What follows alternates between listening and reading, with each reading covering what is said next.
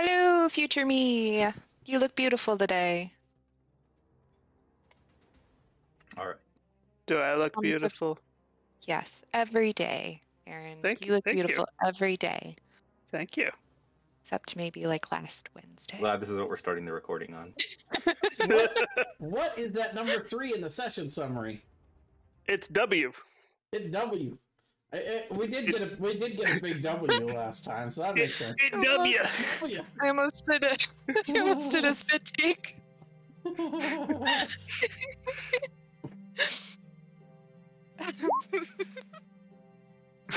Uh-oh, I clicked the wrong button. That feels like an SNL skit. Wait, it's just like what's his name? Will Ferrell is George W. It's W. Wow. It's like professional wrestler George W. Bush. Yeah, there we go. I fixed it. I fixed it, W. Can you re-show it? Because I had to refresh. Yeah. I appreciate that. Stop. So last time we went to the Alliance. You guys explored. You met with the representatives. You took part in a few different local activities, dancing, eating the local cuisines. After the meeting, the end of those results were Kemp agreed to ally the Strait of Dragons with the Alliance and the party.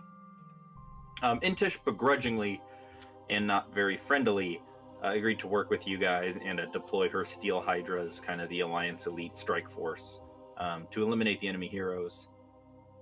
Rolf and Greysteed agreed to assist, but expects that there will be Alliance favoring trade agreements between the Empire and the Alliance in the future. Eska agreed to move her forces into the Borderlands, but she's a little hesitant about giving power back to Elwyn after the war. Mara agrees, but she expects and demands changes in the Empire's leadership and infrastructure post-war. And Pierce is just on your guys' side. He's going to call all of his knights, and they're going to join. The Alliance will have their troops ready for war on the 8th of summer. I've been trying to keep track of these days very carefully. Boots transported you guys to Crane's location. After a brief humiliate Crane moment, you guys apprehended them. We have to. Every time we see him, we have to humiliate him. That's because he's such a bad guy. You know, if he wasn't a bad guy, it's not that he's a bad guy, but he's scummy. But he's a bad guy. He's not like super evil Darth undead Hitler. He's just a douchebag. He's scummy. Anyway, sorry. You guys heard that Serena had checked in personally with Crane and was doing that regularly. You guys used this knowledge to execute an extremely effective trap and took Serena the Azure off of the playing board for the future war. Simultaneously, Nadali launched a rescue for Ellen Armsbruster, bringing her back to the Alliance very narrowly before Abrar would have come upon her and they would have had battled it out. And where we end off now, Ellen and Sage haven't really talked to you guys that much. They've been doing their own little reunion. They go off to bed for the night. You guys get your long rest in. And when you wake up the next day, it's kind of up to you what you like to do. Oh, Boots would have done the dream thing the night before I actually had that prepped. Yes. She would have done it that night. Go ahead and post dream in the chat for me. Sure. Did anybody want to help me with dream? I don't know how I would be able to. How do we help you? Yeah. Well, because I can send a messenger in. It doesn't have to be me. Jarsali. She would be like, the one right? to ask, yeah.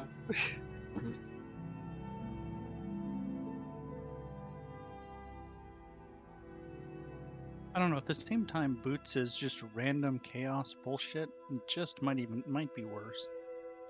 True. Well, I mean, there's plenty of opportunity to do both. You'll have plenty of chance. And groundworms, and we're gonna play polo. Flying crabs. So, what would you like to do in Hilburn's dream, assuming he fails the save here? I feel like I had so much time to think about this, and I did not. Oh, like, God. do you want to do like gross, creepy stuff, or do you want to do just like weird stuff, or? You know what the worst thing is is I want to do like the disappointed mom with the teenager coming home late, where like I'm sitting in a chair and I turn the light on when he walks through the door. Just like, what have you been up to? So I got an idea. I got an idea.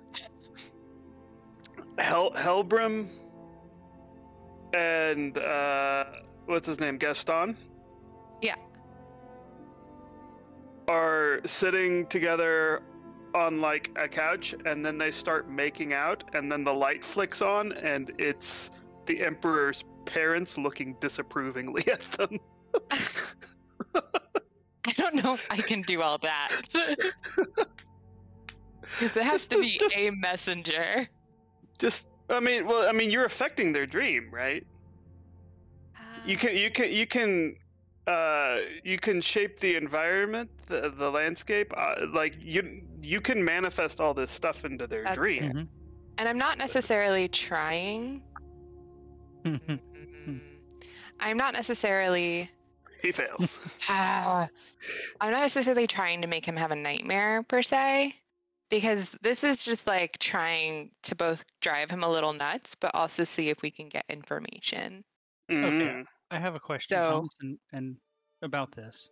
Maybe we don't know the answer, but when we go into his dreams, do we have any way to pull images from his own psyche, like his parents or anything, or only what we know goes in with us?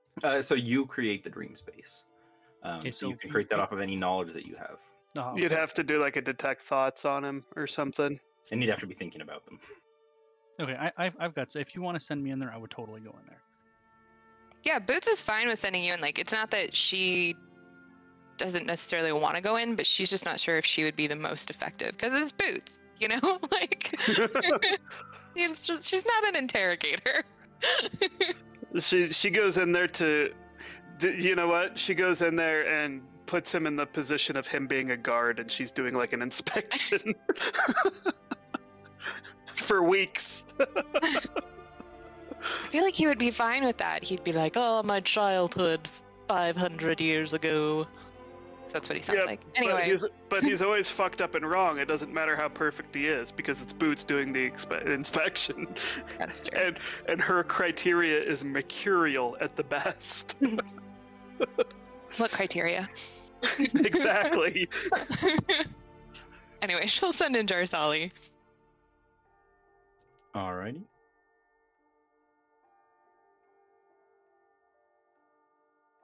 So is he asleep when she casts the spell? That would be the first question. Yeah, he would be. All right. So Jarsali will enter his dreams and take the form of Boots. And Helgrim is going to be standing in a regiment of soldiers. And Boots is going to be marshaling up and down the line, inspecting all the soldiers. And each and every soldier she gets to, she's going to say something positive and affirming and how they're a good soldier of the Empire. And then when she gets to Helgrim, she's going to criticize his sloppy uniform, and every time he glances to where she's pointing, the uniform is just completely out of sorts when he knows that he had it shined and all the buttons aligned and everything was perfect. He was ready for this inspection, but every time Boots points out something and he glances at it, sure enough, it's dirty, it's out of order, it's untucked, and she calls him an embarrassment of an Empire soldier, and that he clearly can't be trusted to support others on the battlefield, and that he will never be able to trust anybody because he can't earn trust in of himself. And then one of the soldiers in the ranks behind him is going to walk up and stab him in the back. And if he looks behind him, he's going to see the face of, I don't know, one of those undead guys. Which one? The Dragon Slayer. The Dragon Slayer undead guy. And as this Dragon Slayer undead guy has got his knife in his back, he's gonna go, "We knew you can't be trusted," and then he's gonna say, "So we got rid of Azure." Serena is the one we just killed, right? Mm-hmm. He'd say, "We knew you couldn't be trusted. You were incapable of handling something like this. So we got rid of Serena, and we're gonna get rid of you too." And then I'm gonna end the dream. Ooh. Make a I'll say you can make a persuasion or a deception check. I think I'm equally mediocre at both, but let's see. Persuasion. Oh no, I'm actually better at persuasion and terrible at deception, so we'll do that. Hey! Insight is Hey. wisdom, right? Insight is wisdom. Yes. Okay. The dream spell ends. All right. I look forward to tomorrow, Boots. Have a good night. Well, if he fails that, then he, am I correct? He doesn't get the benefit of a long rest. That is true. And he takes psychic damage. No, it's only if it's a nightmare. Oh, I don't know. Was that a nightmare? He That got was a stabbed in the night- back. That was a nightmare. Yeah. Well, so my worry about it, and that's fine if that's the way you guys want to play it, is my worry is I don't want him to be thinking the dream isn't anything but within his own mind. Okay. Well, I think, as the caster of the spell, I would of course defer to. I would think that you would be the one to determine if you want to do psychic damage to him or not. I mean, I don't care about doing psychic damage to him per se. It's I don't want him thinking that this isn't anything except his own mind. That makes total sense. In which case, we wouldn't want it to do psychic damage. We just want it to be a bad dream. Yeah. And if he loses sleep over it and doesn't get a long rest, even if he got a long rest, that's fine. Like, I just want him To in be his own paranoid head, Crazy. second thinking, yeah. I like it. You want him on, Hypothetically. so, you know. Hypothetically, if you do that to him enough days in a row, he will die to exhaustion. Yeah, I mean- but what fun is that? First of all, we know that won't happen because he won't let that happen to himself. There's ways to prevent that, like. Yeah. Yeah. I mean, he can protect himself from bad dreams, even if they're just actually bad dreams. But, I mean, All right. I just think I 30 love. That was my 30-second pass at a night as at a nightmare for Helgrim. There you go. I think that was pretty great.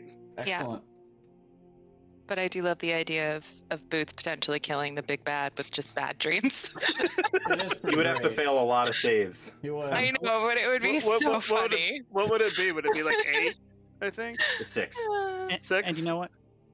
His paranoia is all well and good, but I do think from Helgrim's point of view, the actual worst part of that dream is failing a military inspection given by Boots. Oh yeah, he doesn't mind getting stabbed in the back. He's ready for that. But a gnome foreigner failing a military inspection And being Boots right called about him? it. Right, that too. Can't even deny it. That'd drive me nuts. What are you saying? Boots is an amazing inspector.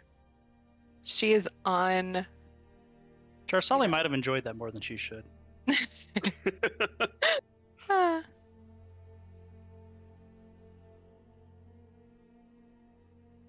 All right. So as the next day starts, your plan's successful. What's next for the party? I mean, we talked about it a little bit, but immediately. Well, we should go tell the important people that we killed Azure Serena. Yes, I assume you guys would go give them that news. They would make an insight check. Can I deliver the news? Yeah. What's her name? Impish? Limpish? Intish. Intish, right. And her Oh, things are like the steel magnolias or something? Steel Hydras. Right. So I'm gonna sell. Great I'm gonna movie.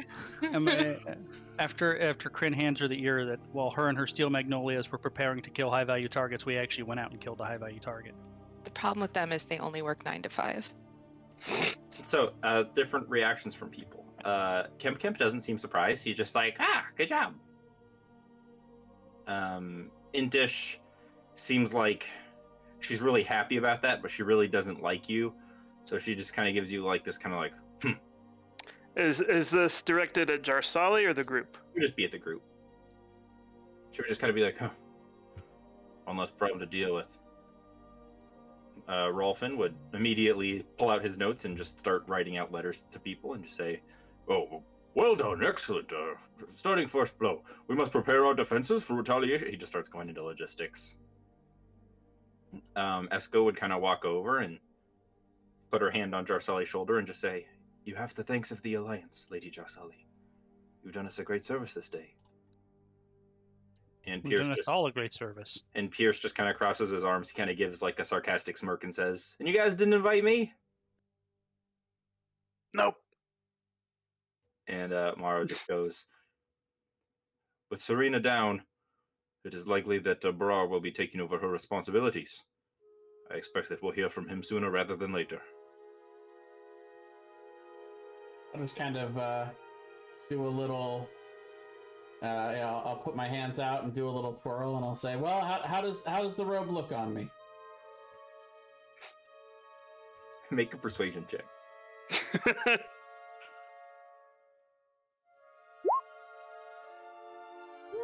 They look both impressed, and some of them look a little uncomfortable. Like you're wearing this robe that represents like horrible, inhumane experiments on people. So they're like, "Oh, that's really cool that you have that." They're just kind of like, they're a little weirded out that you're wearing it. It's like the weirdest cosplay ever. Did he clean all the blood off of it? I assumed so. Yeah, dry cleaned it twice. It looks a bit tight in the chest. No, it changes to fit its wearer, Aaron. Besides, I don't. My chest is concave. I'm an old man. Exactly, it looks tight in the chest. Like, no, it would look loose because never No. mind. No, Oh, it has to tighten up around my chest. Gotcha. Yeah. Eventually, you guys would meet with Sage and Ellen Armsbruster. Ellen Armsbruster would walk around, give you all just long, big hugs. You know, she bends over, gives a hug to Corin and Boots, getting the lowest she can, to just give them the super tight hug. And she would just say, "Thank you all so much for saving my daughter and reuniting me with her. I'm afraid I don't know as much as I'd like to be able to help you. I was kept mostly in the dark of their plans, but I'm willing to provide whatever I can." anything you can provide would be most welcome. Well, I know that the raids on the Alliance will start soon. While the Empire's entire forces are not yet war-ready, they will begin sending out skirmish teams and assassins, taking out high-value targets. They're looking to recruit from the Borderlands, actually. Conscripting as many males as they can in the Empire isn't enough for them. They'll be eliminating lords, ladies, anyone who has influence in the Borderlands will soon be targeted by their assassin creature. We should update our contacts in the Borderlands and let them know. An assassin creature? Yes, the young lady. She's not quite human. I get strange vibes from her. Well, she's undead, but beyond that, Imagine she's speaking of Rana the Willbreaker. You get that feeling. She's like, yes, she just seems... Even for the undead, they are not exactly personable, but she seems just completely detached from everything going on. She's almost like a statue until she's given an order. I don't know if it's just a personality quirk or what, but she seems incredibly dangerous and very focused.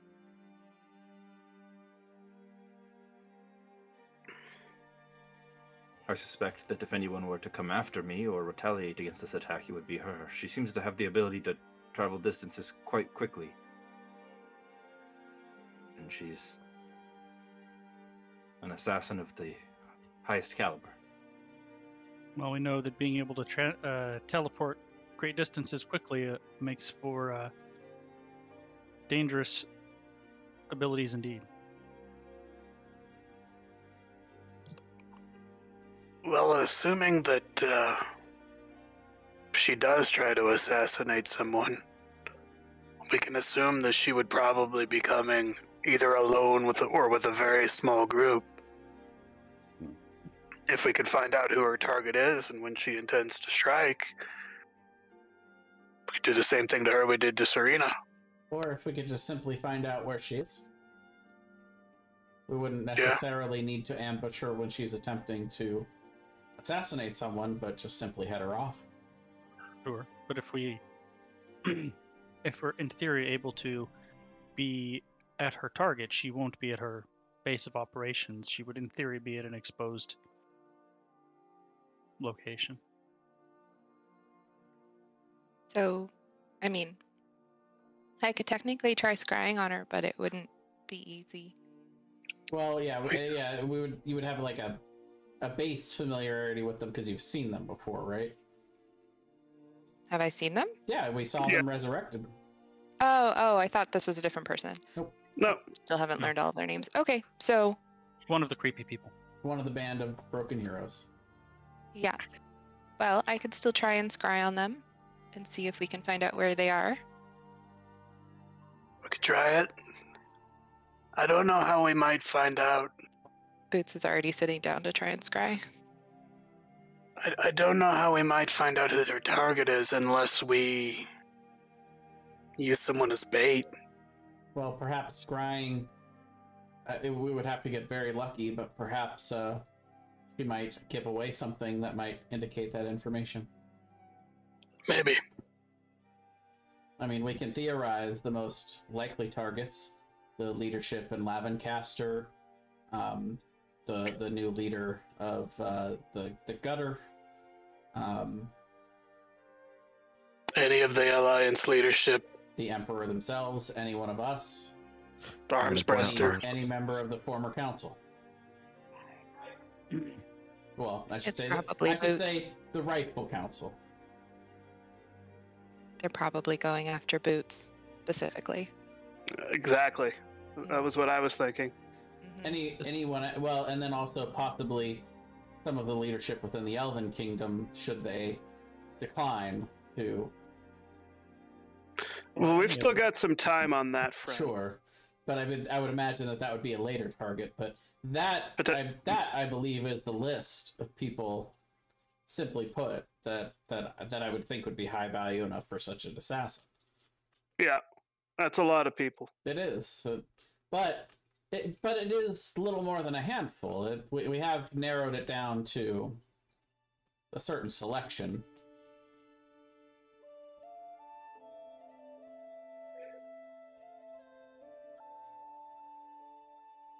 Well, after 10 minutes, Boots will have finished her scrying. What's the save for that? It's wisdom? Wisdom. 18. But you might be able to Cosmic Omen it.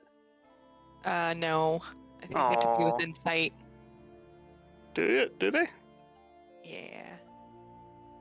Whenever a creature you can see within 30 feet of you, actually. So I might have been doing it wrong this whole time. Maybe they're within My 30 bad. feet of you and you can see them. Like, Yeah. there she is! Oh, Get her! It's already You attempt to scry and it seems blocked.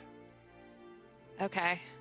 Dressali says, I was going to say that despite our early successes, we should, one, be prepared for retaliation. It's not a matter of if, but when. And two, just like we can scry, so can they.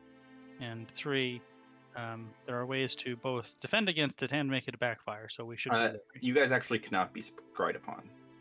Oh, no? Long ago, Chester gave you guys runes of non-detection that you wear on all your... Oh, I forgot about that. Which means we can't actually message each other. Yep. Well, no, you could. Oh, could we? Yeah. You just you can't be scryed upon. Yeah, you could allow it if you wanted to, I suppose. Okay. But none of that doesn't apply to the rest of your allies who aren't player characters. Correct. Oh, I gotcha. But it should be also then that means, is it like anything within 10 feet of us? What do you mean? They Because if could they have, can't- they could scry on, for instance, an object like my gun.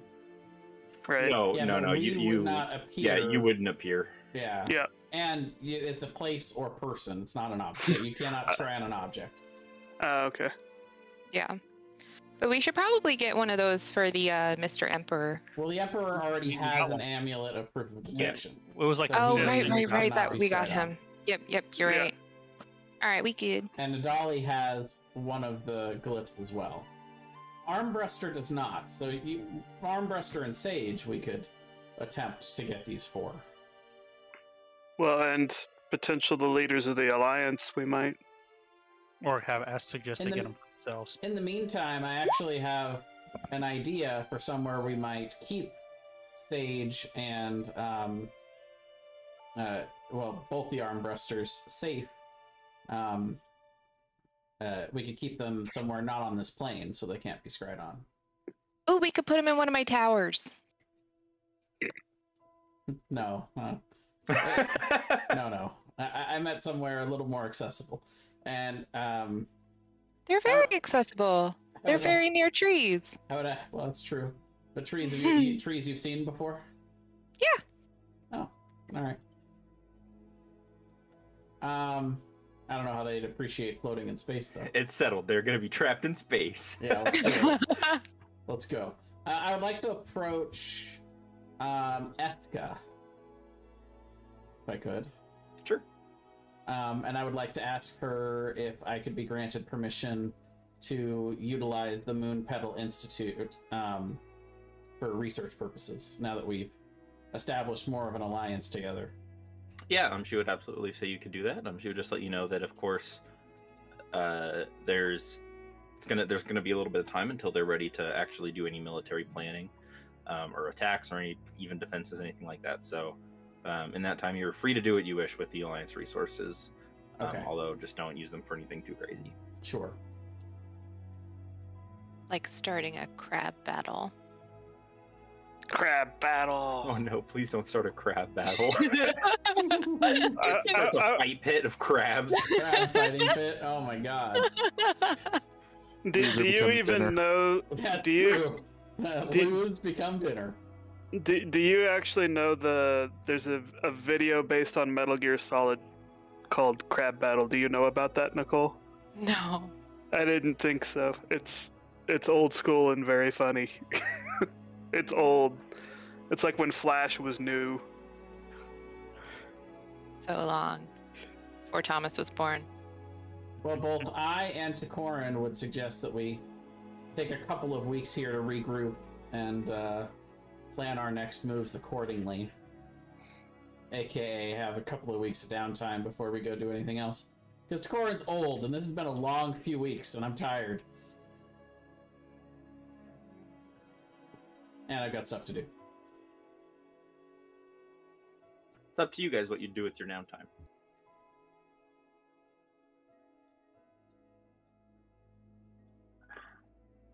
So That we're is on the 62nd of spring. And the Alliance is going to be ready for war on the 8th of summer. Sorry, I didn't realize you were doing downtime like right now. I didn't have anything prepped. I didn't either. I thought we were going to do downtime later. Yeah. Well, we can always like pseudo kind of Yeah. go back on it a bit if we need to.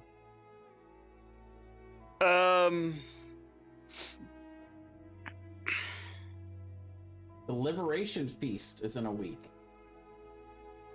It's true. I have a question actually. So they're undead, right? The Yes. baddie bad bads. Would I know if like they're specifically weak to radiant damage or something? Something we could research. Most undead don't like it. Okay, because then I was thinking of maybe spending my downtime making radiant paste. It's For definitely people? something you could explore for sure. Sit on the chair. It's for making your teeth very bright white. Mm. Would that be Radiant- okay radiant with everyone to do a couple of weeks of downtime? Colgate radiant paste Yeah, it's fine with me. for Okay. all of your weapons. I would have to figure out what the hell I'm going to do with it, but yeah. Well, first thing I'd like to do is request that Nadali, Jersali, and Boots accompany me to the Moon Petal Institute. Sure. Okay. All right. So I would go and meet with the head of the Moon Petal Institute, the lady whose name I've forgotten. I don't think we have a handout. You never got her name. I would have gotten her name, though. I thought she introduced herself to me. Nope. Oh. Yeah, she's two-tone. It's a birth defect or something that he was going to point out. Her name is Harmony of the Moon Petal. Ah. Good thing she got that job, otherwise that wouldn't make any sense. She eats a lot of granola, though. The second part's a type. Oh. Her parents are very liberal. No. Boots, even more than radiant paste, something that you could probably look into that's easier to make in more mass quantities would be something like holy water or holy oil. Well, Boots does know how to make fire and lightning paste already. Sure. And I feel like, would it have the same efficacy? Like, what is the most powerful version of it?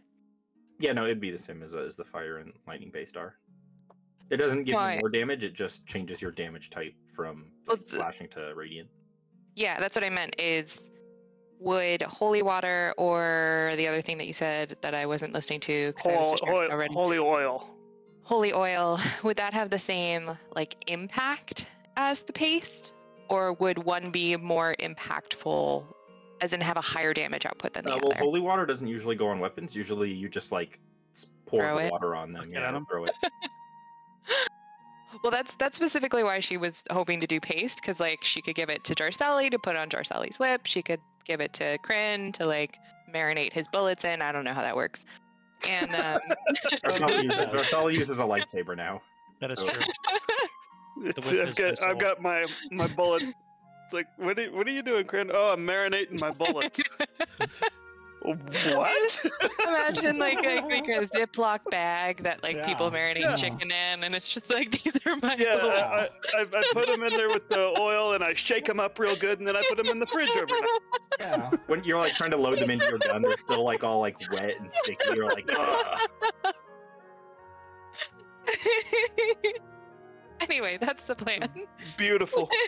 I love it. So anyway, I would ask today if today would be an okay day for us to attempt the ritual. Sure, I don't see why not. Okay. Are we doing a ritual? Did I miss that? Well, do we happen to have either? Do we happen to have plane shift prepared from either Boots or Nadali? No, Nadali doesn't have it. I think I had it prepared and then I took it off. Hmm. Yeah, I don't have it prepared today. Okay. Well. Then I mean, if you'd have told me the day before, I would have prepared it, but... That's okay. Okay. I have a secondary plan. But anyway, so I'll go to the full-length mirror that was prepared within the Moon Petal Institute. And I will go ahead and use the 500 gold diamond dust that I had bought to cast Decorin's Dimensional Mirror. And you guys see the mirror kind of shimmer and wave almost like it's liquid. And then it returns to a solid reflective face. And then I will walk through it and you see it again shimmer like it's water. And I'll, kind of motion for you all to follow me before I head in. Sure. And so I think for the first time, you guys would see the inside of my personal study. Nadali's been here before, but this would be the first time for Miss Moon Petal. And then also Boots and Jarcelli. Now you had said that I could purchase 300 gold worth of materials for myself, Moon Petal, and Nadali to do the ritual. Could I pay an additional 100 gold for 2 Corin to also participate in the ritual, since he's also had some memory of using the pocket watch? Hang on, I'm sorry. I'm getting a lot of people messaging me. What's up? I'm getting messages from players. That's okay. You had said that I could spend 300 gold for 3 of us to participate in this ritual. Could I spend 400 gold to have Takorin also participate in the ritual? Yeah. Okay. So it'd be 4 of us then making this group check that we're gonna work on. But first, I'm gonna have something attuned to this, and I'm gonna give it to Boots. So I'll explain that this is an item that is attuned to this pocket dimension. This is just slightly off of our plane. It's not a completely different plane, but it's just slightly off of ours. So if anything does go wrong, I'm going to ask that you plane shift here. So perhaps we can plane shift back. You can help us plane shift back out. I don't expect anything to go wrong, but I also like to be prepared.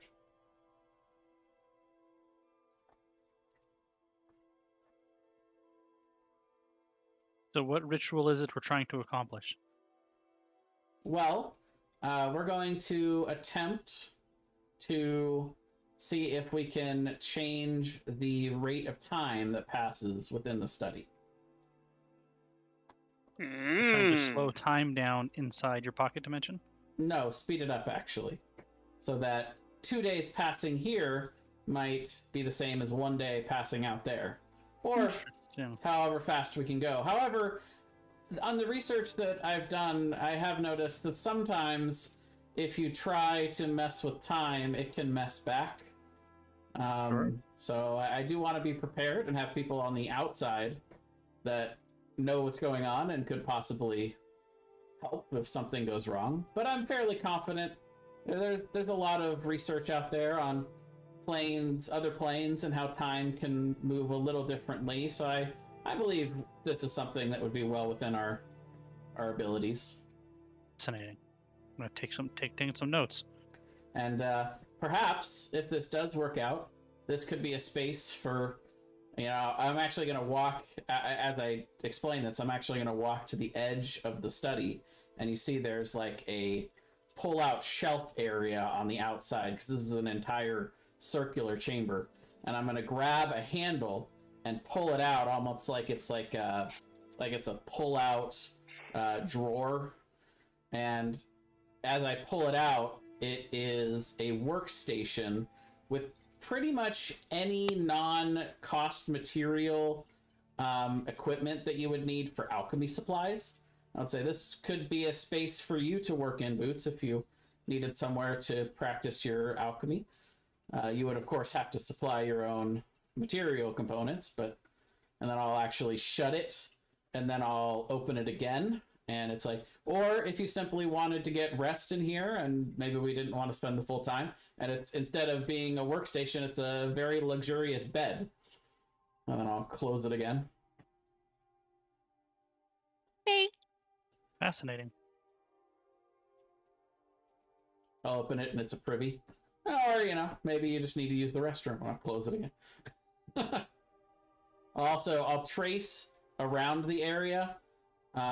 It'll just be a simple flick, and a full curtain goes up for like privacy, and then I'll flick again and it'll fall back down.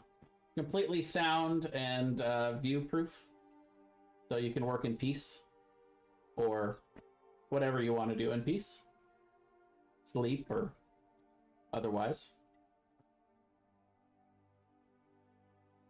It's not quite a mansion, but it's a fine study.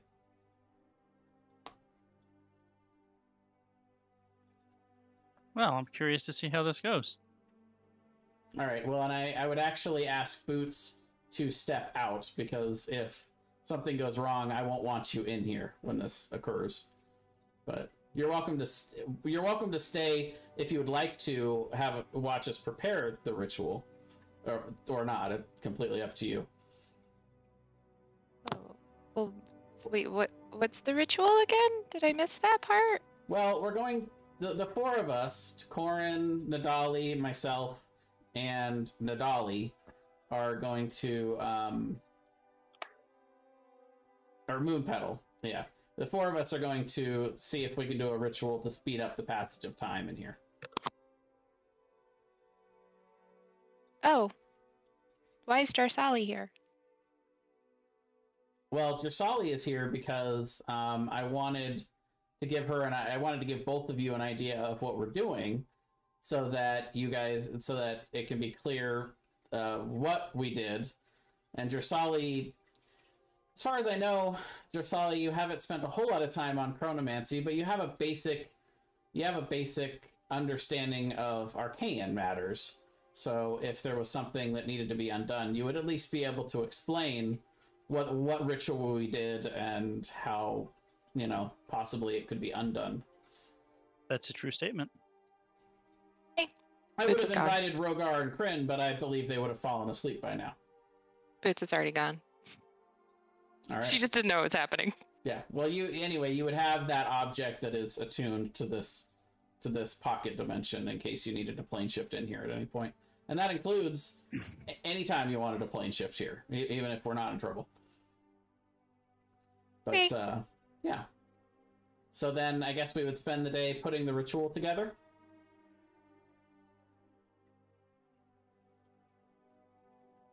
DC 8d10 plus 50. Let's see.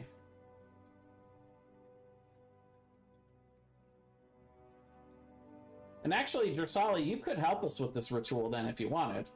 Absolutely. Okay. Sure, I'll spend an extra 100 gold to have 5 people working on it. Cool. No reason not to.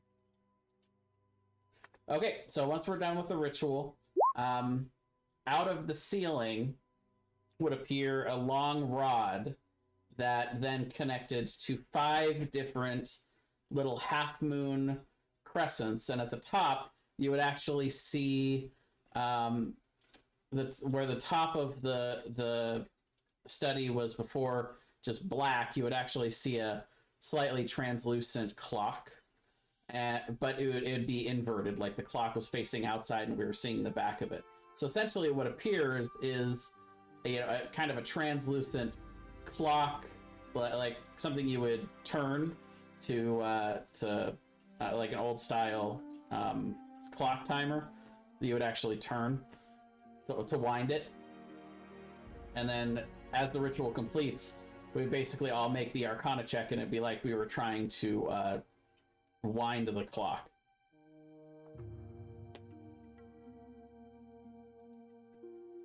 All right.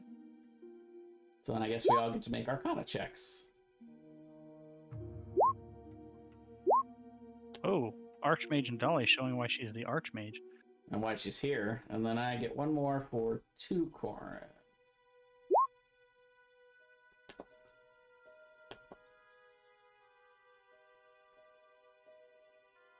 I think he has the same bonus. Oh, not quite the same bonus. Not quite as high. Oh, that's history.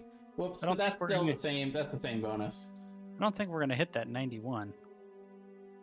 We would basically need to... You guys are at 76 without two core. Right. We would need to average like 21. Oh! That hurts. So 43, 51, 86. 64, 74. 86. Oh, it's 86. Oh, what? Oh, yeah, history was the first thing I clicked, but it didn't load in. That's really weird, because I clicked history, and it took forever to load, and then I clicked Arcana. The way it shows up in chat's the way I gotta go. I mean, would it make a difference? I don't think it would make a difference anyway. Yeah, right? it would. Oh, you guys were 5 off. Succeed. Oh, my mistake. I mean, to be fair, the first roll that I made was a 12, and it was just because roll 20 took forever to load. But you can rule it however you like. I'll say you guys spend a good amount of time on it, but it's just, this is a brand new magic that's never been researched ever, and it's not easy. No, that makes sense. But it might be easier next time? Maybe. I will give one person of your guys' choice advantage on the next one, because you were so close. Sense. I think having Tokarin, he's the one who studied it and put all this together, should be the one with advantage. Seems to make sense. Are we just going to keep going through these then until we get something? Because it's pretty expensive.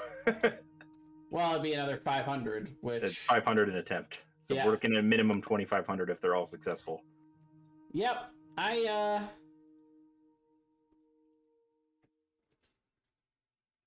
Let's see.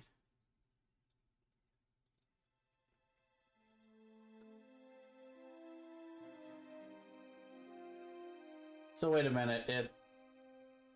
It's 100 gold per caster attempt, and I need 5 successes to actually have it work.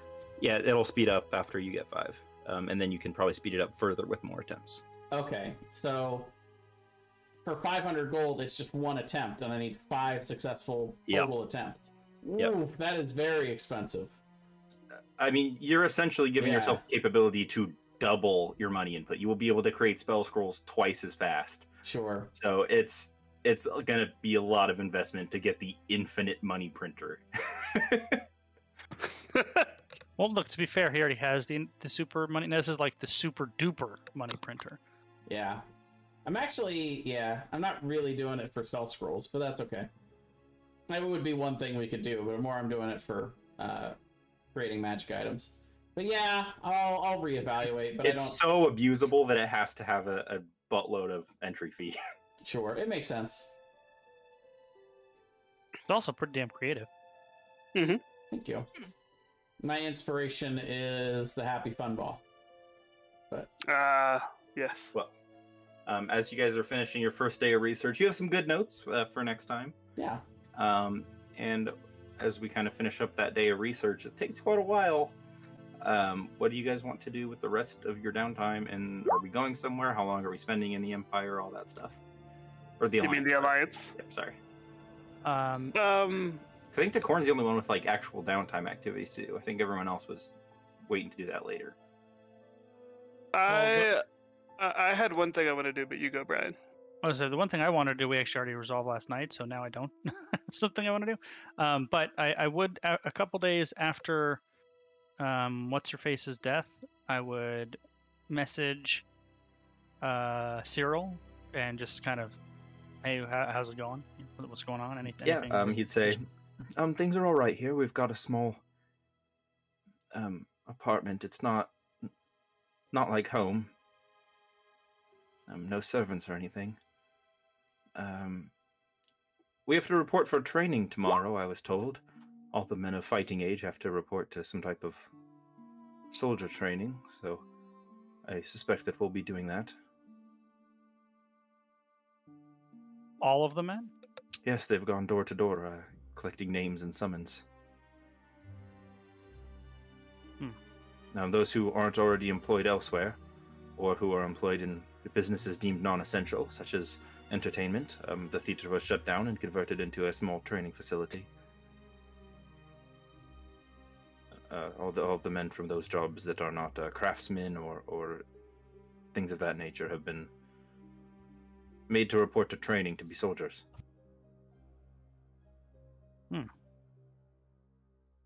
All right. And that's kind of pretty much all I had in mind. I might, if I think of something, we might maybe retcon something simple, but I don't think I have anything off the top of my head right now.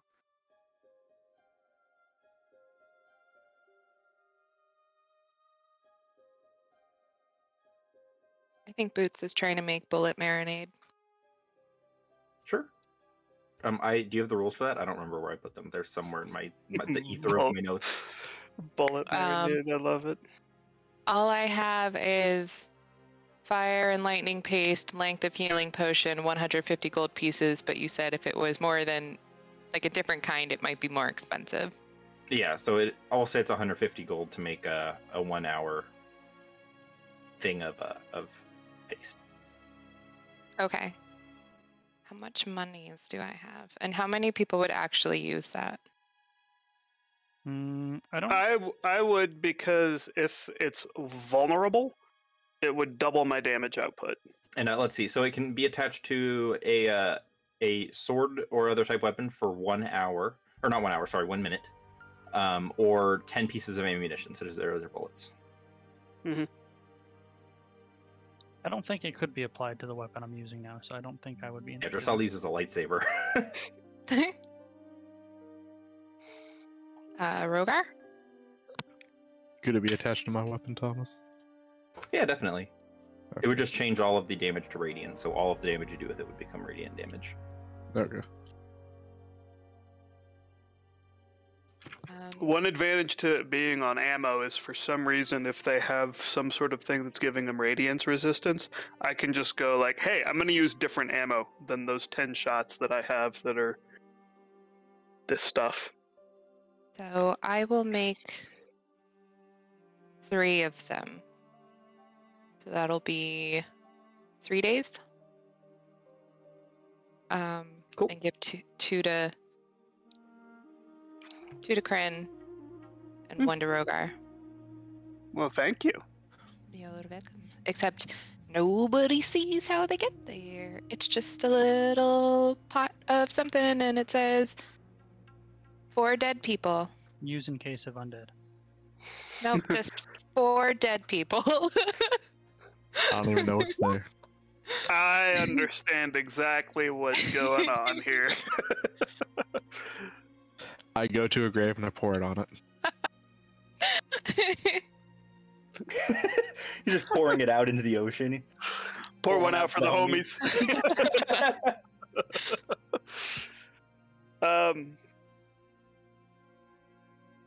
But that's 3 days. I don't know how many days are we staying until we go do something else?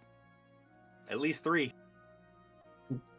I was proposing at least 1 to 2 weeks.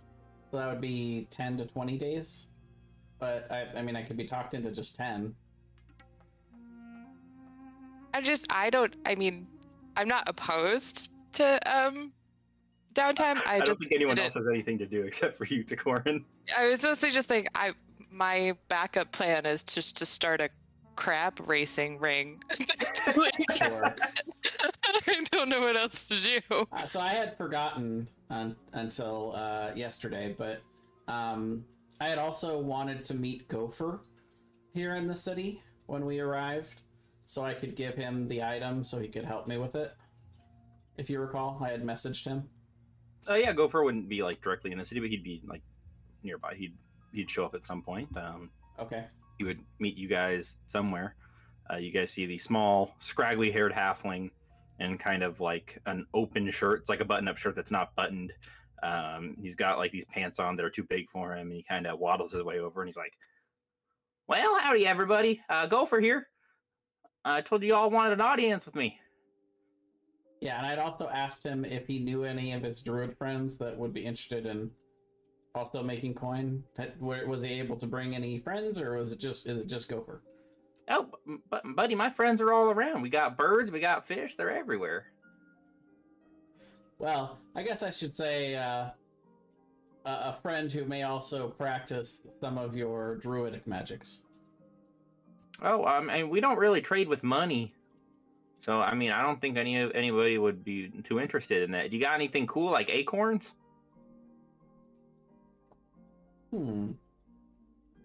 Or like fancy trees? You know someone who does. That's true. I could see if Boots might be willing to supply us with some cool nature stuff and trade. Have Boots show him how to teleport via plants. Takorin shows up and Boots is just sitting on a pile of acorns, like hissing, like, mine. My precious. My precious. Yep, exactly. Well, howdy there, little skunk flower. How are things? It's fine. It is rock. Well, Gopher here, I'm trying to persuade into helping me with a project that I'm working on. And I was wondering if you might have any items from nature that you may be willing to part with that he might be interested in. Boots is literally cradling a rock in her hand that she has just picked up off the ground. Dang, that's a cool rock. It is just a cool looking rock. My precious rock. Mine, my own, my precious. I gotta admit, I'm not really employable. I'm not really the employable type. So if you want something from me, we're gonna have to trade something cool here. But not my rock. It's a pretty nice rock. But I found it. How about your dog? No! Get your own dog. Boots cast Moonbeam. All right. At 7th level. 8th, Brian. My mistake. All right. Well, I'm gonna turn into a big fish and explore the coral reefs while you guys think about it. Do you want to go meet my crabs? You have crabs? Why are we standing around here for? Let's go look at the crabs. Boots is gonna scream her crab call. Make an animal handling check. Okay.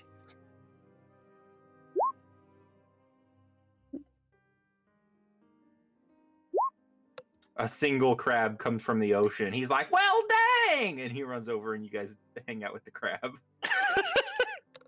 Hanging out. Does this one have a seat on it? This is a new crab.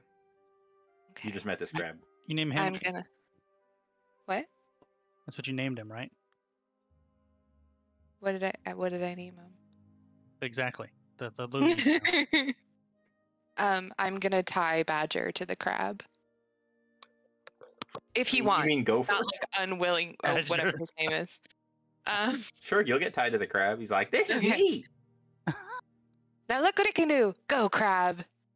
Make an animal handling check. Okay. I might kill Gopher. The crab runs off into the ocean. He's like, "Wow, this is."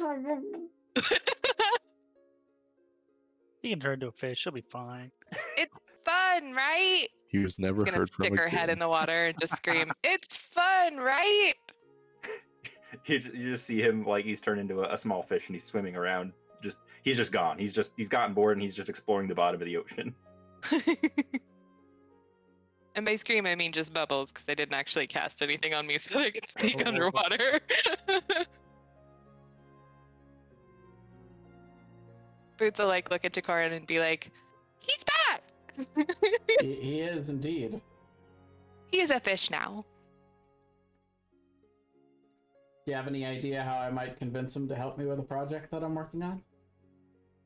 Boots will stick her head back in the water and yell, "Can you help me?" But it'll just be blah, blah, blah, blah.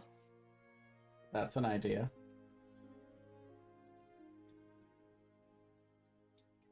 Does he respond? Thomas? Thomas may have died again. I'm not sure. He's done a great job of throwing up hurdles for me though so far today. I'm very impressed. I had some plans and he is just putting up roadblocks for me. Boots can turn into a crab and go find His internet fish, died. yeah. Oh, He says, But "Let's they- take 5." Oh, internet, why? how dare it? Well, that gives everybody a chance to think of any downtime activities they want to do. That's true. Well, I'm starting a underwater crab ring. Underwater. Underwater. Well, underground seemed, not a Maybe there's Underground just seems silly. maybe the Yeah. water goes into an underground cave, and that's where it could be. Well, he said that there's like a whole underground like river between like the It's- different from parts of the from map. what I gathered, it's like an underground ocean almost. Yeah. Yeah. Some crazy. I so bad want to just like turn into a sea creature and go explore it, but it would not end well. I mean, I that could be think- your downtime. I think it's pretty dangerous down And there Boots from what he never was heard from hinting. again. Yeah, Yeah. I'm sure it's one pretty dangerous, and I think that the max amount of time she can be an animal is like 4 hours or something. Well, no, I but think it's half your level. we can do water breathing. That's true. But that I think also only lasts like 8 hours. No, I'm pretty sure it's 24. Breathing. Oh yeah, 24. So you could just cast it every day and we could live underwater if you wanted. Under the sea. Mm-hmm. It's just boots. I think what I'm gonna do is, while they're frolicking in the water, I think I'm gonna try to go to the Granite Plaza and see if I can make a nature check to see if I can buy some stuff that he would be interested in trading.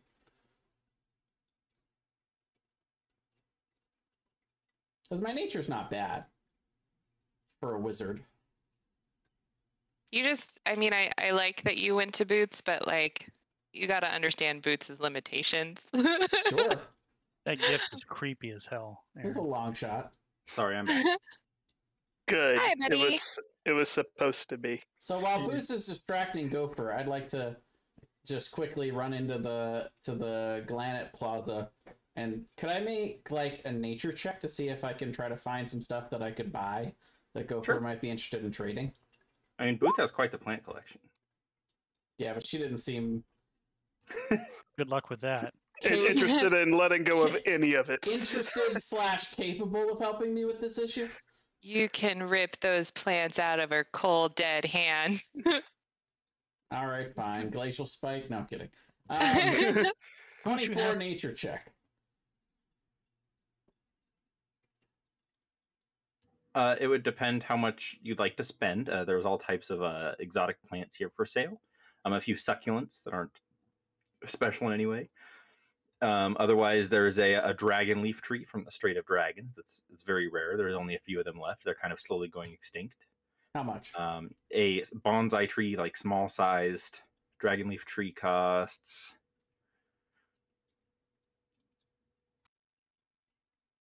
$16d10 gold pieces.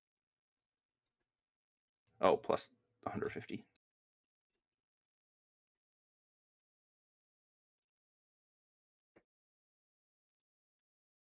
Those are 200. It's 236 gold.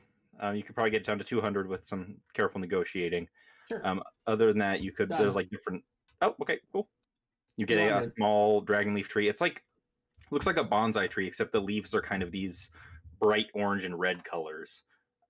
And when the colder it gets outside, like the air around them, the warmer the leaves glow, and they kind of create this like campfire-like warmth around them. Is it like a tree sapling? Yeah.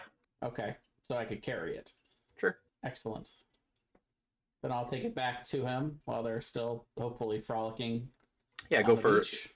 emerges a little bit later. He's like, "Wow, you got a plan." Yes. It would take me 4 weeks to make what I'm looking to make, and I'm going to need someone who's very proficient in druidic magic to help me. Would you be 4 willing to weeks? trade Sheesh. this tree? I mean, I'll take the tree. We'll see what happens. 4 weeks is a long time. I got It stuff is. to do. It is indeed. I got a war to But fight. it's for a very good cause, and it will help us in the war. All right, I'll stick around here for 4 weeks. And I'll show him to my study. I'll introduce him to Tukorin, and they will begin the process of enchanting this rod that I had Rogar make out of the meteorite. Cool.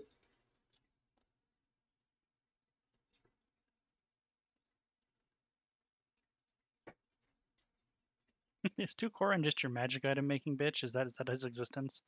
Yeah. He just exists in the demi plane. Yep. A slave away from magic item. That was my plan, essentially, yeah. And I was trying to speed up time so we could do it quicker. So he ages faster. He's a construct. He's a construct. Does he age? No, he doesn't age. Tukorin, you will speak when spoken to. Get back to work. I just feel so bad. Like you roll up and Tukorin is just like a husk because he's been there for like 300 years at that point. But you have like a whole.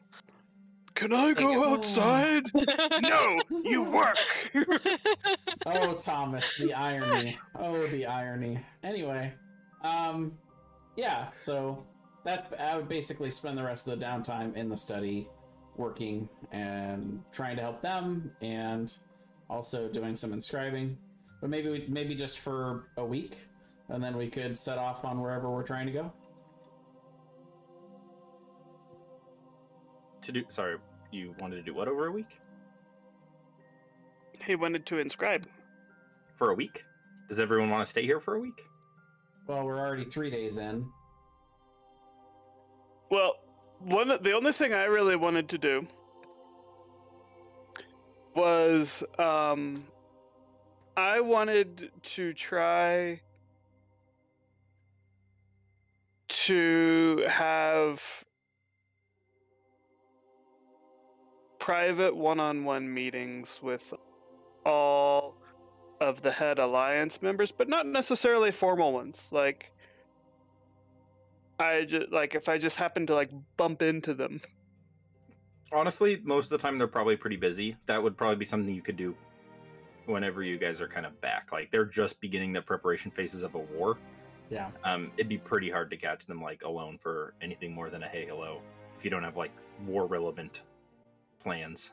My what I was gonna say is in whatever spare time I had during the downtime, I would just offer her expertise in the way of logistics and planning for whatever they may need help with and want. Oh yeah, they'll talk to Jarsali for sure. Jarsali's got an army at her back. Like they want to get in good with her. Of the 6 crown princes of Esrai, 2 of them are sent to the Borderlands. 2 of them are going to come to the Alliance, and then 2 are going to stay in La Venora. I think is probably how that would work out, unless you had any concerns about that. No, I think that seems to make sense.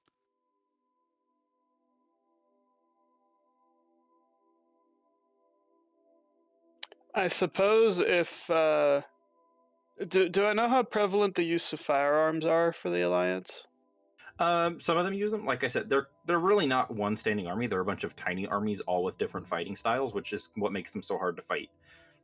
You have like your swamp folk lizardmen who fight like with shaman magic and things like that. You have kind of your more sophisticated, like the people of Straighten, who you know crossbow arms, things like that. You have the centaurs who use kind of this strange nature magic, and they're basically their own cavalry units. You have Intish, who are like these black magic assassins. So the real problem with fighting the Alliance is you can't train against them because you can't train against so many different fighting styles. So some other smaller forces might use them. Some of them would have probably never touched them before. Well, okay, here's one thing I would want to do. I would want to go to Intish and ask to meet with some of the prevalent members of her Steel Hydras. Ask her what about? Oh, she would probably say something like, "We don't use them too often. They are very loud. We prefer to work discreetly." I can understand that, but you said you wanted us to work with them, did you not? Well, when we have a clear target or destination in mind, we will invite you. Once we figure out a time and we have a plan, we'll bring you along. I want to know who I would be working with. For their own safety, most of the Hydras remain anonymously. But if you must know, our fighting styles are very similar to your Lady of Esrays. We are quick in and out of combat, and we prefer to strike few blows that are very dangerous. So exactly what we just did to Azure Serena, for example. Something similar, yes. That is our specialty.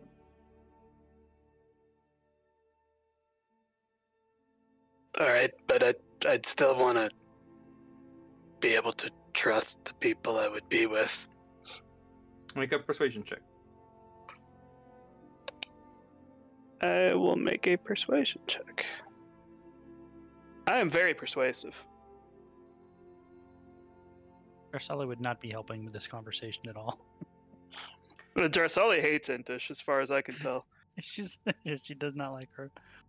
She would eventually let you meet the 4 Steel Hydras that are currently here. Their entire number is 9. There's 4 of them here.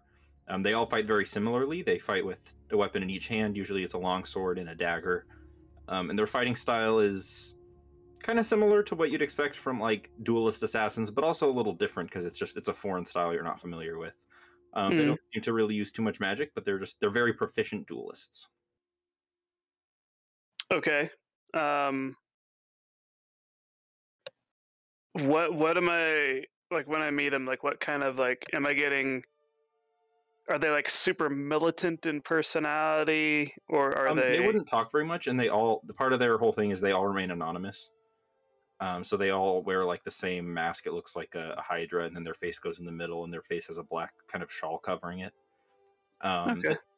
Basically, well, I'm not going to ask to see their faces. Yeah, their job is less full-time assassin. They're more like they have families and lives, and they work as farmers and craftsmen. And then this is kind of like what they do on the side when they get called on. So since they have lives outside of doing this, a lot of them don't don't like talking to other people because they don't want to get things traced back. But with a natural 20, they're all a little different in their personalities, right? But they all are kind of united under the goal of protecting the Alliance. They all seem to have lives and families that they care about here, and are just working in the best interests of the people they care about. Okay, and if I wanted to, like, just size them up by looking at them? Make an insight check. Okay. 19. On a scale of 1 to 20, most of them fall within the 10 to 12 range. Okay. So competent, Pretty high level but for not NPCs. competent, but not as good as us. Yeah. But competent. Okay. And there's more of them, because there would be 9 of them. I will.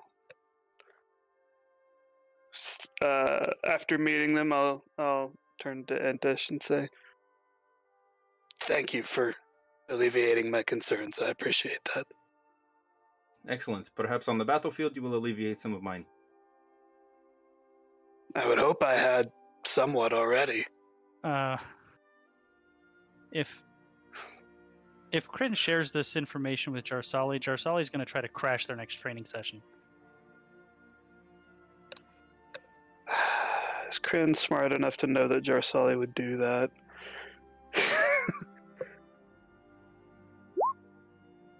Nope, he's not.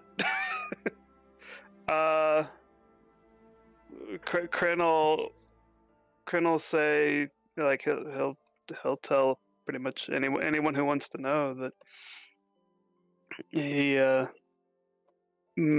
went and met with the Steel Hydras, and they seemed like a capable group, but not devoted exclusively to being assassins. Most of them are also very busy. Currently, their forces are a little spread out. Interest with a 28 persuasion would tell you that 1 Steel Hydra has been assigned to every head of the Alliance that's here. So Kemp, Intish, Rolfin, Eska, Pierce, and Mara each are being tailed by a Steel Hydra to protect them. Like a silent bodyguard.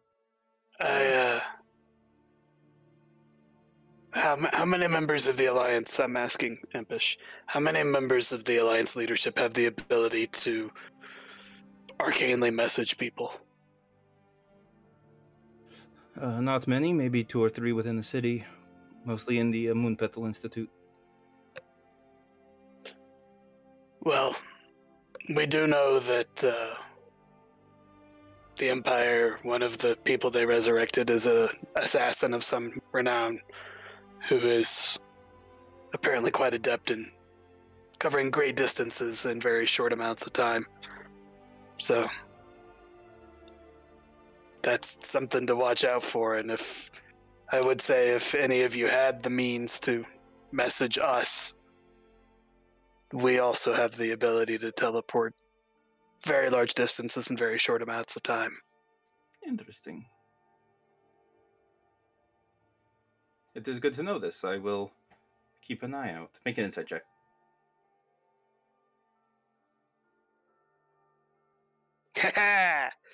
She's very excited at this prospect, and you get the feeling that she's probably going to be taking a lot of long walks in secluded alleyways to try to lure this person out.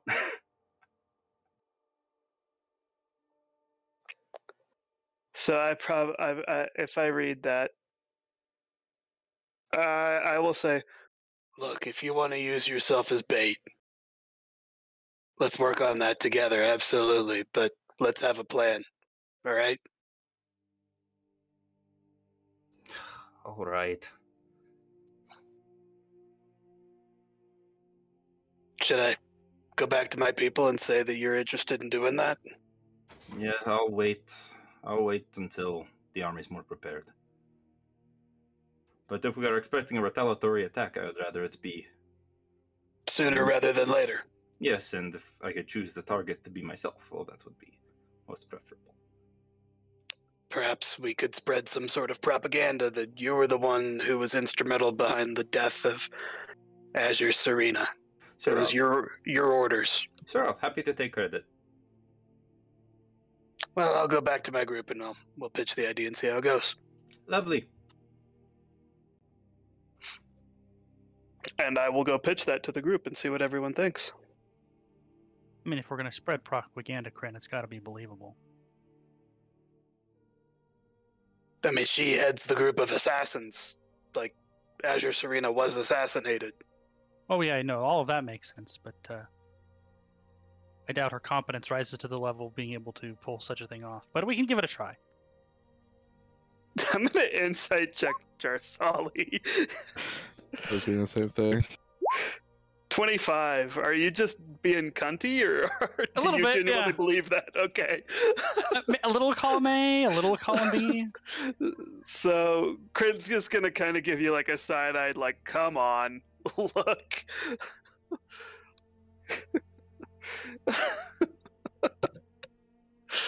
Well, just let her know that since she's so concerned about her performance, I would be happy to.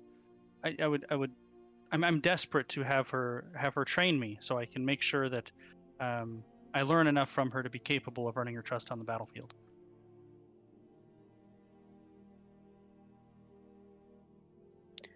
That's between you and her. You got shit to figure out. That's not my problem.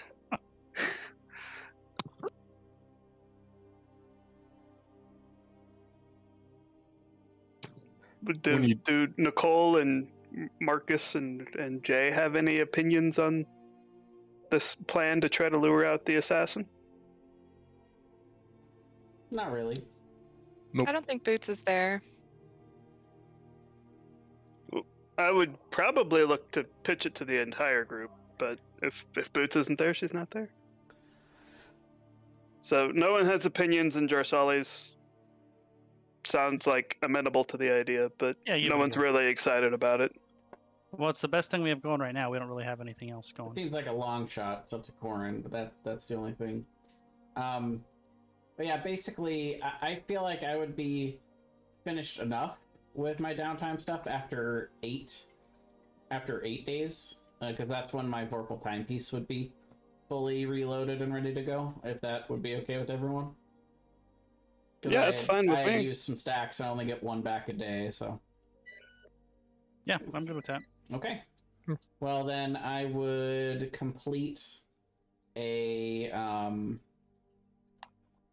4th level spell scroll. And I would like to see if the Moonpetal Institute would be willing to trade me arcane reagents for the spell scroll. Yeah, they'll trade you the amount up to the amount of reagents as it's worth. So 2,000 straight across? Yep. Okay. I'll put down 2,000 of arcane reagents. And so you wanted to do, let's see, that would be 8 days. Cool. And I'm good. I'm ready to go. Corin is rested up and had a little bit of time to do some scribing on the side and added a new spell to his spell book, and he's a happy little clam. Thanks for the patience. Yeah, so it sounds like next we are either going to Boots Towers or Rogar's Big Bad Beastie. I think we're doing Boots Towers. But during those 8 days, I would have walked around the city, just see what there was, and then I would have been training the Emperor for every day. Getting rid of black squares? Pretty much. And then training the Emperor every day. Trying to make sure he's at least a little bit ready for the war, because he actually has to fight. Oh yeah, and we had our 6 guards that we had to figure out what to do with them.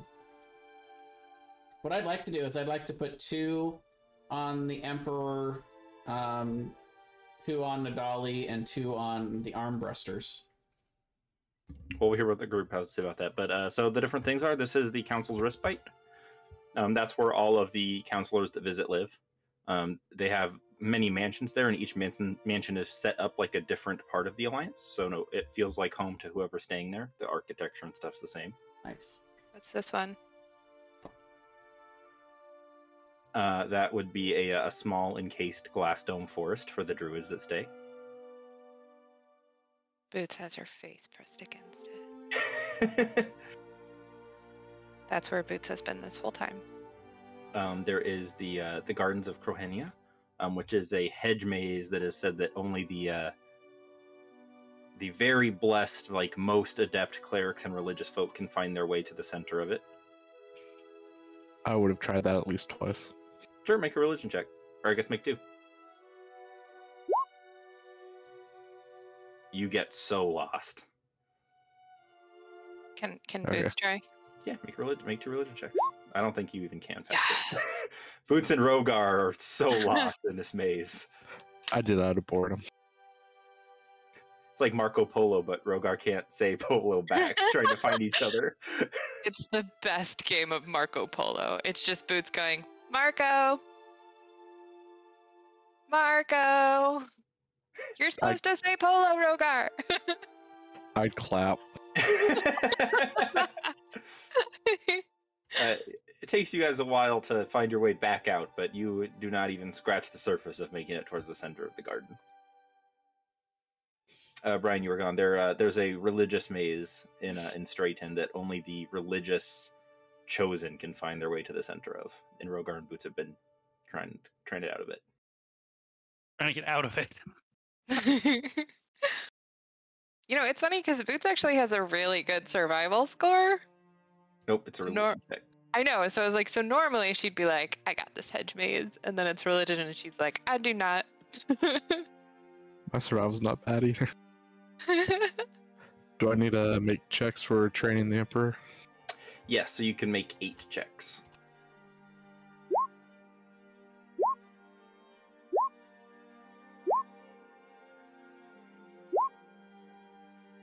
So it was a 25 to pass? Yep, so 1 pass, 2 pass, 3 pass, 4 pass, 5 pass. 12 6 fails. pass. Yeah, 1 fail. So go ahead and roll 7d10.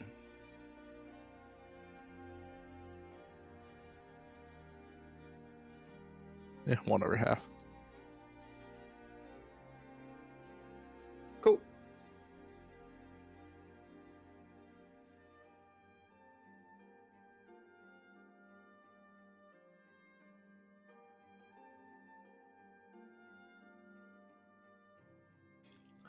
I think we said we were going to the Star Towers afterwards. Yeah. I'm back. ready when you guys are. How do we want to try to get there? They explored all the black squares, Grin. Oh, okay. I'm guessing you don't want to make a religion check to try to get to the center of the. Okay, Oh, so there's a hedge maze that only the religious chosen can find their way to the center of, and Boots and Rogar keep getting lost. Kryn would be the guy that would make it there, though. Oh. You get much farther than Boots and Rogar do. You can hear them playing Marco Polo, trying to find their way around, where Boots says Marco and Rogar responds by clapping. But you get much deeper in than they do, but eventually you get lost and end up... Right when you think you're about to reach the center, you find that you've made your way outside. There's my 1d6 inspiration to make it a 20. Yep, not enough. Really? Okay. DC 25 religion check. Oh, I literally can't make that. I technically could, but I would need a natural 20. And I'm not even religious. I just know a lot about religion. One thing I like about Khuros is since the gods don't really do anything, you don't have to... In Forgotten Realms and stuff, the gods are doing stuff all the time, so it's kind of hard to not be religious. It's like, nope, that didn't happen. Right? El Terrell did not get sucked into a black hole by demons. Nope. But because Khuros, that stuff doesn't happen. It's non-religion is kind of a bigger, more realistic thing. By the way, Being an atheist in Forgotten Realms is like, you're a fucking idiot, dude. It's due to severe PTSD. Did you see the black hole open up and the angels and demons came out and took a city? No, I didn't see shit. There's a perfectly mundane explanation for this. atheists equals flat earthers. Right. I would have also tried to see if I could give some of my original trade plans, copies of them, to Rothland Greysteed, the member of the Alliance Council. Yeah. Because he seemed very interested in trade. And I actually would like to ask the Emperor, theoretically, how he feels about possibly sharing Vorpal with, with the Alliance if they were to become our military allies. Make a persuasion check.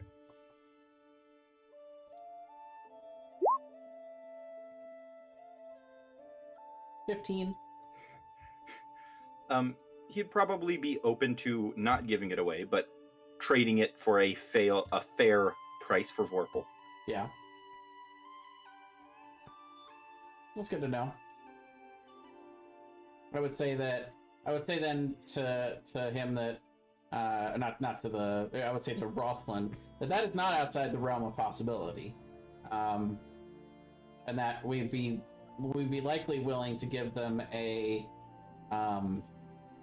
favorable trade in all but Vorpal items. Yes, they would absolutely be open to that. Of course, it'd be something to discuss after you have the Vorpal, because as far as he's concerned right now, you're bargaining with things that you don't have. Right, but I'll also tell him of the expected trade route between, that theoretically could expand from Essere all the way to the Imperial Coast, and possibly in the future even up to the Valley of the Smallfolk.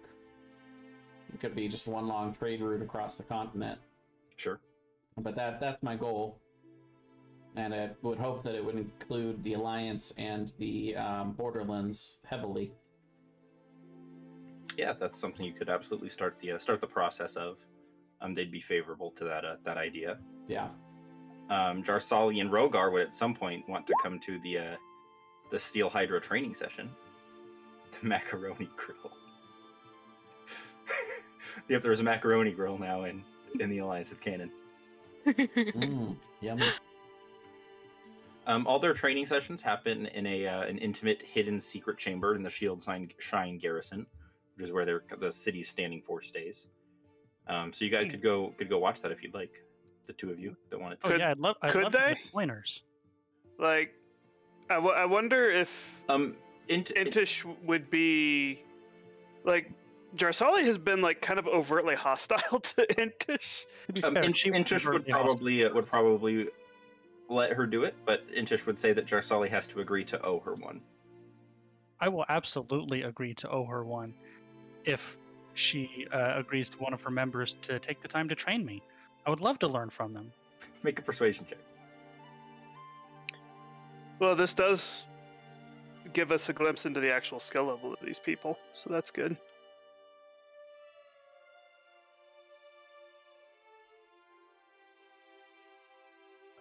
She says that she will let you train with one of her assassins on the condition that when the plan to lure out the assassin comes to be a concrete plan, that she gets the final say in its execution. First. Did you say, of course? Mm-hmm. Even I don't believe you. I would like to insight check Brian. You make a. I'll say make a. You want to make an insight check, or what's your plan? Are you coming here to beat the shit out of their assassans? Yep. That is exactly what I'm coming here to do.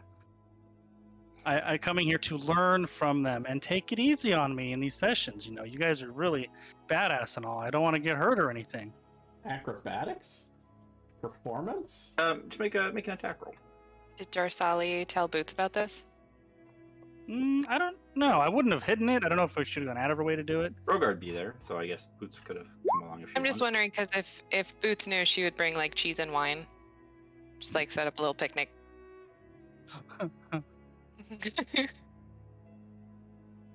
Be like, that's my BFF. Kick their butts. Got a girlfriend. 5. I know, Oh, it was a no. terrible roll, right? Yeah.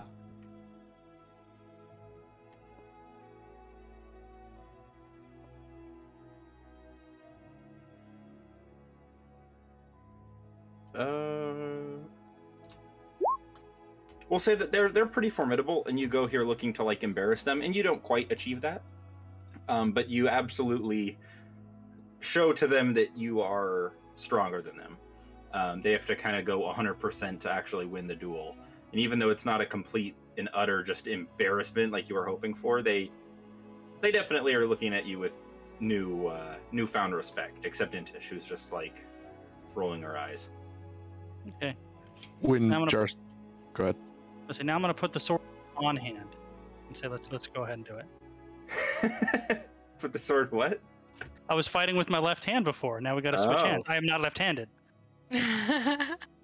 Neither am I. Intish would say, unfortunately, we only have a short time to train. They must get back to their guard post. Oh yeah, of course. Dismissed. Go ahead, Rogar.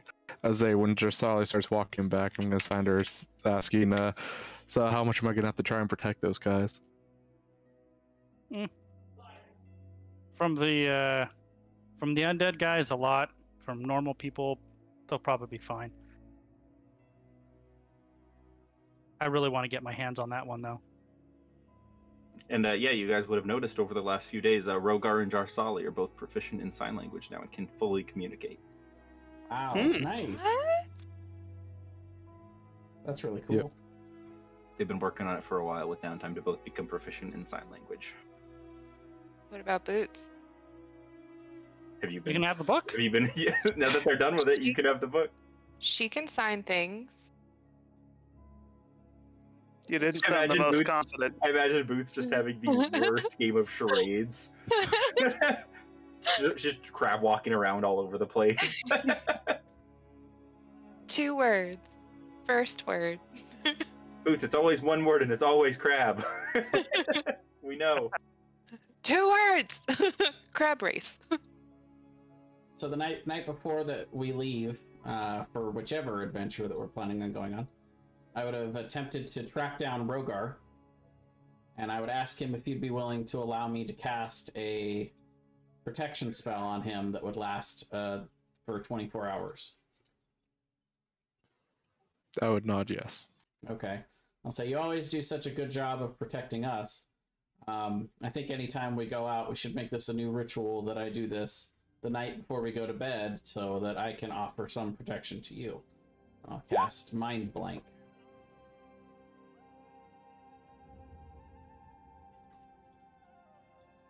Interesting.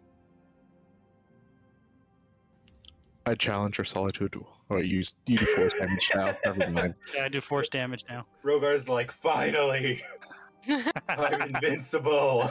But it essentially makes it so, as far as I read it, you can't be charmed, which means you couldn't theoretically be like mind controlled and turned against us, which is Weirdly, a lot of people try to do that. which Yeah. is my nightmare, by the way. Takorin just wakes up at night screaming. Rogar, no! Oh, thank God. It probably wouldn't be very good if I got mind controlled against you either. No, any of us, realistically. But of the 5 of us, I believe the worst one to get mind controlled would be Rogar. Because he's not only a badass, but he also is protecting all of us all the time. True. Take away that protection, and we're a pretty squishy group. Yeah, I don't know. definitely. Boots isn't that squishy. This is pretty She's- buff. Yeah, Boots She's is more pretty durable than I am. good. She works out, you know. She lifts, bro. How many hit points do you have now, Boots? 133. Yeah, I have 107. Dang, I don't have double your hit points anymore. Haha. Boots works out. I have more than Works double trim. out. I only have 81 hit points. It's so many more hit points than I have. Oh, come on. Jay only has like 30. You're not allowed to say that. My max is 47. Thank you very much. Anyway, let's go. Let's go on our fun adventure. I apologize, by the way. Last night we had said we were going to do downtime stuff and then side quest stuff. So I thought we were all preparing. I didn't mean to hijack the first hour and a half. No, you're good. A little miscommunication, no problem. Yeah. I'm gonna get that woman into a skirmish ring. By the way, Tyler. Oh, that's actually a thing I would have also tried to size up. Sizing up her steel hedges. I would have also tried to size her. Yeah, she's on par with the rest of her group. Okay, so she's as proficient as them, but she's the only one that's like not completely masked up all the time. She's their face. okay. Yeah, I want to get her into a training ring, and I want to just embarrass the royal shit out of her. You want to Rogar her Karis. Are you making this known to the? I don't think it's hard to tell. Privately, I don't think any one of us would not know this to be true. Kryn would probably ask you at some point, like, why do you hate her so much? Because she's such a bitch. I mean, yeah, but I get why she's a bitch. I mean, do you? Yeah. You get these people that are coming here, yeah, this person you hate, we all think he sucks too, and let's kill him. And she's just such a bitch about it. I've never heard somebody be so angry about trying to help her with something that she clearly is obsessed with doing. Nah, I get it. I don't think it's right, but I get it.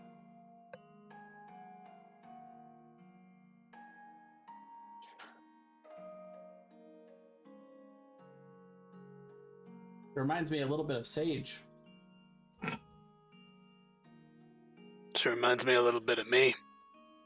Yes, as we have discussed, you're right. I think that, honestly what it is I think why it defends Jarsali so much, if you think about it, so much of Jarsali's character is like, I have this goal, I want to do this thing, and what is the most effective way to do the thing that I want to do? And then you have this woman who has this thing that she wants to do, and she has this gift dropped in her lap that would make the thing she wants to do so much easier, and she's just so aggravating about it. It doesn't it doesn't compute for Jarsali. We have a goal. Well, Jarsali is like almost 100% logic driven in everything that she does. Yeah, and mostly true. Intish is clearly thinking emotionally, not logically. And when you're trying to approach something from a logical point of view and you have someone else who's in a similar place of power and as far as decision making goes, or even more powerful as far as decision making goes, who's approaching it logically or illogically and emotionally, and it's inefficient and wrong from the logic person's perspective, absolutely infuriating. I get that 100%. Well, and furthermore, she keeps insinuating that we're incompetent, so there's that as well. That just really pisses her off. She's doing that to Jarsali. I don't feel like she's done that to Kryn for a little bit. I don't know. In your conversation you just had, she said, I hope you guys will find a way to prove yourself too. Like, you mean killing the Archmage that we did yesterday? Well, that was earlier, and then when I told her about after I met with the assassins and stuff like that, she didn't give me any snark then. I'm gonna snark her into the training wall. Well, off to the Star Towers then? Yeah, let's go. Star Towers. Brian wants to humble her. And how are we getting over to the Star Tower? I think we were going to transport via plants to the 1-star tower that we've been to. And then scoot Oh, that's a long to trip. the next one. Don't Well, you I know- don't think we've had any other way. I know another way. teleportation. You can. I know another way. You can scry on a location. Yes. Doesn't it have to be a location No, you've I think it seen has to be before? I think it's a person, No, a particular creature. It's a creature. I thought it said location too. You can see in here a particular creature you choose that is. I think it Target. is just- Target a particular creature you choose that is on the same. Oh, you can side choose a as location you have you. seen before, Ah. which I have not. Right. Hmm. So my pitch is for teleport. And we just roll the dice on it. Yes, I can do that. You guys do have the gate stone. that's true. That would make it very easy. How many uses does it have? You Well, don't I'm know. Sure. Well, actually, so I have a question. When we were at the last one, because the last one was like here, right? Because they disappear when we go to them. Could I see the next one? Like, was it that close or no? About 2 weeks of travel away. No, Yeah, but with we see it on a map, so we have a With my elven eyes? general idea where it is. No, you can't. It's over a mountain range. Yeah, but with my elven eyes? I thought you were. Do you have elven eyes? No, No, she doesn't. I'm making fun of Lord of the Rings. Legolas, what do your elf eyes see? I don't see shit. I've There's a just mountain in seen the those way.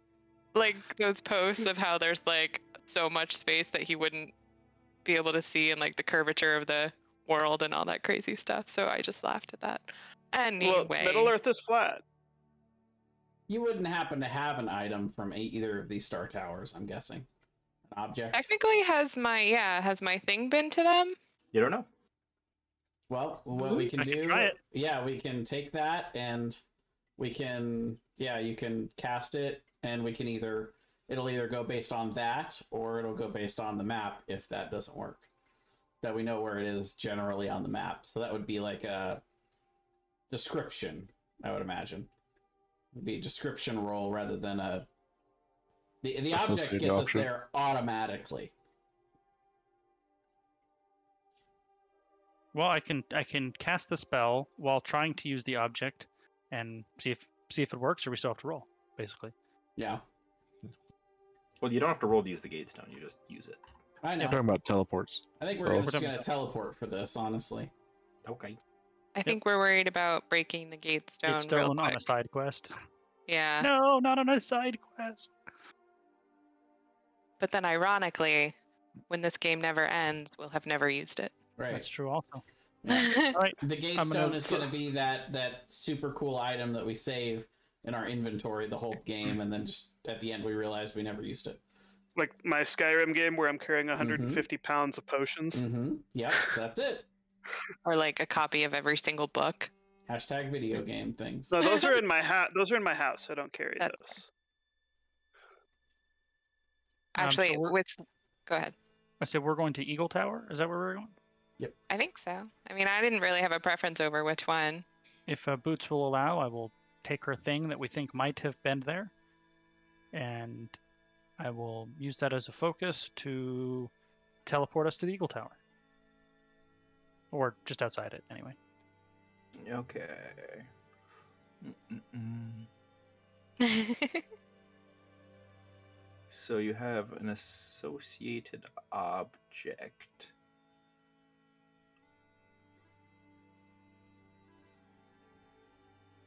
So I think I roll a D100, right? Well, if it's going off the associated object, there is no roll. Any roll between 1 and 100 gets us there on target. An object taken from the desired destination within the last 6 months. Oh, Yeah, I was just about to say that too. I just thought that. That sucks. Hmm. So it looks like it is the one. So I guess we're rolling. so yeah, we have a general description then. So We're on target. yeah, that's on target, All right, like there was ever a doubt. of course. You Okay. guys emerge at partially up a mountain.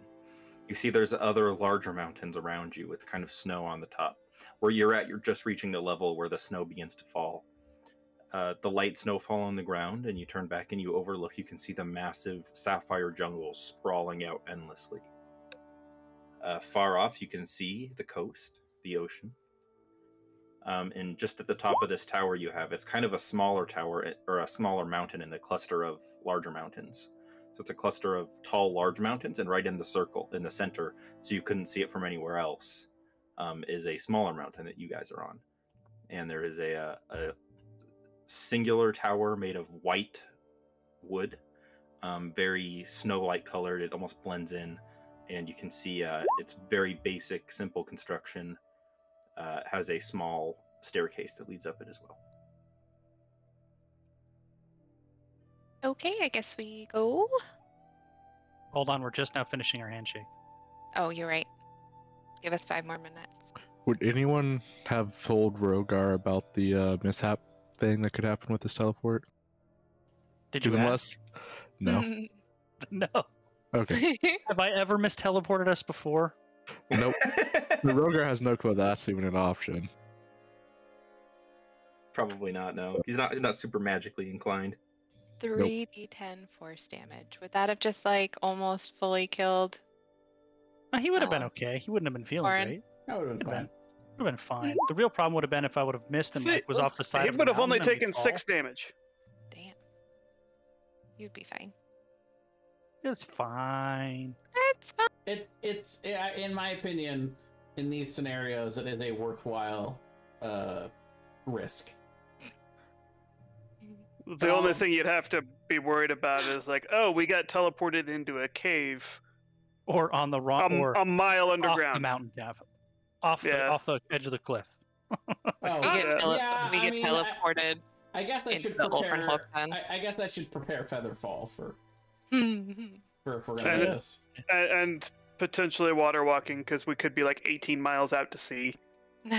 And water breathing because we could be underwater. Stop giving Yeah. Thomas ideas. So up the tower we go. Yeah. So, you guys emerge at the base of this white tower.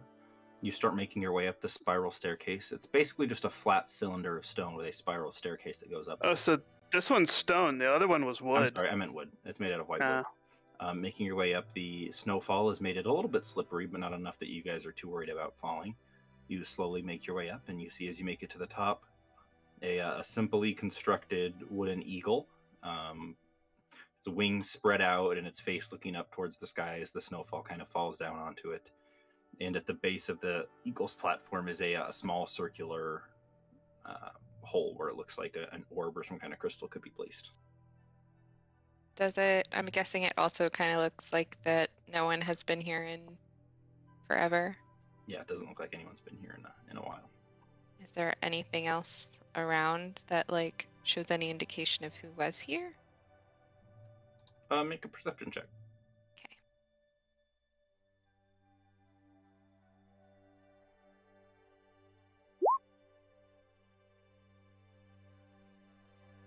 Okay.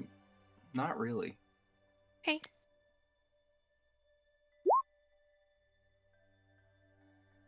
Last time we were here, how long after Boots, activated the item and started looking, did it teleport us? Like, what was that time I don't know what you mean. frame like? I think it was immediate. We waited until it was nighttime because we weren't sure if it would work in the daytime. There were no stars, but I think it didn't really matter, and we were immediately teleported after she put the thing in and So did the then little thing. Okay, then I'll go ahead and cast Fire Shield on myself now, since I feel like we're within 10 minutes of Okay. the show, and it's gonna be the cool shield, not the warm shield. The chill shield. That She'll put in her. That feels topical to Corin.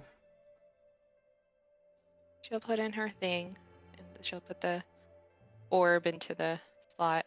You take off the necklace with the star map around it, and you slide it into the orb, or into the slot. It stops for a second, kind of glows with this bright blue glow. You see the wooden eagle, its head lowers from looking straight down at the sky and looks down at you. And then it just says, the mouth's open, kind of like in this weird, like the words that's talking aren't synced up with the mouth that's moving. And so the mouth just kind of opens and it says, "Greetings, children. What has brought you to seek out this tower?" My name is Boots. And I had a family of other gnomes, and they were also like Star Seeker Druid people, and I was looking for them. And then we went to the last one, the Serpent Tower, and I met the Serpent guy, and then he made us fight him, and then he almost killed us, but then we killed him. And then he said that I like have to go to all of the towers to get the stuffs. And you're one of the towers. Well, you're like one of the people or the bird that is in the tower of the Star Seeker Druids. And did I say it was Boots? "Yes, child, I recognize you from the day of your birth." Oh, Were you there? I was there. You see all Star Seeker druids are carried to their mothers by an eagle.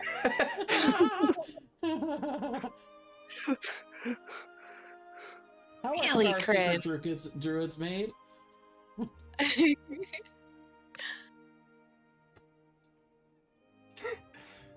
would say, "Yes, child.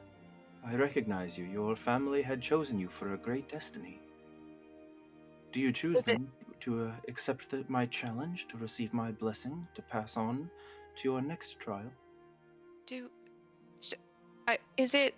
Are we gonna do the same thing that we did at the last one? Are we like gonna fight you again? Well, not you again, but like you again. I will Like last test you just time. as the serpent did, dear child. Okay. Yep. I accept. And you guys watch as the eagle lets out this shriek, in this massive white doorway manifests in front of you guys. This kind of shining white portal that you guys can walk through. So, should you choose? Let's walk through. But nobody else has to. Can I cast mirror image on myself as I walk through? Sure. All the buffs. All the buffs. Is Rogar mind blanked? He is still. Yeah, 24 hours. And theoretically, I could mind blank someone else, but I think I'm gonna hold it because I want to use my 8th level spell for something else. Sure.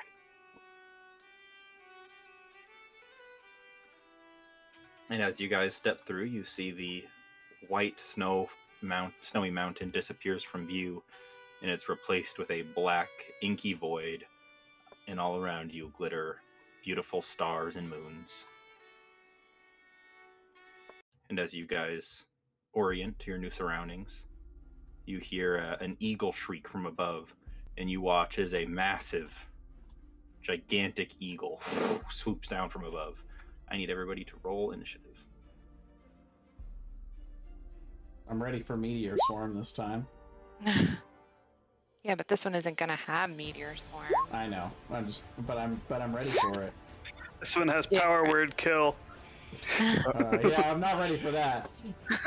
I've got nothing for power word kill. Hey Thomas, I forgot to mention that I rage as I walk through. Yeah, no problem. What's your dex mod, Jarsali? Higher than yours. Well, maybe. Probably not. They're probably both 20. It's probably going to come down to rollies. You guys, I both realized have I was muted fives. because I had sneezed and I didn't want to sneeze in the middle of this thing. It's +5. All right, let's roll a d20 each of us. I had a feeling it was going to be the same. You go first. All right. I will. Oh, that's the wrong word. Wrong one.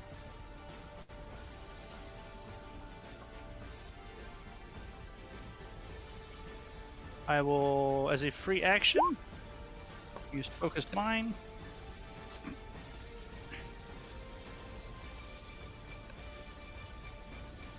So everyone within 30 feet of Jarsali gets a D8 inspiration die. Ooh. I will also have my armor cast Mirror Image. I will use a bonus action to activate my Blade Song. Like how I went exactly 30 feet away from him, Rogar. Yeah.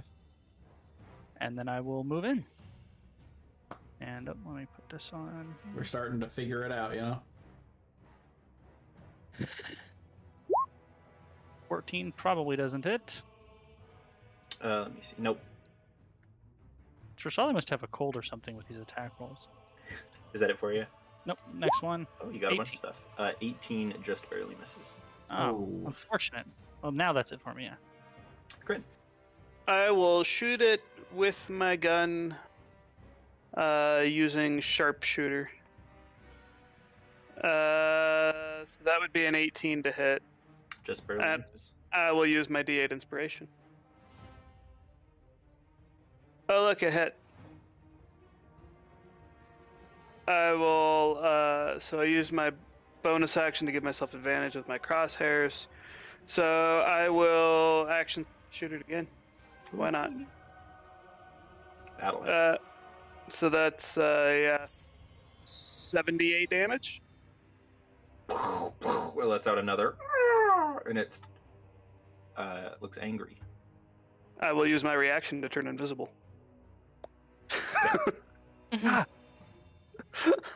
That's it for me.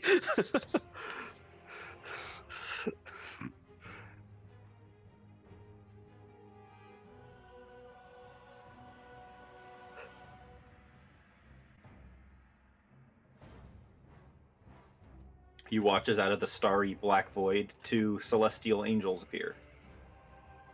Didn't know those were coming. Right, we got to kill one but leave the other one up. Yep.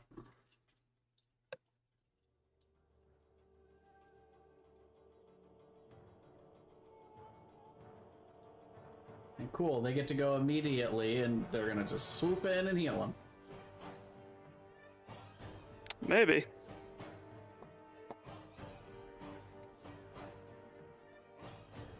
Actually, they both move in to attack Jarsali. Ah. I always forget. Mirror image, we have to roll which one they attack first, right? Yep. Well, they rolled a hit, and then if they hit you, No, because they have a lower armor class than I do. So if they can actually hit the lower one. well, right, but they might still miss. Right, so you have to determine which armor class are rolling If you get against. close to mirror image, please, Brian. Yes, I can, absolutely.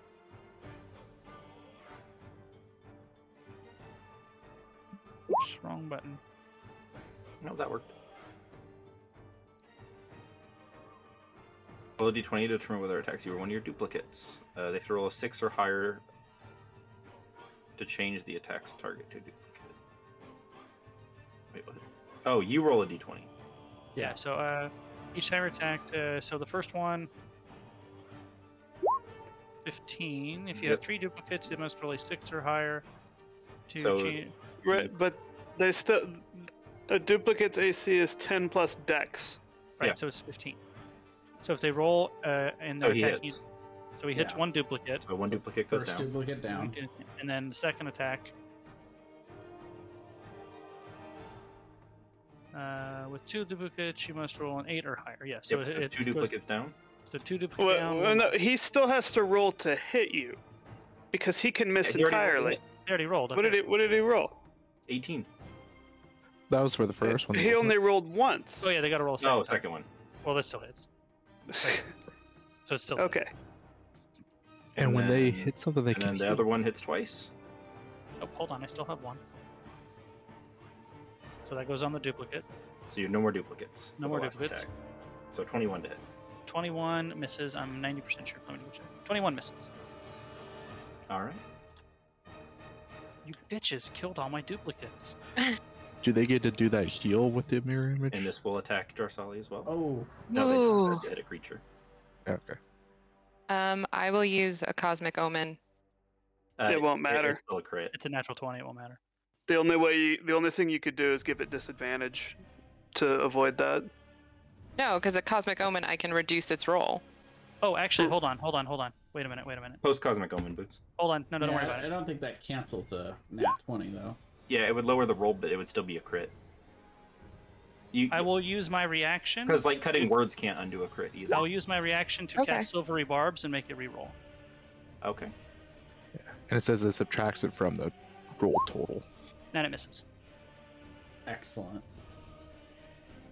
Like Grave Domain clerics have a specific thing that they do that specifically removes a crit. Yeah. Right. All right. It will do its second attack. 18 misses. I don't like how Third often attack. 20s are coming up from that thing. 23 hits. That is my armor class. Ah! I will use my spirit shield to block 13 of the damage, and the Star Guardian takes 13 force damage. Okay. All right. So I take 13. Whoa. Whoops. I did 130, more than not 13. damage. That's fine.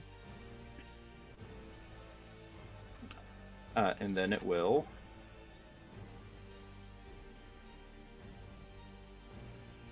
Yeah, that was my new spell I just added, and I really like it.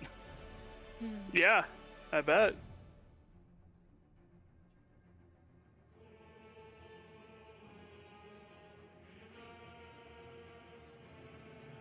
It will fly 60 feet into the air.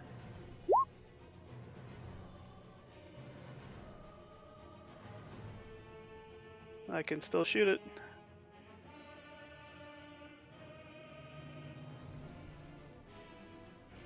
Boots.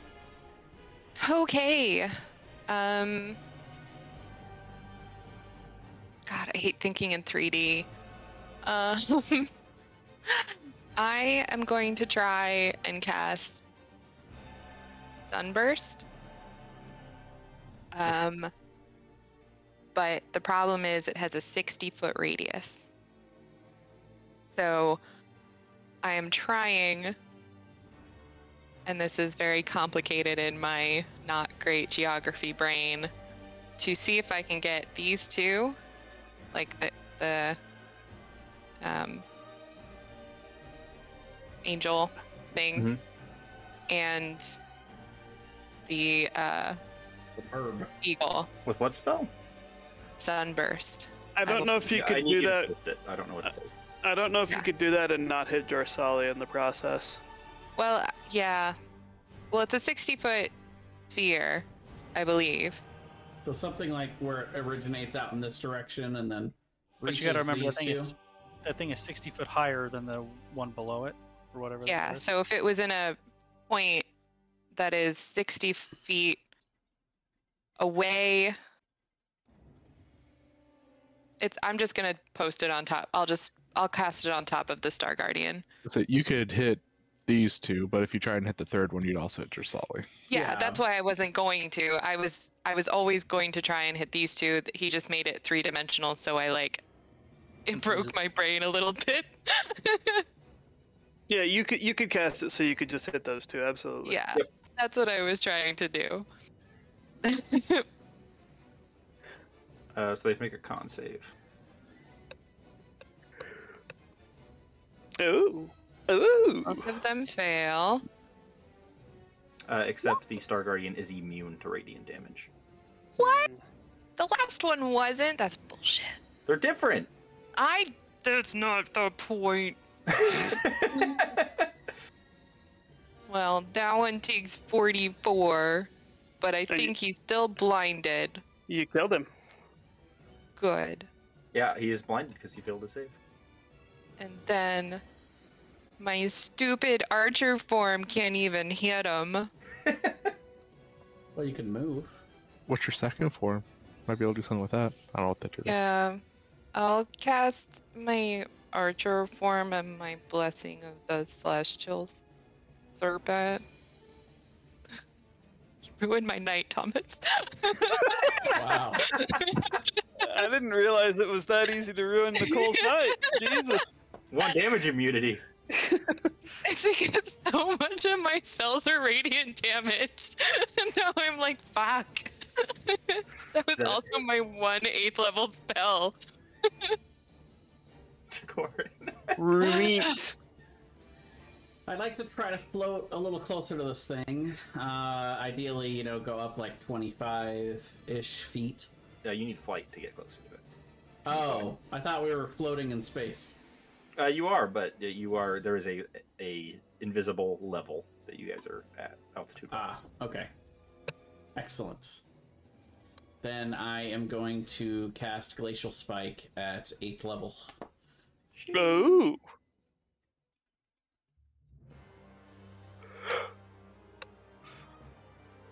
And that's 2 extra cold damage. So 57, 63. And then I will use 5 ticks of my Vorpal Time Piece of Cade and my reaction to cast Deja Vu. You cannot use a reaction on your own turn. It's something I figured out last night. Really? I don't think Aaron would have been able to go invisible. Okay. That's true. I think Kryn says... I don't know how to read Kryn's. It's my magic item. It consumes my reaction to do it. It is not that I am taking a reaction, it's that it uses it. So then okay. you Oh, your also- reaction can be taken on your turn. I stand mistaken. Yeah, because that's why we're doing whether you can counterspell the counterspell on your Yeah, turn. you're right. So he gets to make a wisdom saving throw or take the same damage again. Or half as much if he makes it, so he fails. So another... So Takora just blasts this thing with a massive shard of ice. Again, you see this as the shards blast off of it, and it kind of lets out a shriek in pain. The pieces immediately reform and slam into it a second time. And if I'm doing my math correctly, it gets to make 2 Constitution saving throws for Cold Snap, because I dealt cold damage to it twice. It's slowed by 20 feet for the next minute. Okay. Rogar. Sorry, bonus action, Ice Barrier to Dressali. Now I'm done. I will take out my longbow and shoot at it with a magic arrow. Miss and hit. So, 10. The second one hits. That's it. Just early. Oh, let's see. Dressali is going to cast Investiture of Wind on herself, Excellent. and then fly 60 feet straight up. Actually, yes, fly 60 feet straight up. If that guy wants to attack, let's see. Go for it.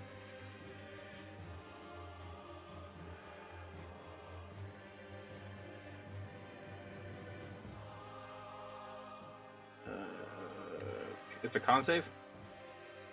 Well, no, it doesn't do any red thing okay, now. okay, I have to use an action to create it. Right? It just gives me a flying speed and Gotcha, disadvantage gotcha. on my attack. Yeah. All right. And Grin. I will shoot it with my gun. I will sharpshooter shoot at it. Oh, I forgot to add my... I didn't have my damage modifier for sharpshooter on those last 2 shots. It should have 20 more damage on it. Okay. Let's try that again. Boom! 22 to hit. Yep. Ass damage roll. Takes ass damage. Can I just re-roll any of them with Piercer? Any one, I think. Yeah, I'm gonna re-roll that 2. Watch, I'll get a 1. There it is. You perform less damage. 34 damage.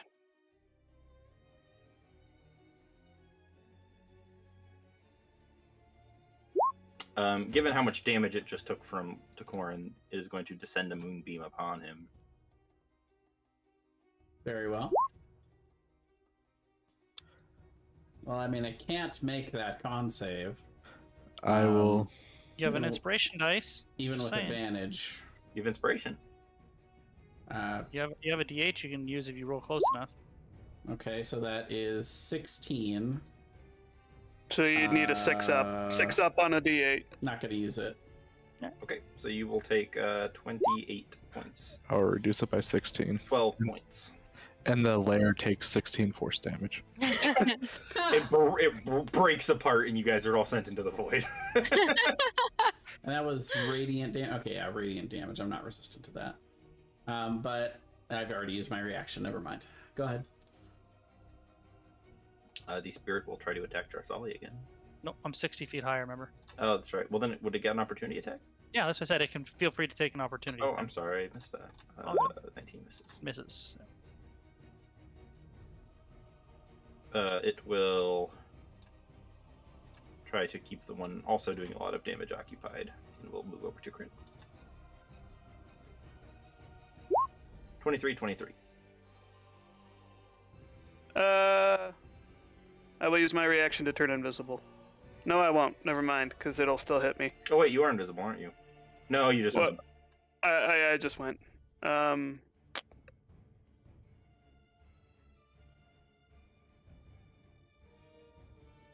Yeah, no.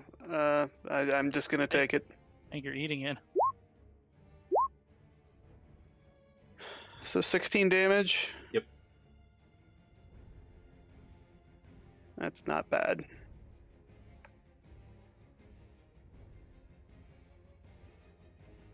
And this thing will just attack Jarsali thrice. It is blinded though. That's right. Except Wow. Hindsight. Well, Drasali does have ice barrier. So It also has my- you're resistant to piercing. And since I hit it, it does have my ancestral protectors on it, so it has but it's disadvantage. Okay. Does it have to be within any kind of range for ancestral I protectors will or no? shield. Nope, So as all long of as I those hit will it. miss. Nice. Beautiful. So you shield it. Okay. One of them would have hit, but now none of them hit. And then it will fly 60 feet this way. It is slowed by 20 Oh, feet. you're right. It will fly 40 feet this way. I would still have caught it anyway. Attack of opportunity. No, it doesn't. It Nope, doesn't I used, give attack I used of my shield, so I opportunities. can't. And I couldn't anyway. I already used my reaction to shield. Boots. How far away from me? How It- far away from me? 60 feet up, and yeah, so it's 60 feet away, we'll say. Okay.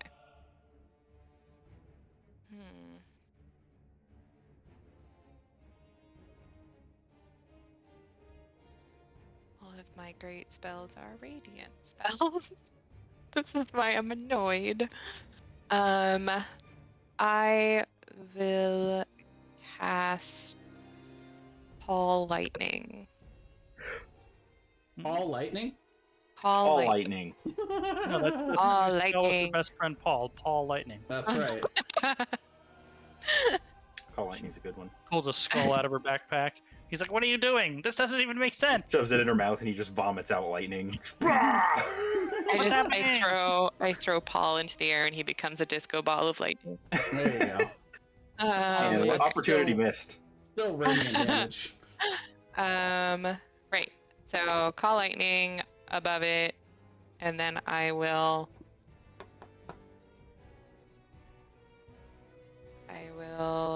call lightning on top of it. Okay.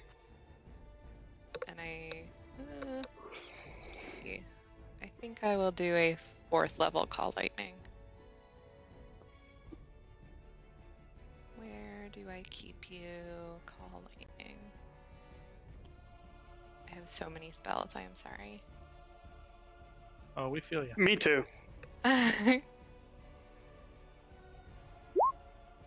Oh, gotta love that I upcast that. It Takes 11 damage. still takes 11 damage. I am just really crushing all of these rolls tonight. Hey, if you were trying to roll low, you were on it. Oh, thanks, Tara. That's really nice way to look at that. At the corn, you have to make another Constitution save. Mm-hmm.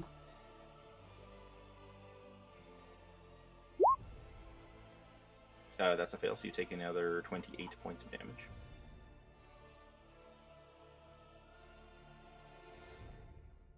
No reduction for that at all by anything? Can't, I already used it Okay. this turn.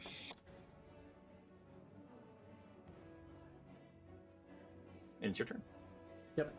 So I would understand a lot about how Moonbeam works because I've seen Yeah. Boots use it. Sure. If I move out of it, then the eagle can call it Well, back the eagle didn't onto cast me. it. The lair cast it, so the lair can do that. Sorry. The layer can put it back on me. If I stay in it, then I would only take the damage at the beginning of the turn. Yep. And it couldn't recast it on me in the same spot and have me take the same damage. Yeah, correct. Okay, so it's better to stay in it, is what I've learned. You, I mean, you you could also could just dispel you could take twice as much damage if you move out of it, because it'll move on to you and you'll take damage, and then take damage again on your turn. Exactly. Yep. Oh, the way to keep it from casting Moonbeam is to kill the other Celestial. No, it was a lair action. Well, yeah, because It only the casts it because there's layer- a Celestial out. right. Yeah. Ah, yeah, But then it would summon 2 more Celestials. Yeah. true. Okay, I can take it. I'm still okay. I'm going to Glacial Spike at 7th level. That's just the normal level. Oh, but a better roll. 64. And it gets the... Yeah, no. Hates that. Just so you know, that bludgeoning damage is just rolling 30. It's not rolling. Well, yeah, it's plus 30. It's Oh, it is 78 plus 30. plus 30. Oh, okay. Yeah, Sorry, I didn't see that. it's really cool. Yeah, that's it. I'm done. All right, Rogar. I will fire my bow at it again twice. 15 misses, 24 hits. 14, and I am using my magic arrows. All right. That.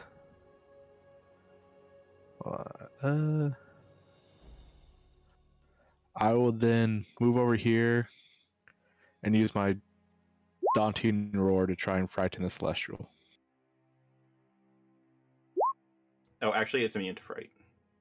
Okay, that does It's immune to being charmed and frightened. I roar in Kryn's face then for no reason. Kryn's like, ow, my ear, fuck. Dude. I wipe a bunch of saliva off my face. Drusali. Is that? Oh, sorry. Is that for you, Rogar? Yeah, that's it. All right, Drusali.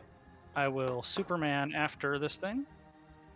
And on my way, before I get within melee range, I will use an attack action. And part of that attack action is I will cast the cantrip Ray of Frost. Does a 26 hit? Yep. And if so, ignore the 4, because that's only for my stuff. So 15 cold damage. Right? Oh, I forgot. Cold Snap. My bad. But I did hit it with Frost again. And then I will...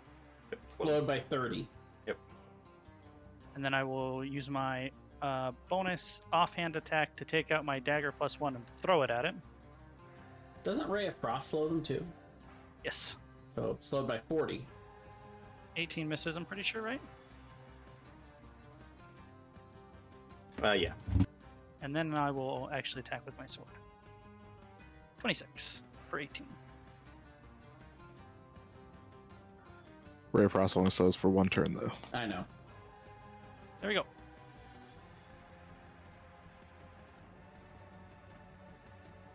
Okay. Kryn. I will shoot it with my gun using sharpshooter. Sure you want to use your gun? Yep. There'll be a disadvantage. Maybe you want to try something else? That's a 20. 19. No, it's a 25. You're at disadvantage because you're within 5 feet of that. I am not at disadvantage because I have the gunner feat.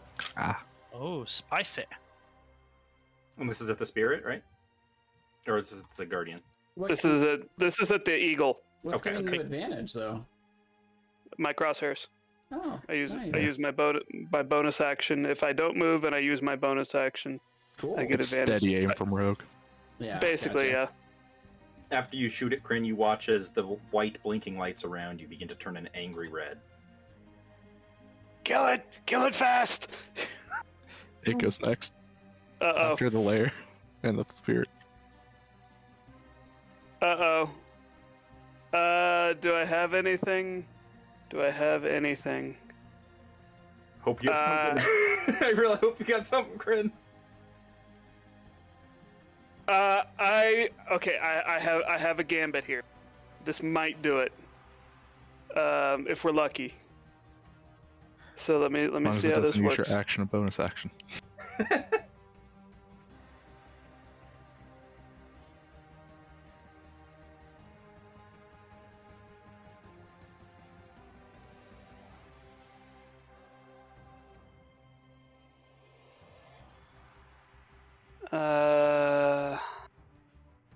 No, it's a bonus action. I can't do it.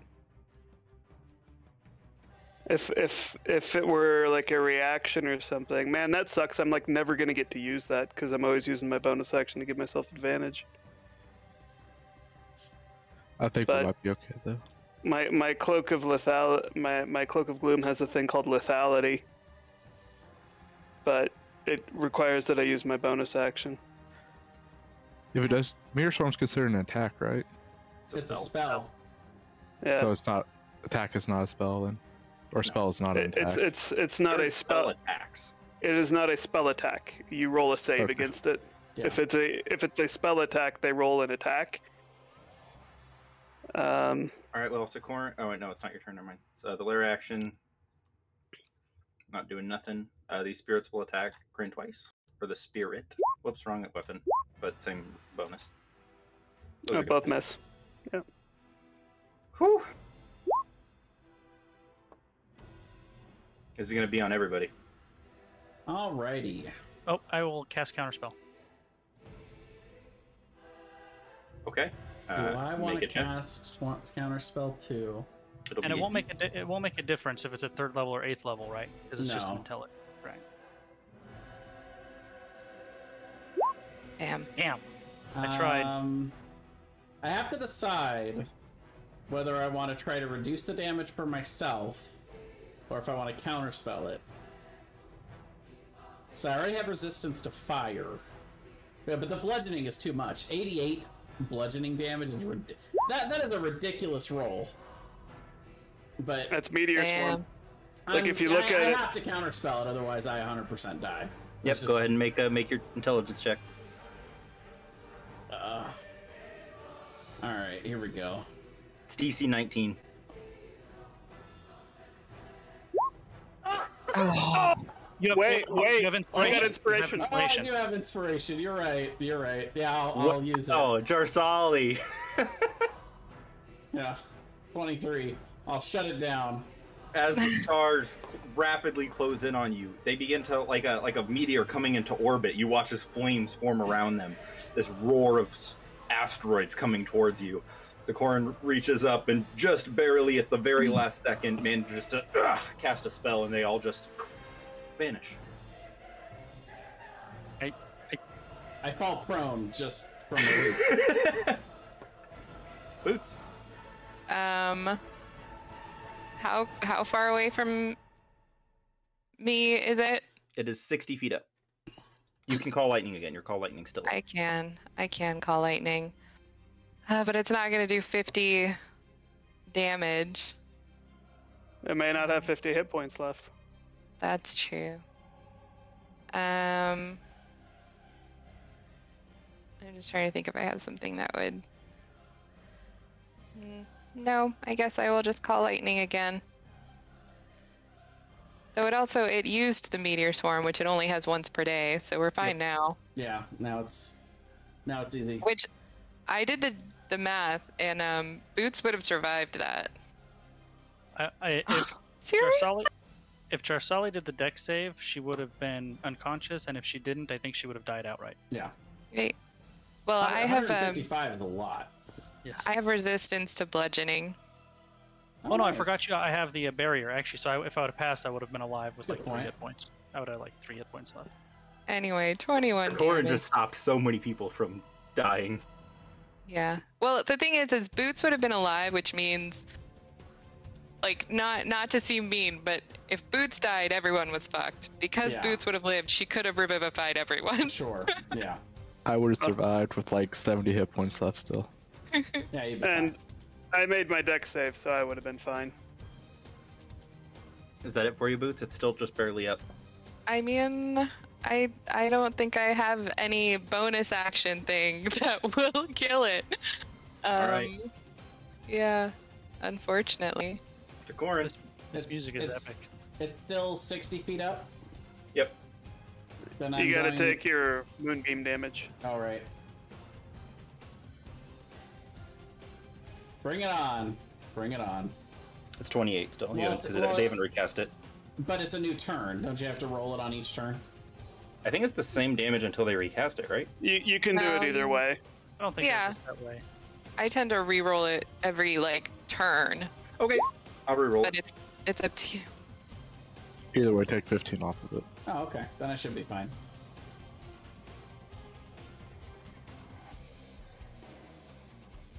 He rolls 86. Oh man, Ragged Dragon just showed up. So 10. Yep.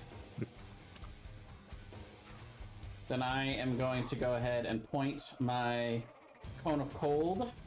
I'm going to cast it at 6th level, and I'm going to try to point it to where I hit the big giant eagle, but not Dressali. Up in the air. And that'll stick, so that is 49. That'll, I think that even if it saves, it's done. Con save. You guys watch as the stars around you blink out for a second, leaving you in total darkness. And then they slowly, one by one, begin to reform. And the eagle appears in a much smaller, more peaceful form, emerges in front of you. It just... I shoot it. Here's an interesting idea, though. If I were to kill it with Glacial Spike, would it shatter, or... I think it's an ethereal thing. Okay. It's not a creature. I don't know. Well, it reappears, and it just calls out and it says, "Well done, all of you. That was quite impressive. Please, Boots, step forward, child." Boots is slightly pouty. It says, "Fret not, child. Some of the greatest strength we will ever find is in the family we choose for ourselves. For completing your trial here, I will enhance one of your star forms," and you watch as a chalice appears to the left of it and a dragon appears to the right of it. And you can select a form to enhance. Boots will poke at the, I guess, chalice? Yeah. Yeah. Yeah. Sounds like Link and Ocarina of Time. Yeah. Yeah. Yeah. Ah! Yeah.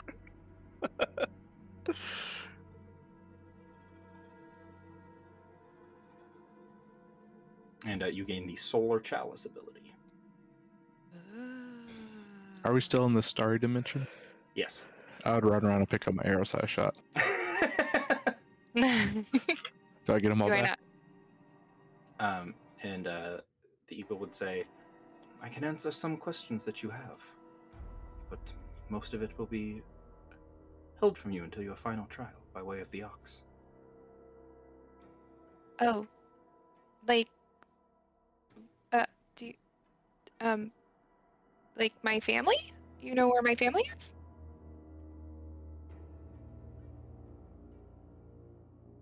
I am aware of your family's fates, yes. What does that mean? I don't like what you're hinting at here. Your family knew you were destined for greatness. It is a tradition amongst your people that every 3,000 years a young one is born, blessed by the stars, and that you must be set for a life of great trial and hardships that the rest of your people were not subject to. It is a great honor and a great burden. So they're just out there fine? They live, but they knew that they had to leave you behind so that you could ascertain your destiny by meeting the Star Guardians and to carry on a great legacy of your people. But more will be revealed at the end of your journey here. Sounds like Boots is going to have a serious talk with her quotey fingers family. I just see Boots letting this all go on a therapist, pacing in front of the couch. And then they just left me. They just left. Do you mind if I smoke?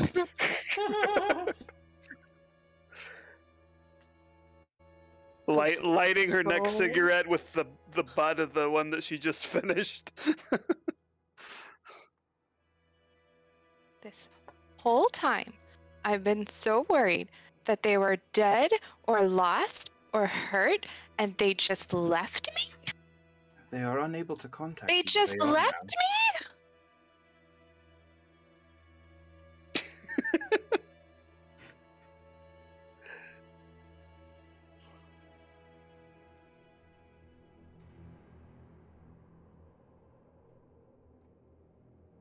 If you have any questions at the end of your journey, perhaps you will be able to ask them yourselves.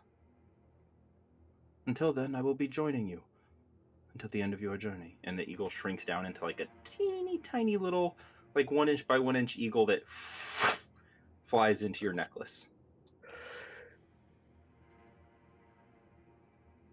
Well, perhaps we should rest, and for Boots' mental health, go directly to the Oxen Tower. I think I'll need at least one day before. And you gain eagle form boots. Okay. I don't know if Boots is ever going to use it because she's jaded over that eagle. That eagle. I need your damn form. Fuck you, eagle. Piece of shit. Birds are stupid.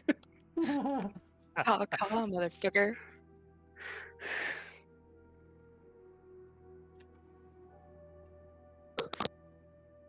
Are we able to return to the Star Tower? Yes, the doorway would open up behind you, and you guys can return whenever you're ready. Okay. Well, do we maybe want to teleport back to the Alliance and rest for a day and then go to the next one? Sure. Because I'm pretty well tapped on my high-level stuff. Yeah. Why don't we just rest here? And now Boots has to have a mental breakdown. Well, I mean, we might as well teleport back to the Alliance so we can spend the day comfortably and somewhere safe. Not that this doesn't seem safe, but... Well, I have one more teleport spell left, so I can take us back. Yeah. That's the whole idea. And you guys return to the Alliance. And you guys see Boots looks very sad and very upset. He looks pissed. She's going through a lot of emotions. And it's not something you guys have seen a lot in your lighthearted, whimsical Boots companion. Boots gets back to the Alliance and is just gone. She's like, got a lot of shit to think about. Go find me some crabs. We're gonna work through this. You guys wake up the next morning. Boots hasn't slept at all. You see her out there on the beach, just yelling at all this like crowd of crabs. They left me.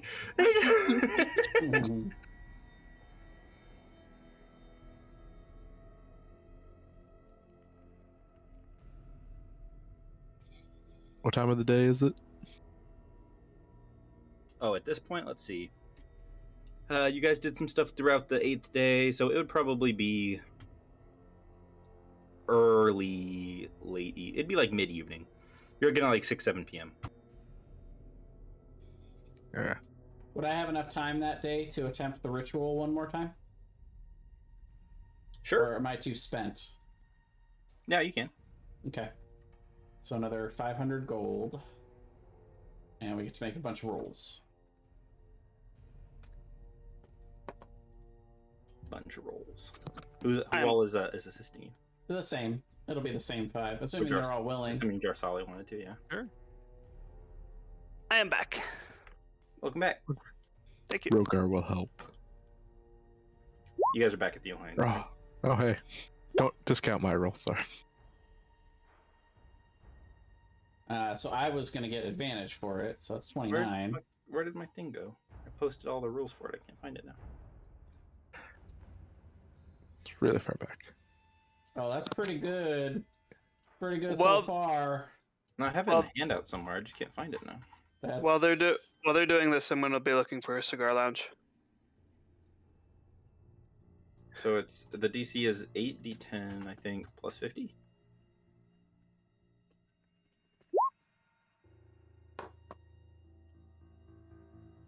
Yes.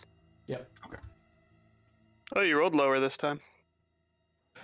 Just need 15 more from the other two, I think. 15. Yeah. Yeah, Nadali can't roll that low. That's 115 collectively. It's a great check. Yep, so mark off your 500 gold. You guys are making quite a bit of progress. And So I'll mark down 1 success. you guys are 4 successes away from completing your goal. Okay.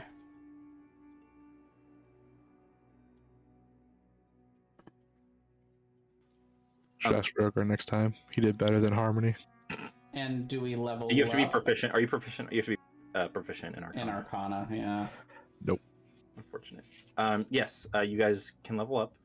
We can take a 5-10 minute break here. Does anyone else have anything they want to do over the rest of the night, just while you're hanging out here?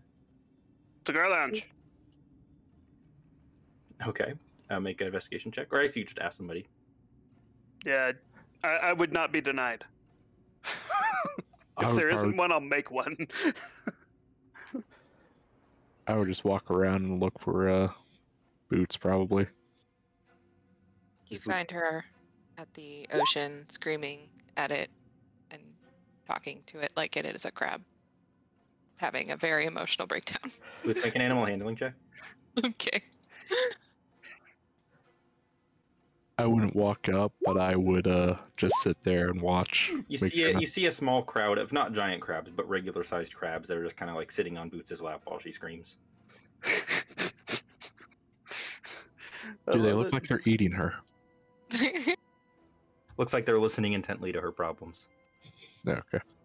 She is literally just like, and then they left me to the crabs.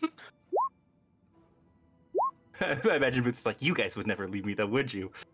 She's like clutching the crab in her hand, like, you would never leave me. The crabs look at each other. All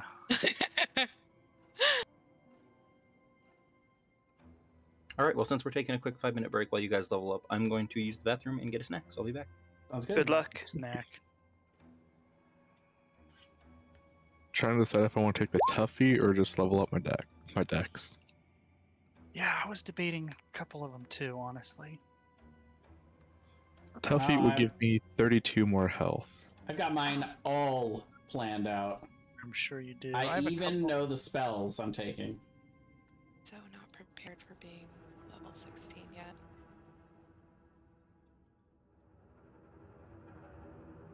I think I couldn't figure out, like, if there was a feat I actually wanted.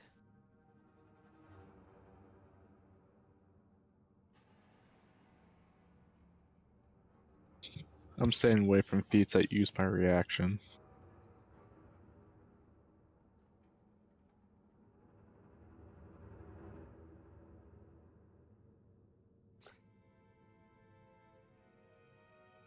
I mean, it might just be worthwhile doing Warcaster, but It's funny. That's what I'm debating between two: Warcaster and improving my intelligence.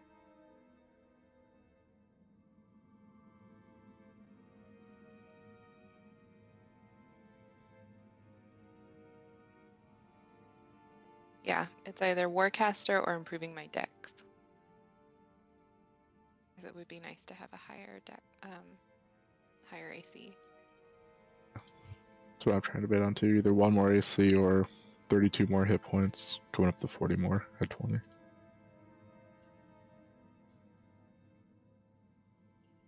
Any more? Oh, there's only 1 more ability score improvement left. Come on, you. When she gets to 18, she will be able to live forever. What do you get at 18? Timeless body.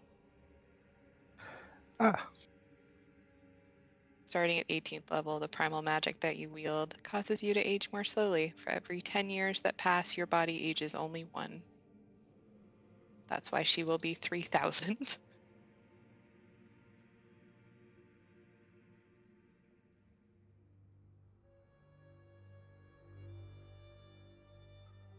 She will replace all of you.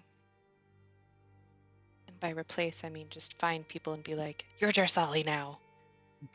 My name is Bill. No, your name is Jarsali.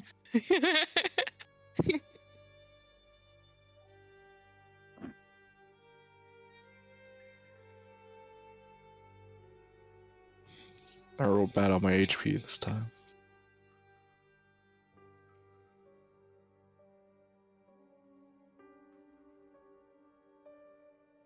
Take the tough feat.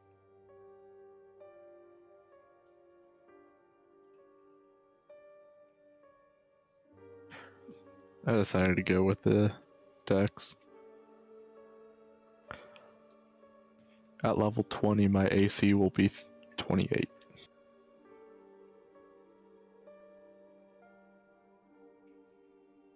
Yeah, if I take Dex, my AC will be...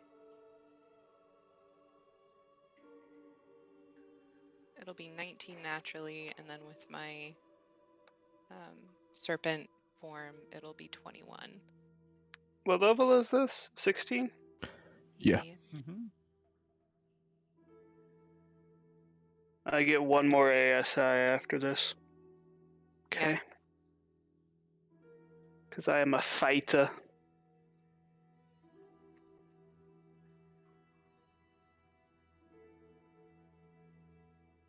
Hey. Well, all right. Max hit points. I am gaining expertise. What are you getting expertise in? Insight.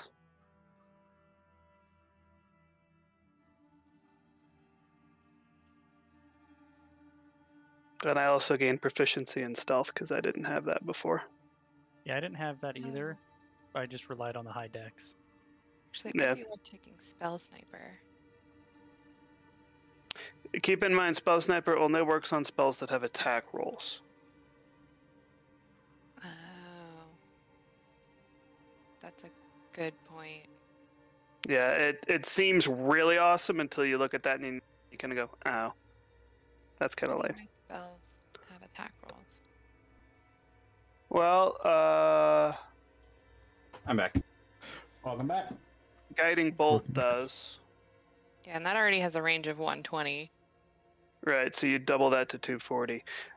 There's not a lot of times where I'm trying to use it at 240. There was a thing I did with my Warlock where there's an invocation to double the range of Eldritch Blast, and then I took Spell Sniper too, so I had 600-foot range Eldritch Blast. By the way, Thomas, just as a flavor, there's no damage, so we don't really have to roll it necessarily. But on a success with that, I like to think that the study is rotating, kind of like how any world or any structure, is technically rotating. And Sure. so as we succeeded, it would slowly increase the speed of time, which would actually be jarring. And we would all have to make like a dex saving throw or be knocked prone. It like shakes the room. Yeah, some stuff falls off the shelves. It's a good thing you're not trying to make it stop. You just go fly into a wall at 5,000 miles an hour. Right. Well, I hope that means it's working. But You're actually just like floating closer towards a black hole in the demiplane you don't know about. We're moving, it's working. Well, if you were going into an orbit of a black hole, time would actually slow down because you'd be traveling so fast. You don't know about demiplane black holes. You don't know their chronomancy effects. I'm talking about physics, bitch. There's no physics in demiplanes. This world has magic in it, Aaron. Look, there's giant talking crabs. Okay, nothing makes sense. Is everybody back? I think we are. Is Marcus here? Yep. Also, I'd like to give my amulet of the sly to Corin. Sure. Are you And tuning to something else? yes, I was for the brief amount of time since I had the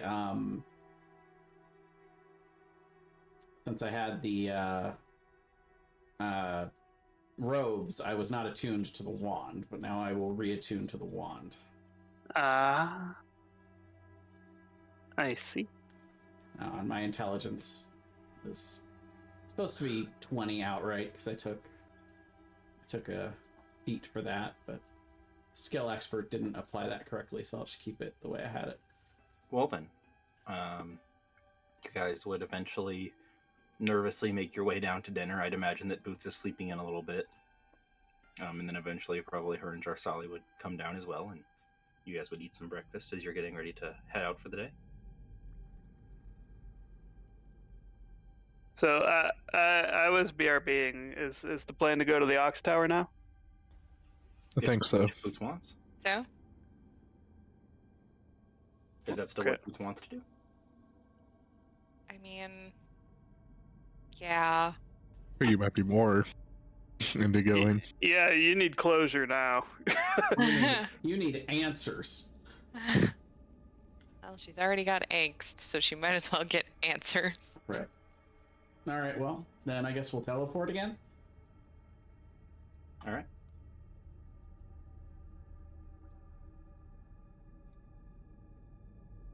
Who's teleporting and who's rolling the D100?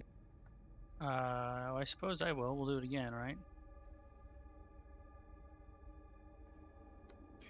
It says the DM rolls the D100. Someone else can roll it for funsies. Okay. By the way, Rogar, I would not have been able to recast Mind Blank on you, so that it's not happening today because I used my 8th level spell in the battle. Well, didn't we long rest? Sure, I would still have my 8th level spell, but I would like to use that in the combat. Oh, okay. But if I can cast it the night before, I kind of... I see, because it's free. It's not cheating, but yeah, it's... No, it's not cheating. It's smart. Clever spell use slot. of resources, yes. Yeah, it's smart. Yeah. All right. Well, who's rolling that D100? Not me, I'll teleport us into the ocean. Boots, it's your quest. You roll a D100. Too late, I did it. 62. Okay. Hmm. And this is description? You're all, We're yeah. off target then.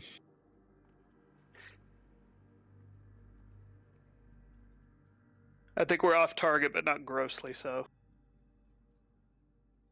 Interesting. That's the off target portion. So you don't have to try and read through there.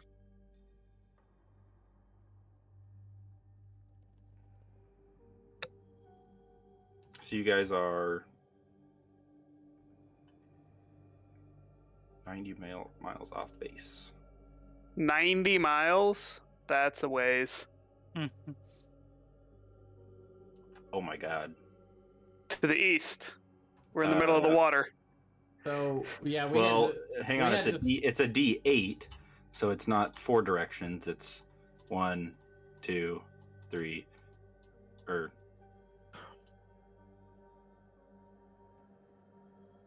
So we're east. Would be a 3. Because it'd be north, northeast, then east, southeast, south. I had discussed preparing Featherfall, so I'm ready for that. However, You guys would find yourselves dropped in the ocean. You step through the teleportation circle, and immediately you feel frigid water. And you guys are, I'm assuming all of you can swim. Corn probably not very well. I will. But you guys are immediately treading water. I will immediately recast teleport. We'll take 2. Yeah. All right. Try it Who again. wants to roll a D100? This time it's George. I'll have Brian do it because he's Alright. trying to save the group here. This is a much shorter distance, though. Oh, that's fail again. Off target again. That's similar area. This time we are about. Oh, is that? Oh, it's That's lower. similar. Yeah, that's similar area. We went higher. No, you're right. It's just barely below that. No. You guys go from panic of being in the frigid cold ocean. Immediately your clothes are soaked, and then suddenly you find yourselves deep in a jungle. Somewhere. I will climb up a tree. All right. Oh Boots, no, it's okay. I have teleport. We can try this again. Boots will grab everybody. Wait, before everyone goes anywhere, I'm gonna say we're gonna try this one more time, maybe 2, but I will cast teleport and we'll. And Boots is like, hang on a second. Torrent's like, nope, we're going again. Oh no! That's real bad. Mishap. Spell. Each creature takes 3d10 force damage. That's not terrible. And the DM re-rolls on the table, see where we wind up. Oh, so still not great. Yeah, we can literally end up anywhere on the planet. We're going with Thomas's roll, right? Because I'm pulling up the teleport table here. Kryn doesn't control us. Yeah, no. Damn. Could have gone through trees, guys. Well, He we rolls haven't. another mishap. We haven't ever been there, though, right? Yeah, but we could have been somewhere even closer at least. Okay, so who wants to roll on the mishap table? Oh, I Me. do. It was my spell. I get to roll it. What's the All right. D100. 21. 21. No, this is the fun. This is the fun of teleport. Let's see, 18, 19, 20 to 23. Oh, God. Uh-oh. We're in the Empire in front of the big undead people. You guys arrive at your destination, but briefly on the teleportation there, you guys skid through the plains, almost like you kind of, when you skip a rock, right? You bounce off the water and then continue forward. Whoa! You guys bounce off of another plane. In this case, with a 21 to 23, you bounce off the elemental plane of fire. Nice. And everybody in the group takes 6d6 fire damage. Woo. I should have casted Fire Shield before we went on this excursion. So for a moment, you guys... So let me walk you guys through this. We teleport. Suddenly, water surrounds us. Everyone's gasping for air, trying to swim to the top. Then we end up in the midst of a jungle. It's muggy. There's bugs around. The green is disorienting from the teleportation. Corn grabs everyone together before you can react. Suddenly, you teleport again. You feel immense burning all over your body. You see yourself standing on a black rock in the center of a fiery vortex. The fire consumes you, washing over your clothes, your face, as you feel the burning. And as soon as you reach out to scream, you guys find yourselves standing on a beach. And in front of you is a tower. And you all have to immediately pat yourselves and try to put the fires out. Oh, I walk into the water. exactly as planned. I'm gonna give to Corn like a real side-eyed "what the fuck" look when he says that. Well, magic is unpredictable, but never mind. I'm sorry.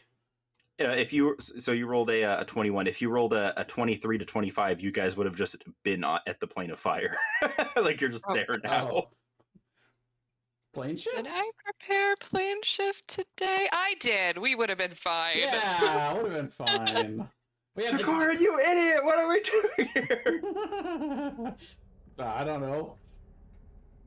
You guys stand on a white sandy beach, the jungle to your right, and you see a tower made out of this kind of combination of what looks like wood from the jungle and some other type of wood, and the tower is kind of painted to look like a massive seashell.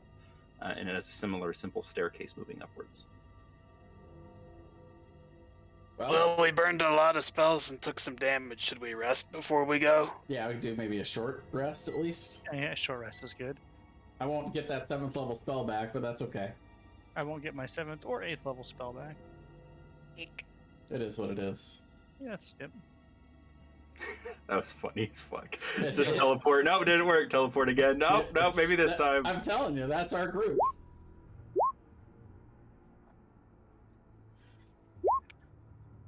I'm gonna wait for everyone else to go because I'm gonna have to roll a whole bunch, and I don't want. You guys are gonna have like teleport PTSD. Every time you teleport, you're just gonna like immediately stop, drop, and roll. We got flinch every time. If I was raging, would I have been able to use my reaction to use my runic shield to reduce the damage from the plane of fire? So yeah, that's but you funny. weren't raging. Nope. But I'm gonna assign to Jarsali during the short rest. Ask what happened with the teleport. Did we mean to go to those places? Can I have used absorb elements to take away some of that fire damage?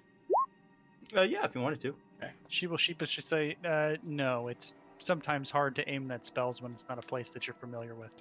So it was 20, so I would get 10 health back. I'm gonna say, good to know. But if we ever have to come back here, we won't go through that again. Probably. And now you guys are familiar with one spot on the elemental plane of fire you could teleport to. Ooh. Yeah, because we want to go there. I mean, You never know. Rogar from Might now have on to. is gonna be raging before we go through a teleport circle, or before we teleport. He gets angry at the mention of Like, teleportation. he has to like psych himself up. He's like slapping himself in the face, like, like before we teleport. Putting on his oven mitts.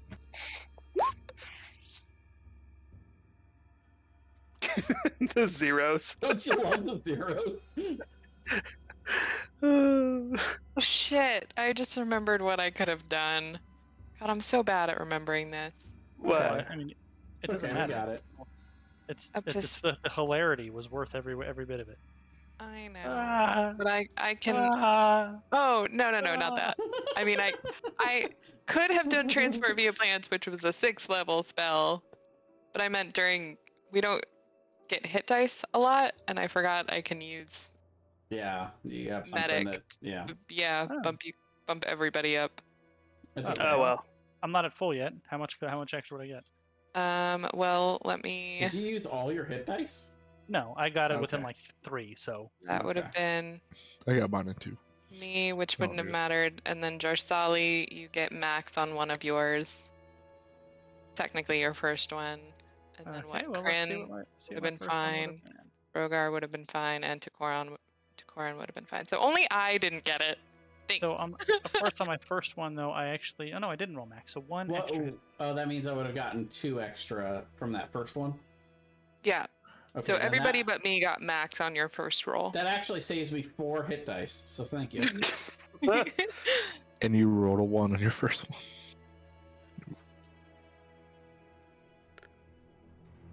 They got me 3 more on my hit die, which made me go from 3 under to perfectly full. All right, well let's head on up then. Move on up. Okay.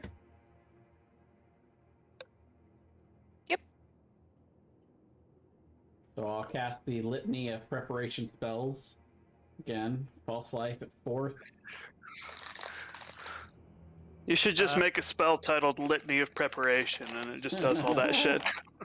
When you make your way up to the top, Boots, you see there is a similar-looking small figurine of an ox, and below it is a seashell with a divot cut into the circular.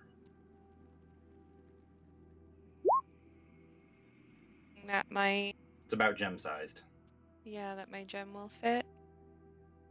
I will put my gem in it. The ox immediately lets out kind of like this steam out of its nostrils, and it says, Hi, I'm Boots. I recognize you. I Have you come to know. receive my blessing? Yes. Looks around a little confused. And says, step forward. And as it blows steam out of its nostrils, they form into a white, shining teleportation gate. Okay. Bruce is just over there. She's supposed to get it done. she's just so done. It's like, yeah, I did this yesterday. Your Nicole is showing. No, it's more just like, okay, I'm here for the trauma. Let's just get over it. What I have a terrible thing going things by. are you gonna tell me? What? I have a train going by. Give me a second. Tell it to hurry up. You guys step forward and find yourselves in the same starry void as before. And you see Like in front of you, forming out of the stars, a very large ox creature. And it stops and kind of stomps its hoofs and says, "What do you seek, child?" Don't know anymore. I was thinking that exact answer. It's fine. No anymore. I guess answers, but I don't know. Do you wish to undertake my trial? Yeah, I guess. I will rage. He looks a little confused. Yeah, whatever. Is it okay? Yeah, I'm gonna drink the potion of maximum power that you gave me. Sure. And, I'll have you guys roll initiative. This ox is like, I don't understand. Why? What is this mood? Why? Am I getting attitude from these people who just came into my space? I love that drawing of the token though. That's awesome. That is really cool, actually. Rogar Just so you know, just Thomas, I am loving this. Just Boots. I know, Like, Boots is not loving it. Boots is having some character growth here. I guess we could call this growth. Rogar right now is just hoping that this thing doesn't fly. Well, this one has advantage on initiative checks. Ooh. 2 ones.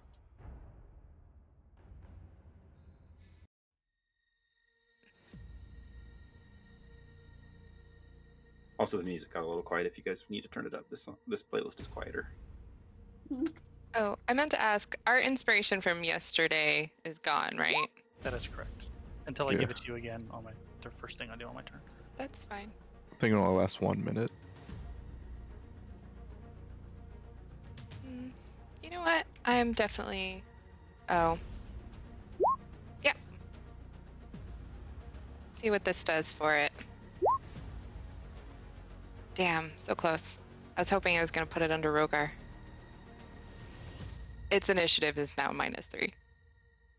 I'm gonna use 1 tick Sure. of my de-accelerate to slow. Oh no, it's 2 charges.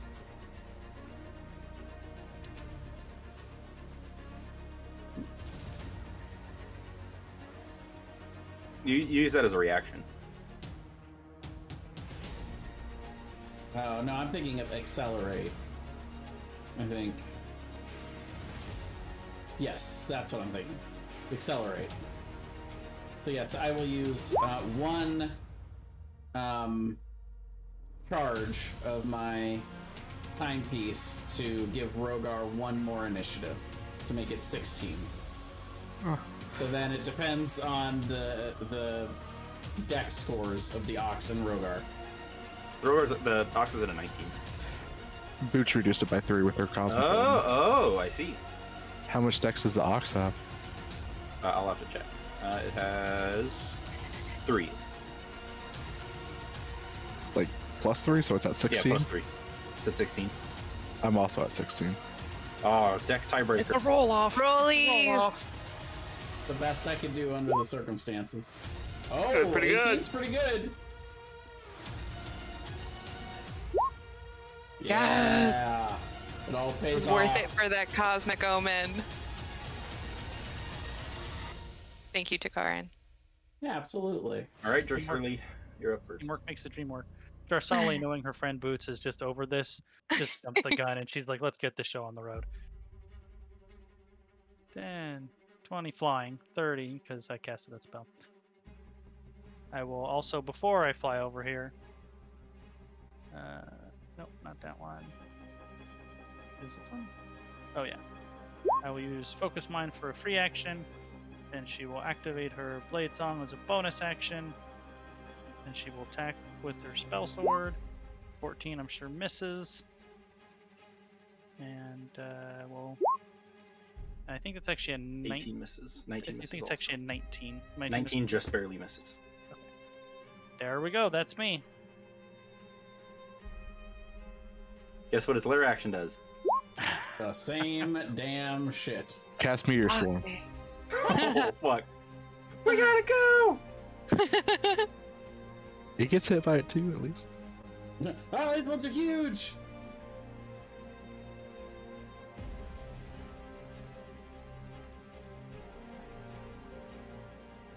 $18 again.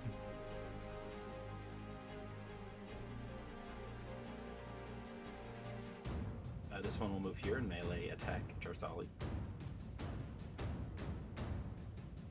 Miss. And this one will step forward and is going to shoot at Boots. Which ones? This one. Yeah, no, I mean, what are the rolls? Is it the 11? Oh. Yeah, both of those hit. 16 radiant damage. Okay. I will use my runic shield to reduce one of those attacks by 46. It'll be fine. I can take 16. You take So, 3 damage. and the spirit takes however much was reduced. 8. But is it? I wonder if Radiant works on it. It seems to. It takes force damage Oh, from my nice. shield. All right. Rogar, your turn. I will run up here. Yeah. And I will recklessly attack the whole box. Okay. Beautiful. I'm just in range. Oh shit! There's crit. Those will hit. So that's 39 plus 17 is 49. 56. 56. 64, because I forgot to check my rage damage. So that's another 8. Massive Rogar runs up and just cleaves through space and just slices a huge number of stars off of its body, and it goes. Fuck you, space. You can both make opportunity attacks. Carl Sagan, you cocky piece of shit. Fuck you. 20 just barely hits. 13 force damage. Is it a flying cow? No, Cool. it's running on the same invisible floor you guys are. But when it You want to sprouts make an wings, opportunity attack, Rogar? No. Also, I don't think I can with the tower shield. Oh, you're right. It runs and then it starts to turn. Why did it take so much damage? Oh, I see. I did too much damage again. I did 100. I put a 0 on the end of your last attack. That's fine. Or somebody's attack. It will run and it turns to loop around. It kind of gives itself a running start, and then it will charge Rogar.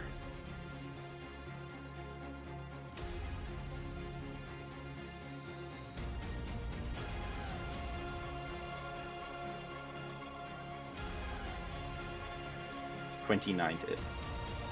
Yeah, that'll hit. So you have to make a DC 20 strength save. I want Rogar to just stop this thing that's track ship. Yeah. Well, he does.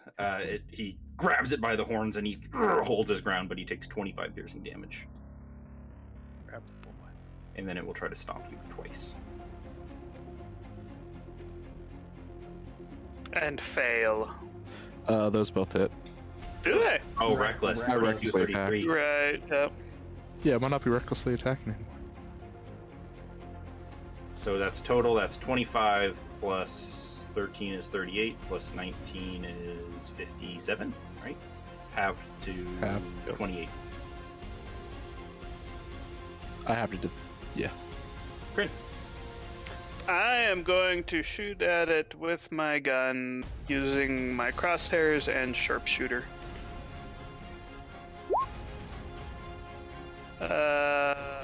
48 damage. Do I want to action surge and shoot him again? but you could also re-roll that one. Did I get a 1? I did get Yep. a 1. Let me re-roll that 1. I got a 4, so add 3 more damage to that. So 51. All right. I'm gonna action surge and shoot him again. That'll hit. 24, 47. So let me say I did 51 plus 47, so 98 damage. But I'm out of action surges now. And I will use my cloak to turn invisible. Because I think it's going to be mad at me. Seems pretty mad. To Corin. I, for the first time, am going to use new ability that I got a few levels ago. And that is that I am going to... Where the hell did it go on here?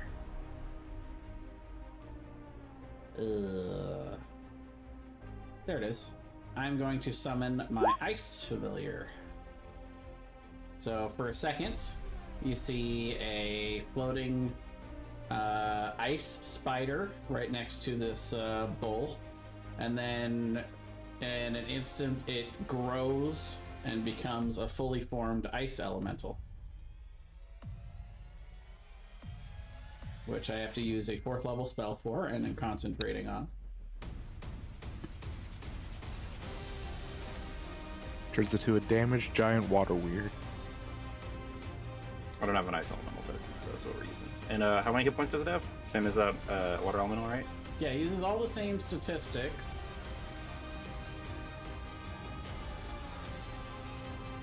as the water elemental. It's the Bastion special. But yeah, it deals cold damage, it deals slashing instead of bludgeoning, and it can cast Sleet Storm once. But yeah. And it only lasts for 1 minute, and I don't lose concentration. If I lose concentration, it just goes away instead of fighting us potentially. And then I will Ice Barrier Jersurly again. And that's gonna do it for me. I'm gonna try to reserve my big hit for when it's a little bit closer to kill range, rather than getting it to where it's just gonna starfall all of us this time.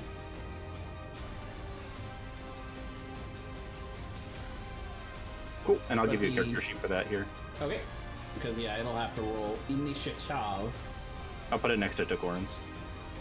What were you saying, Marcus?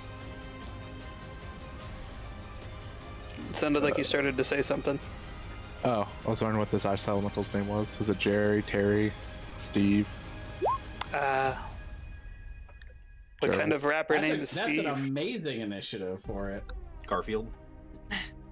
I'd say it would be there. Ice-T. Ice-E. Oh. Can we please name it Ice-E? Okay. We should.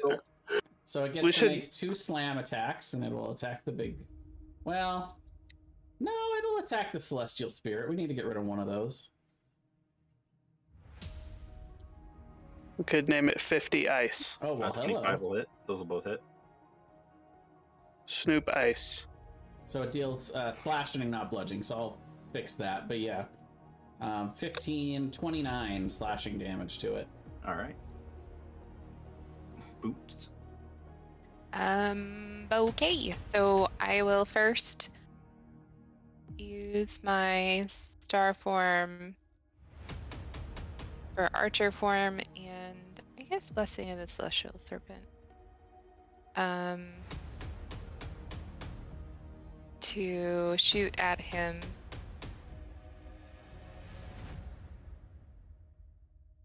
$26 hit. Yep. Is he impacted by radiant damage? He seems impacted by it. He seems to really not like getting shot with that. Okay. But I can also re-roll that one because I took Meta Magic Adept. So it's actually plus 5 more. 16, 17, 18, 19, 20, 21. Okay, damage. 21. Yeah. And what did you say? He did not like that? Yep. Seems to do as much damage as you would expect. Okay. That's fine. And then I will use a guiding bolt. Do I want to upcast my guiding bolt? Who goes next? Charsali.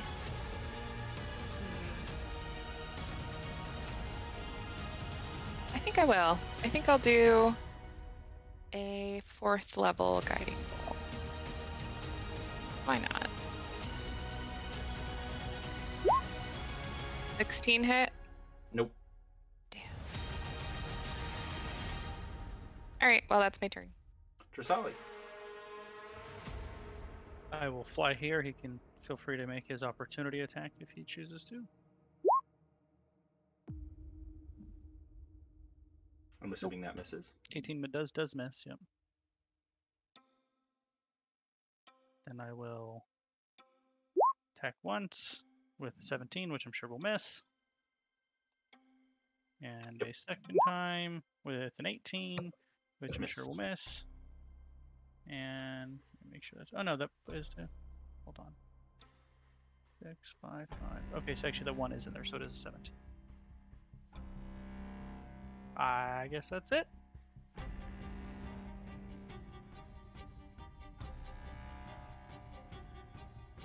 The lair will cast Moonbeam.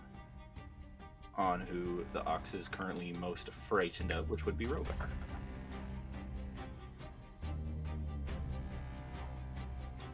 But I don't have resistance to radiant damage.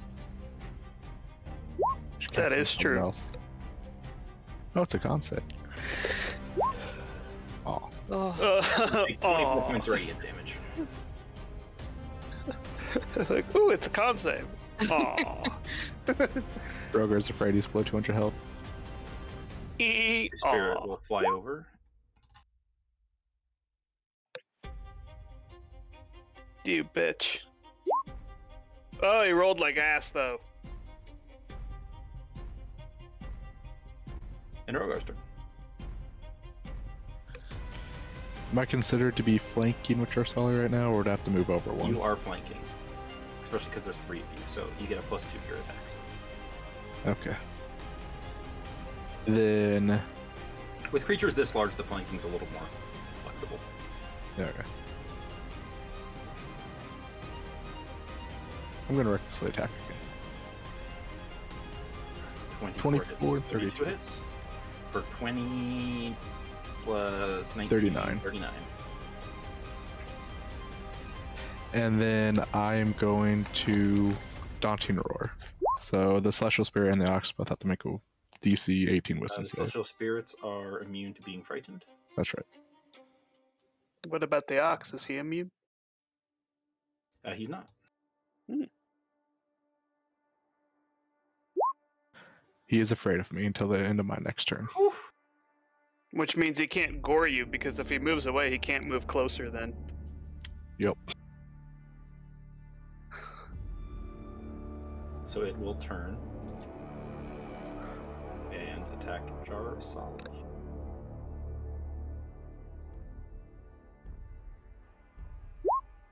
All at disadvantage. So 16, 28, 32. Hold on a minute. I will shield, and then my armor class is 39 or 29. Not 39. Ooh, that's 39. 29. So one hit with the shield. I'll You shield have- and then you can get bent. I was gonna say Boots was gonna Cosmic Omen one of them. I don't know. I don't want to like say that she would have Cosmic Omened the one that hit though, because that feels metagamey. Well, either I She takes no damage. I take no damage. and the bolt takes 14. Man, that fear really fucked up his plans.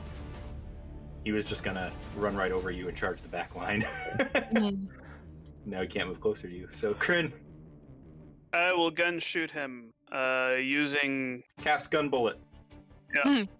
using sharpshooter and crosshair. I miss. Since Jarsali had resistance to that damage, would the bull only take 7? Since that's all I would reflect back. Yeah, I guess. That makes sense. Okay. Oh, I have a thing I can do with my cloak. Let me look at it.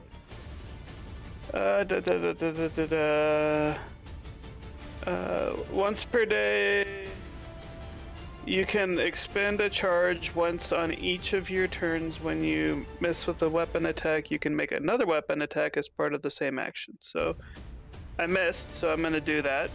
Okay. 20 to hit. Just barely hits. 55 damage. Hates it. That's it. To Corn. And you have a plus 25 with the sharpshooter. Jeez. A plus 25? What? Yeah, you have plus 5 and then plus 10 from the damage and then plus 10 more from sharpshooter. Yeah, I'm pulling the trigger. I'm gonna cast an 8th level. I'm gonna Glacial my 8th level glacial spike, which because I drank the potion of maximum power does 102 damage. And it gets to make a. I'll roll it just so it's posted, but yeah, the DC is actually. Wow, that's a terrible. He has a plus 14 con. Yeah, it's actually 21 DC now, but. So 102 damage. Oh boy. And you can probably guess what I'm gonna do next, which is I'm gonna use 5 charges of my Oracle Timepiece to Deja Vu. It's a very powerful combo you gave me. Well, he actually takes half from the second time, so he'll actually get some hit points back. So in that case, he would take 51. Yep. On the Well, second one.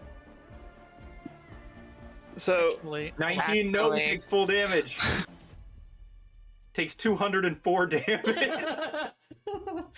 Takoran is weak and squishy, but he's a glass cannon, and that's what I built him for. Was that worth the potion, though? That was such a strong potion. It was a very strong potion, but it means we're probably going to be able to kill this guy, because I imagine you're about to tell us that the scars are going to start to blink. You guys watch as the stars coalesce and his horns light up with bright red energy. And now look at all the turns we have to kill him here. This one's slightly different. The stars don't move in towards you. They just emerge out of his horns, and his horns are just like blinking with bright red flame.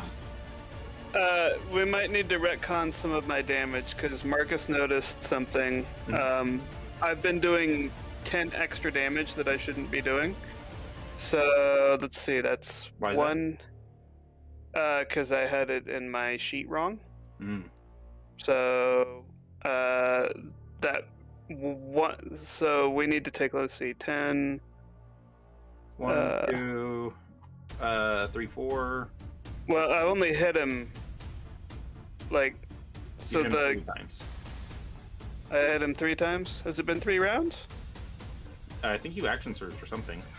I did. I action surged on the first round. And then you use your cloak thing to get yourself another shot too at one point. Well, but that was was a miss. because I missed. Yeah. Like that's the way that one So works. he'll get 30 hit points back. Yeah, 30 hit points back. Do his horns still blink red? Yep. He was at 3 hit points. Now he's at 33. Whoa. Those will both hit. 20? Okay. It's not slam, it's ice slice. His meteor charge dissipates as his body bursts into starlight.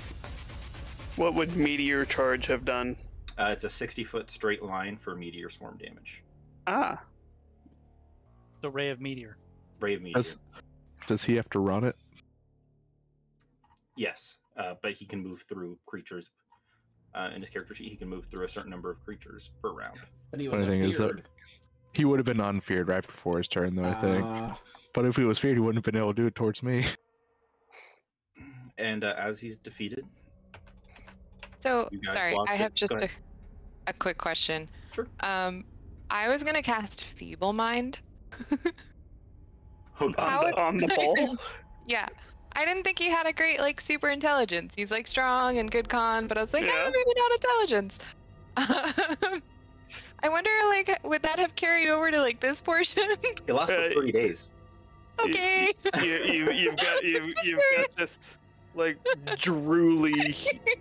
Well, it's not just that it lasts for 30 days. You can try to make the save again in 30 days. Right. Well, and theoretically, you could have done great. You guys are just like, we'll come heal. back after the war and we'll talk to him.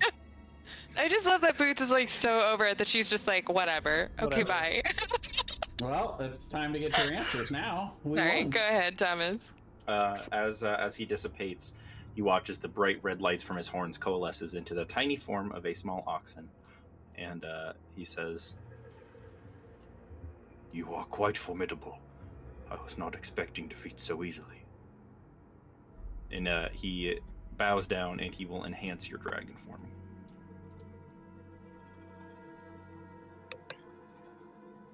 So, like, my whole family abandoned me because they don't love me anymore, and now I'm just, like, wandering the world with, I mean, admittedly wonderful people, but that's just, I don't, okay.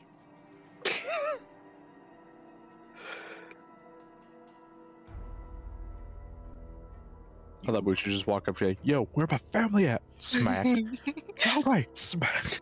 He says, "You come from an ancient lineage, a part of a cycle. The Star Seekers. They live on Earth.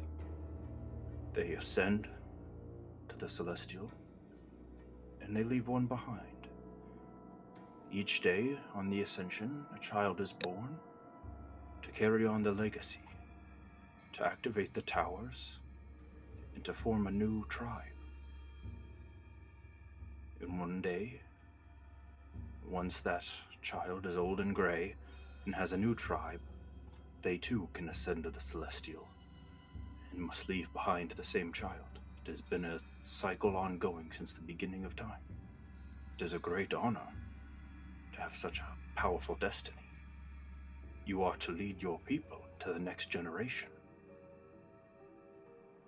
I don't want to. And you can't make me. Mika. I kind of wondered, was Boots gonna be like, all right, fine, I'll follow the rules, or be like, no, fuck you, I'm that's done. stupid. I'm done. This is stupid. I'm out. And he says, he looks concerned, as concerned as a celestial bull can look, and says, I assure you this is a cycle that has been ongoing. Once me and the other guardians will guide you, mentor you, teach you how to carry on your people's legacy. So, like, you've done this before, right? Many times. And everyone just comes up and is like, that's fine. I've been abandoned my entire life, and it's fine? Well, as part of your new knowledge, you gain the ability to visit the celestial plane. I gained the ability to be traumatized. Would you like to speak with your family? You can visit their new home. Oh, I'm sure they're very happy in their new home.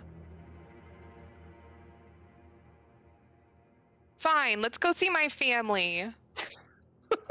He shrinks down and he turns into a very tiny bowl and charges forward, slamming into your necklace. You get two things. First of all, you get knowledge of the universe. You gain the ability to create new star towers and constellations. She can just make constellations now? Yep. Wow. And you gain the blessing of you gain the ox form. Just to be aware, guys, I think Boots just took a heel turn. Saying.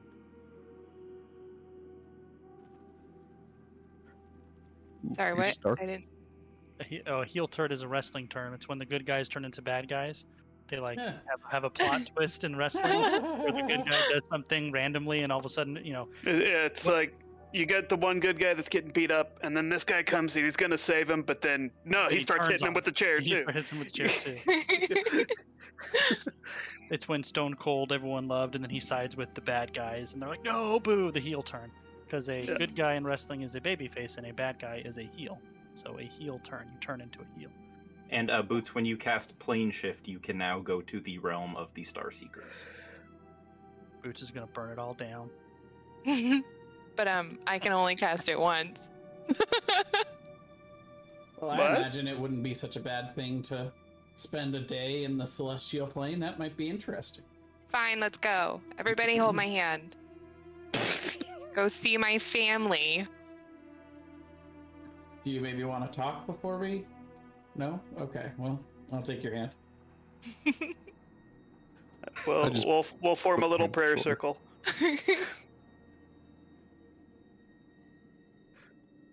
We bamf to the celestial plane. Angry Boots in the celestial plane. I end my rage before we go. You should keep that. Okay, I don't end my rage. It's gonna be like, it's gonna be fucking Carrie. Actually, no, I don't end my rage because I'm afraid we're gonna be teleported to like another plane of fire on the way there. That's fair, yeah. Rogar is now afraid of teleportation. Boots says, "No, keep your rage," and we all look at her with fear in our eyes. Boots, you guys see as you plane shift, the darkness of space does not disappear, but you see a physical ground forming beneath you. A white, dusty stone ground, pockmarked with craters and holes. You see a long wasteland of this strange stone, and off in the distance you see a city made of large white towers, various buildings. It looks very busy. There's clearly a lot of activity there.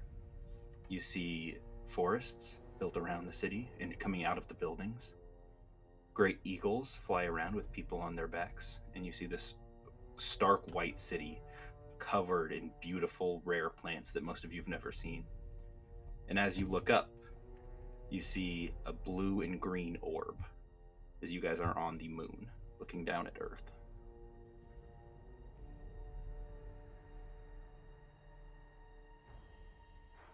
It's And funny. everybody is awed by the beauty, but angry Boots. Is there anybody around? There's a city off in the distance. But there's nobody like immediately around. No. Okay. Boots will just start stomping in the direction of the city. I will end my rage. Don't worry.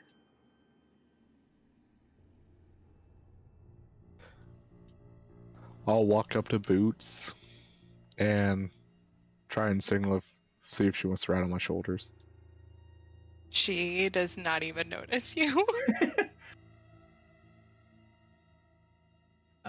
You guys make your way towards the city. You see it is all gnomes. Many of them shift into different animals as they go about their day, flying around, exploring these beautiful gardens, and they all wear these kind of long white robes, and none of them are wearing shoes. And as you approach, you see one of the gnomes turns, their eyes go wide, and they say, "Ah,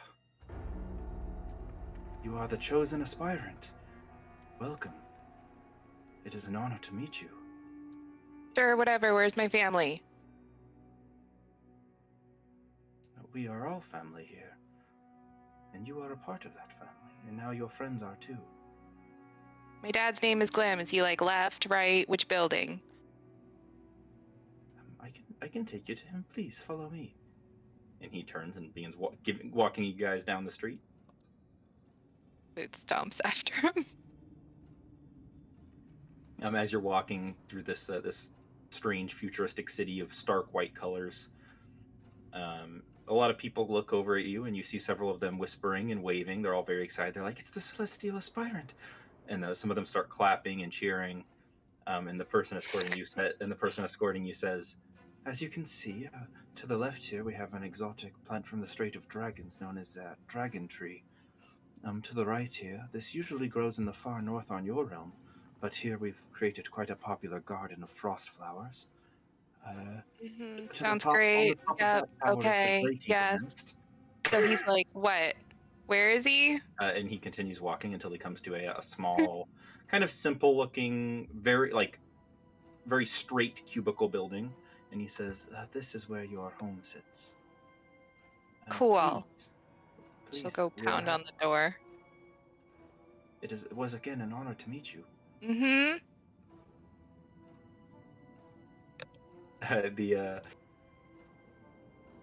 The door slowly opens, and you see standing in there, much older now, kind of in a white robe without shoes, kind of his hair kind of starting to turn gray from the orange it was.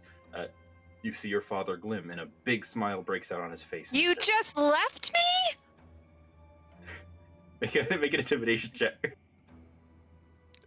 For the record, I'm staying outside. This is not my fight, not my battle. Takes a minute, and he says,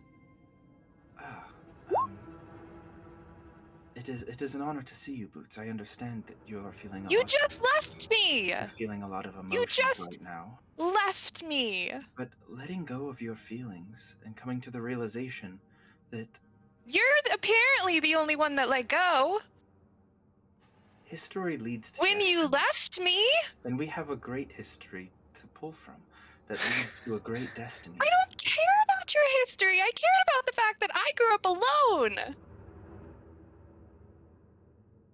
And it was not our intention, but the Guardians had decided that you were the chosen. You were born on our ascension day. I don't care what day I was born. I don't even know. I was 5. I had a family, and then they were gone, and I was raised by random people and sold into slavery and had to go to multiple different places. And the only good thing in my life was Kryn, and now he's being a bit of a weirdo. And then I had to meet Arsali, who is a perfectly wonderful human, and everyone else has been great, but you guys just left me.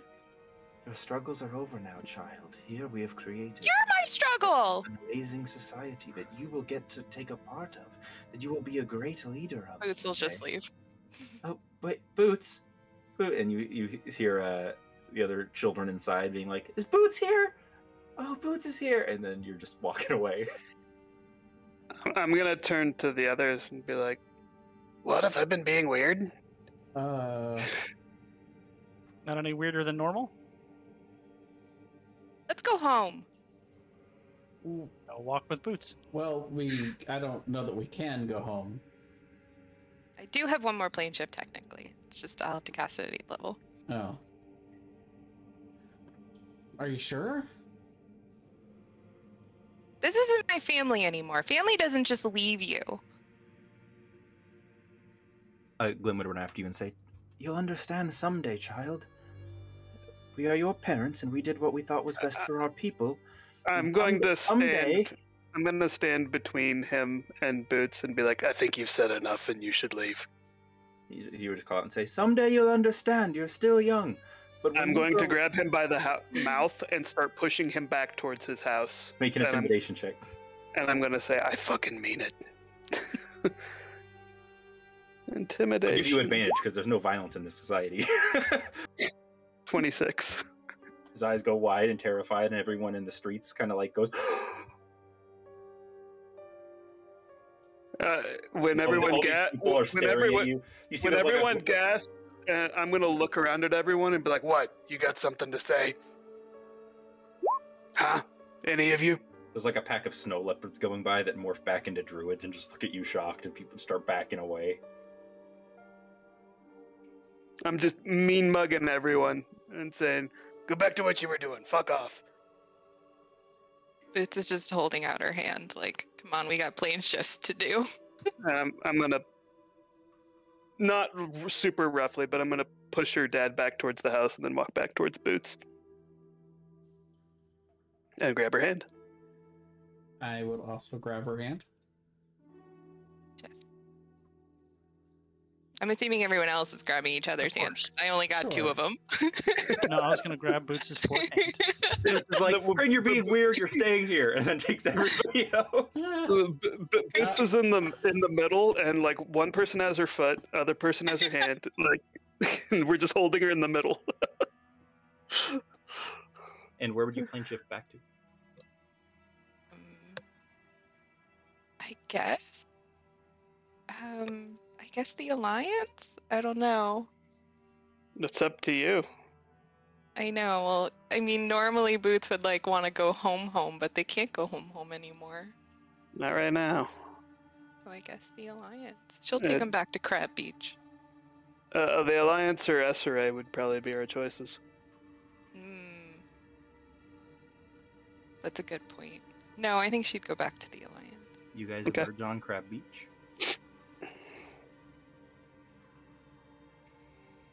Cran will give Boots a hug and say, I'm sorry.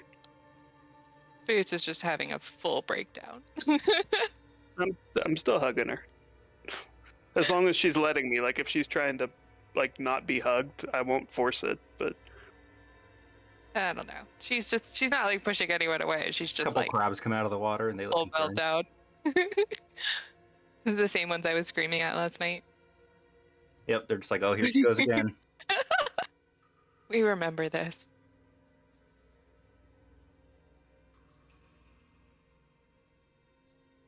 Good to know that I spent my whole life looking for my family, and then they're just assholes that left me behind for 30 years. To start a stupid utopia on the moon. The stupid utopia, Boots. A stupid, stupid utopia. So stupid. It's really pretty though. But it was stupid.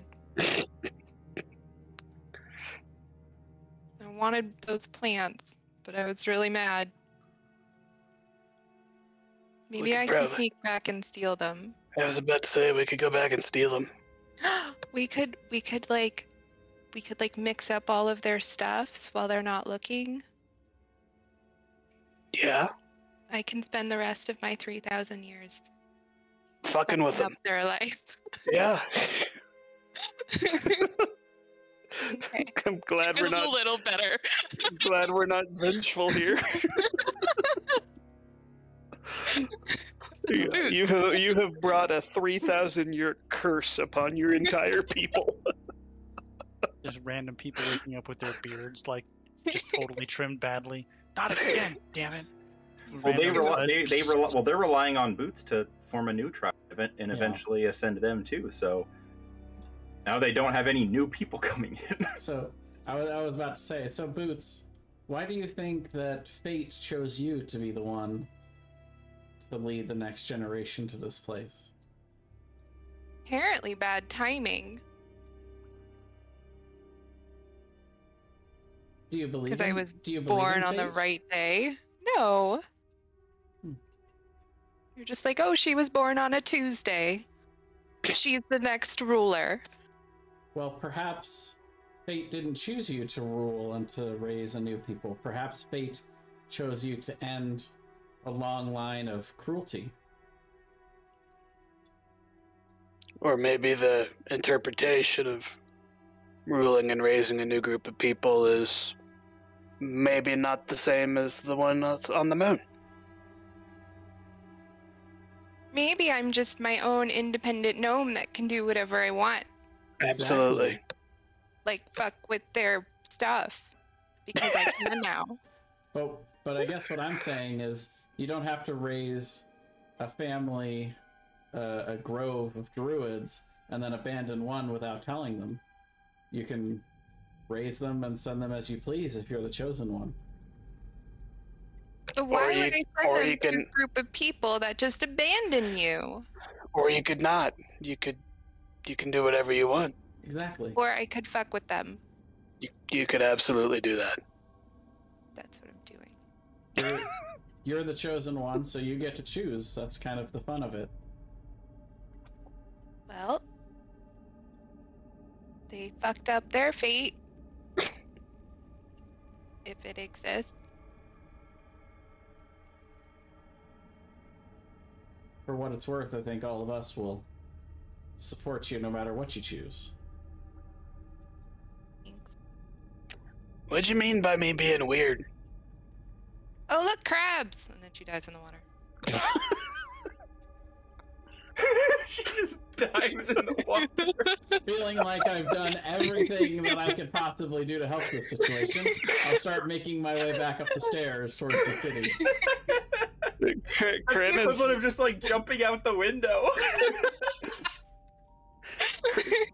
Kryn is gonna just give Jarsali this like, what the fuck look. He'll shrug. If Rogar was walking up the stairs with me, I'd look up to him and I'd be like, she's only 35? I would shrug. I have no clue. I don't know what's going on. I think I've done the math and she's about 35. Well, yeah, you were like abandoned for 30 years and you were 5 when you were abandoned, so Decorin's Yeah, pretty no, good with numbers. The math checks out. Yeah. I don't actually really know how old she is. I Sure. think I've assumed it was about 5, but I was like, whatever. She like doesn't even know when her birthday is.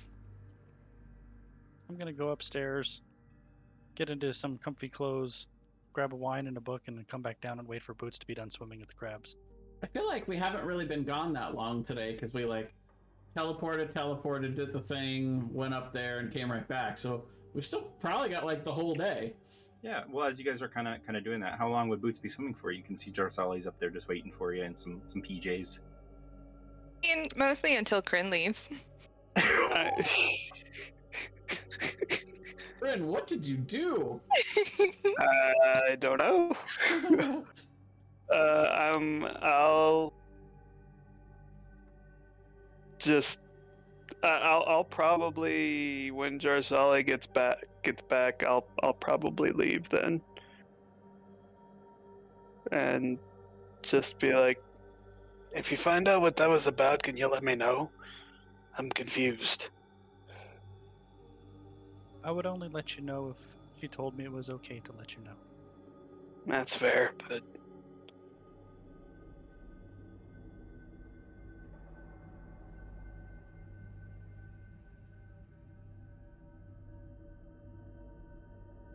yeah, Kryn will. For what it's worth, I haven't think you've been abnormally weird lately. Just regular weird.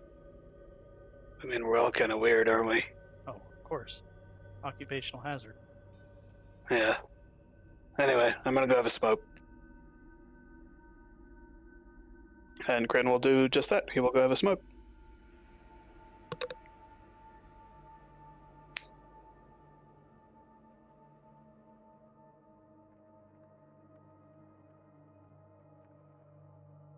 Yeah, eventually Boots will come out of the water and sit next to Jarsali. She has, I brought you your favorite fruit, which is, it's in the basket there.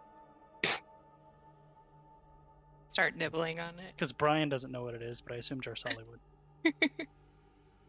To be fair, Nicole doesn't know what it is either, but I'm sure Boots does. And it's yummy. It's so good. She's so happy. She's so happy. And I'll just read and drink my wine until Boots, or if and when Boots decides to talk. Otherwise, she'll sit there and enjoy Crab Beach.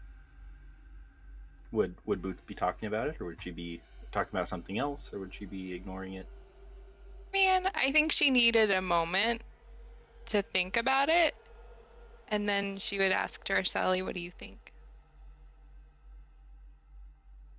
Of what specifically? What they The did. fire plane hurt.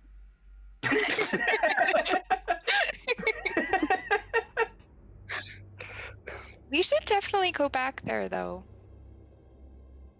Maybe Now dress that we for the can. trip this time? Yeah, definitely that.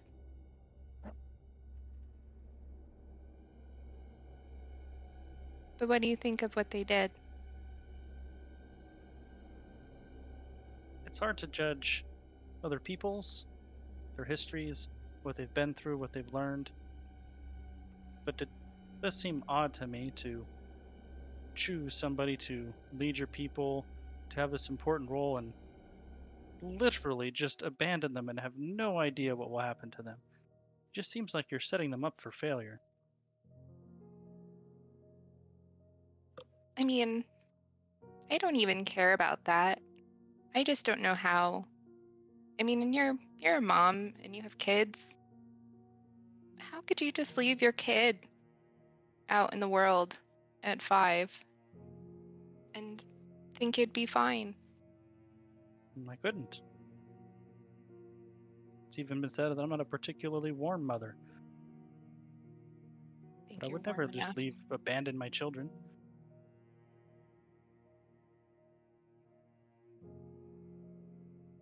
I think the worst part is that I still want them. Of course you do. But there's no time limit on this, Boots. You have literally all the time you would ever need to process this and decide what you want to do, and then change your mind and change your mind again, and whatever you decide is right is what's right for you, and there's no wrong answer.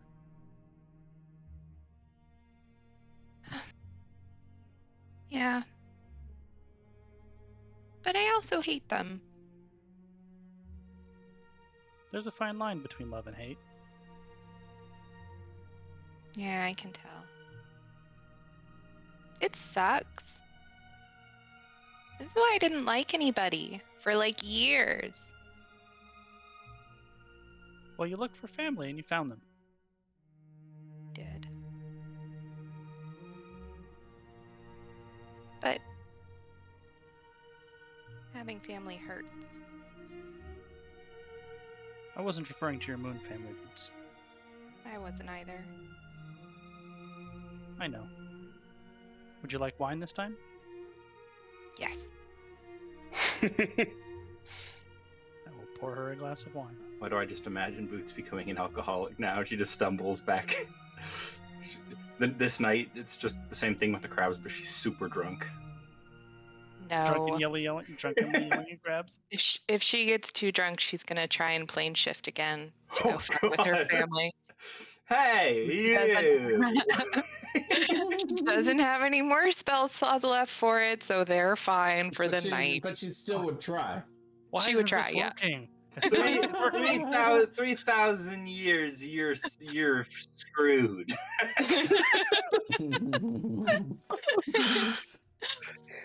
I found you. Now you gotta deal with me. Oh, I'm spilling wine all over your white clothes. What are you gonna do about it?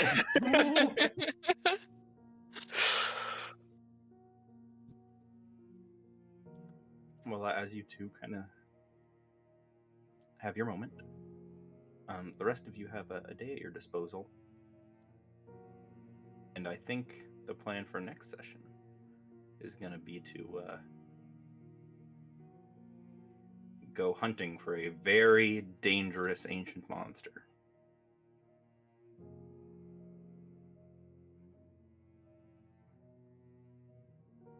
Sounds good to me. Sounds fun. Ducks. Except, I would suggest that we would take a little time to recover, because I'm out of Vorpal timepiece stuff for 10 days.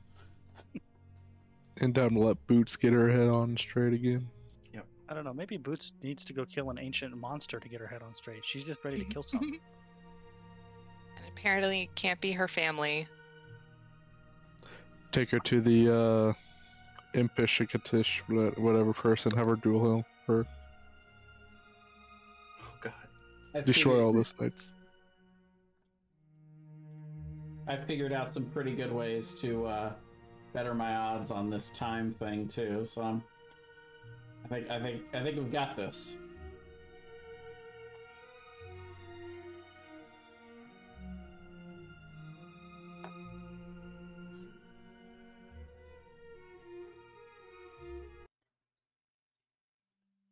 There's some epic music selections in there today, Thomas.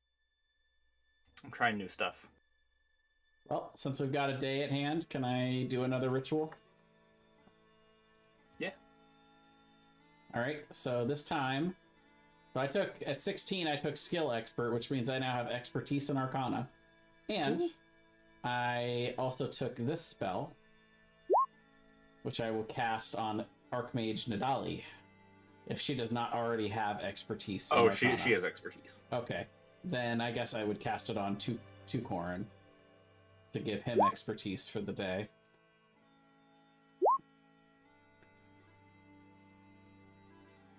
The Dolly getting those 20s. Yeah, she's really crushing it. Guys are so close. How do I change this to expertise? 1 second. You just double the proficiency bonus. Yeah, but there's a way to do it in the thing. You need- Arcana. Yeah, you switch it from normal to expertise. To expertise, yep. And I'm going to do that for Tukorin every time we do this, so I'm just going to leave it that way. Just need 16 more right now. You got it. 120. The room Unless you have shifts. advantage. Then it's even more. The room shifts. And 2 successes. Excellent.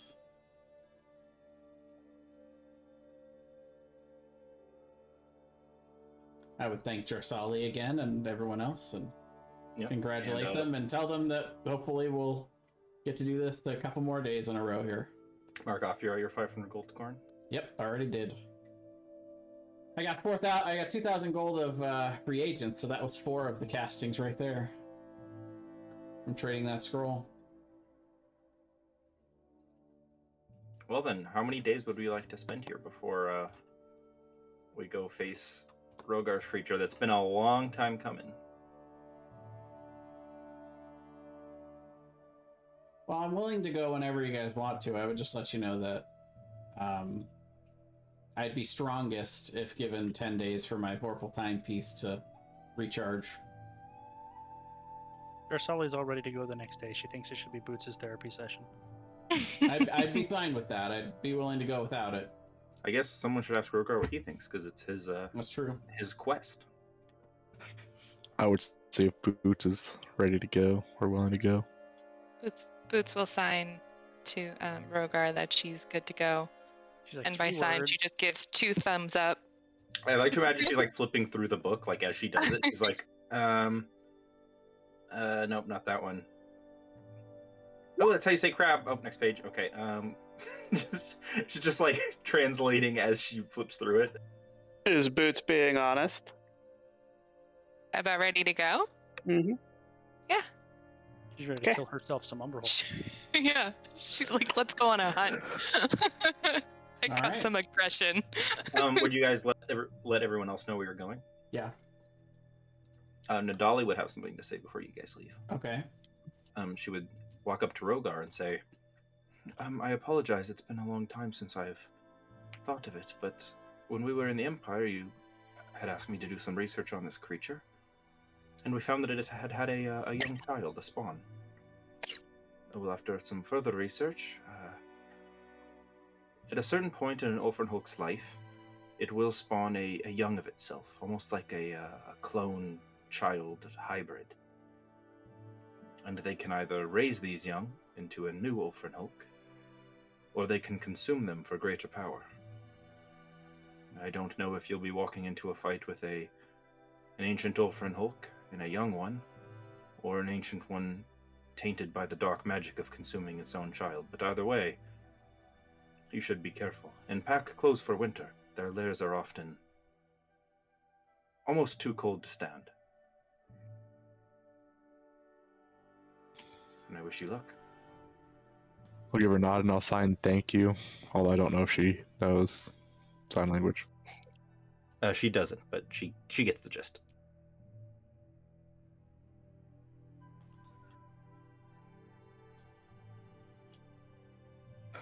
I would sign all that to Jarsali.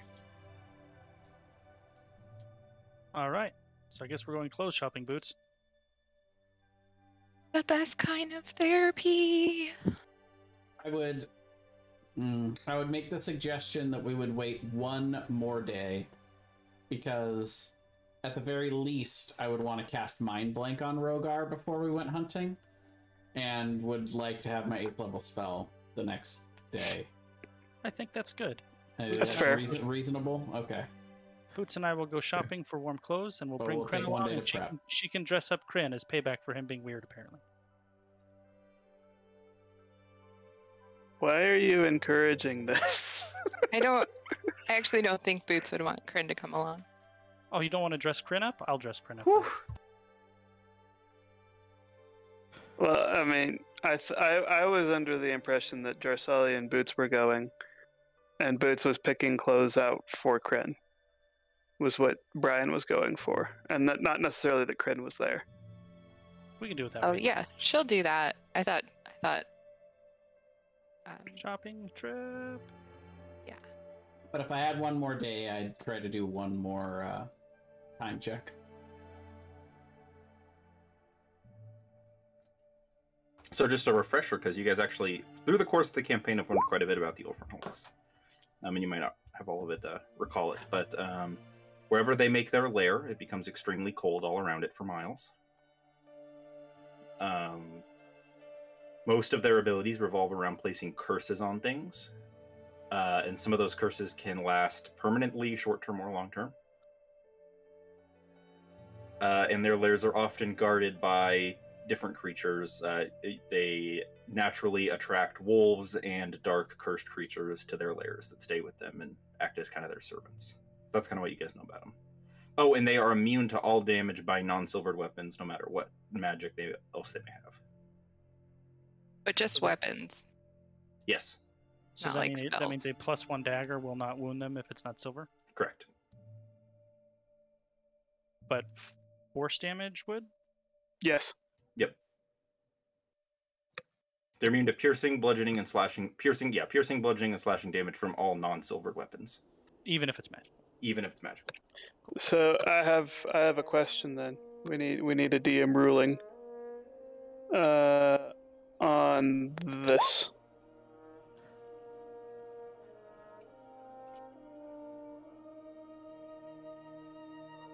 Oh, well, you have silver bullets, I thought. I do. I have 20. And if it says it ignores immunity, so yeah. Okay. And And I would- Rogar does have that. I would be casting that either way. Rogar's casting? From my blade. What is this And nonsense? hey, I have 2 spells. You're a hacker. What is like Kryn's gonna start using a sword or something? I do that sometimes. It's pretty rare, but I We're all do it. surprised when it happens. Like the weirdo he is? I would be training the Emperor this day and the day we leave. So those are my 2 checks. I want to keep an eye out. I'm gonna hang around like the kind of like Alliance headquarters area, and I want to keep an eye out for potential spies and assassins. And use my true sight too to see if there's any kind of scrying or any of that shit going on. Perception, you say? Well, if you're looking for it specifically, it'd actually probably be investigation. Well, investigation I thought was like... It's for looking for something specific, whereas perception is like looking for things that might be odd or different. But if you're like looking for thieves, you're not just looking around. You're like going into alleyways. You're keeping an eye out on certain people. It's less of just like, what do I see around me, and looking for different specific elements of things and going to places where you think those might be.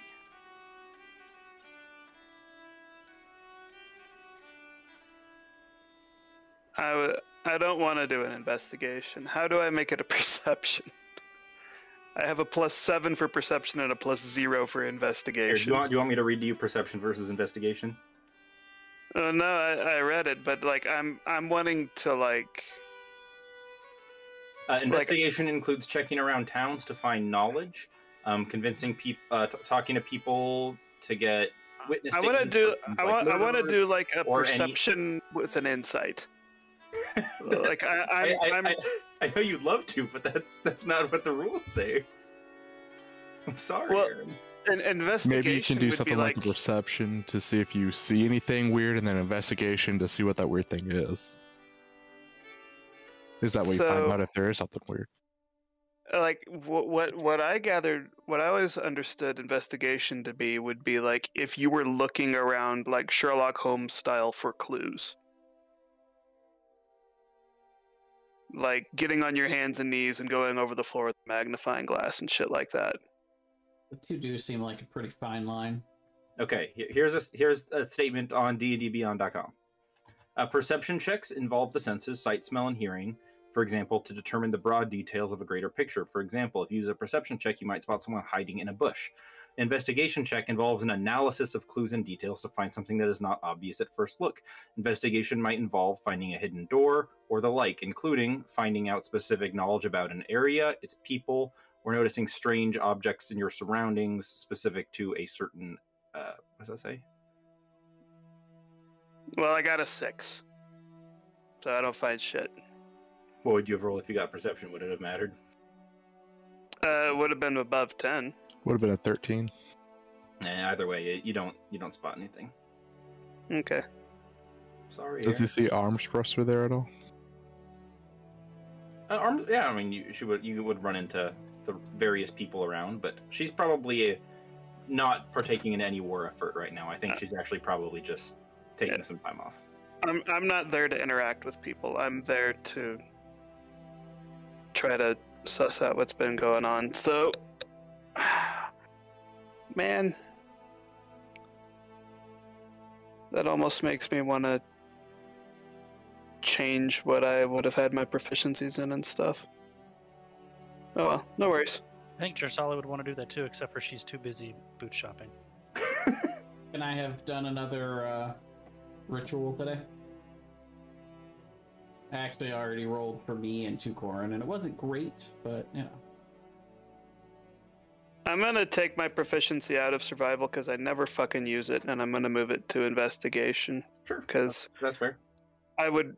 Kryn is more of an investigator than a survivalist, I guess. Sure, yeah. And if you had your perception to that, I don't think, or your proficiency to that check, I don't think it would have mattered. Probably not. What did you say you want to do? Someone said something. Yeah, another one of the rituals for the time thing. Yeah.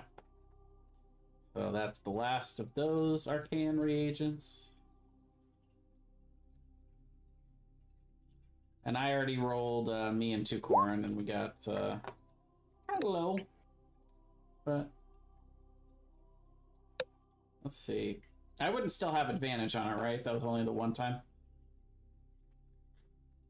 Yeah. Okay. That's 23 for Jersali.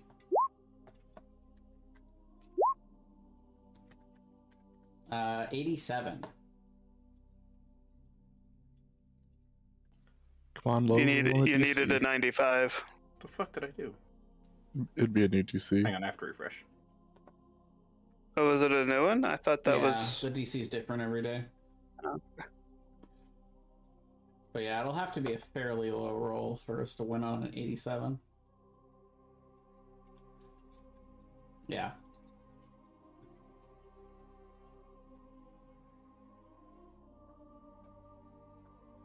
Boots and I would pick up winter clothes for everybody. Would I get advantage the next day for getting close? Sure, Then but I 10. think we're leaving the next day. Yeah. I mean, the next time, sorry. Boots would buy a particularly ugly hat for Kryn. That is warm. A warm but ugly hat. And say this is the new fad. You should buy a bullet cozy for each individual bullet that he has. And then put all his bullets in the individual ones, so he has to just take it out individually without them. That would hamper combat significantly. If I only got to shoot every other round, because I kept having to pull bullets out of cozies to put them in my gun. But adorable cozies. I think I'm gonna prepare Hold Monster for this trek. I think that's a good move. I bet it's So gonna are have a they legendary. monsters? Or are they beasts? And I will cast You would know, Rogar, that it is technically a monstrosity. I think that would qualify. It is both the beast and monstrosity tags. So Cool. stuff that affects beast can affect it, and stuff that affects monstrosities can. So like dominate beast. It's true. Would I know if Hold Monster would affect it? I think Hold Monster affects any creature. Choose a creature that you can see within range. So it's Hold Monster would even works on people. I know. So as long as it's not undead. Okay. That's cool. And then the night before, I will cast Mind Blank on Rogar. Right before we go to bed. So it'll be available for him the next day.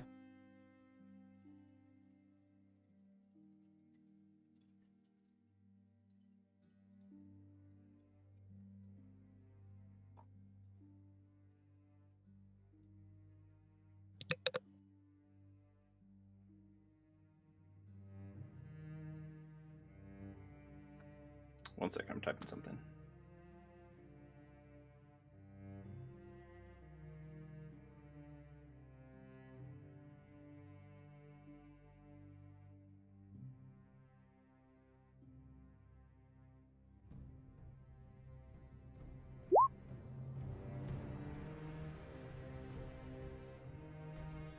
Rogar's trying to run through the maze again.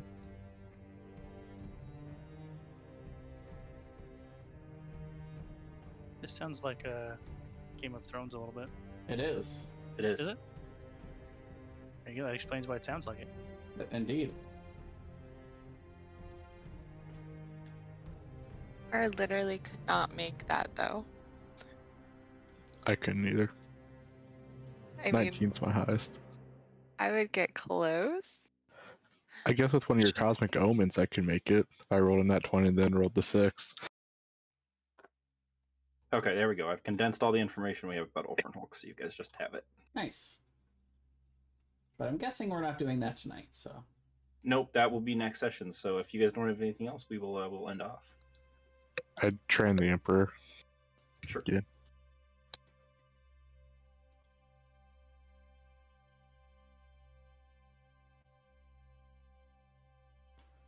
I don't remember.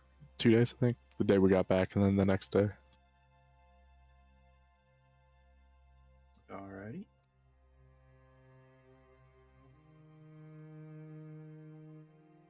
One of them's automatically a success. There you go. Both successes. Roll 2d10. Pretty good. Is he level 8 yet? Inching. He is at 510 out of 1700 till he reaches level 6.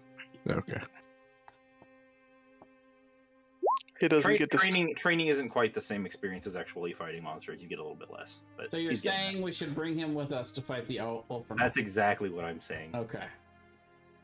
Tie some lamb chops around his neck. I think that he should absolutely be there.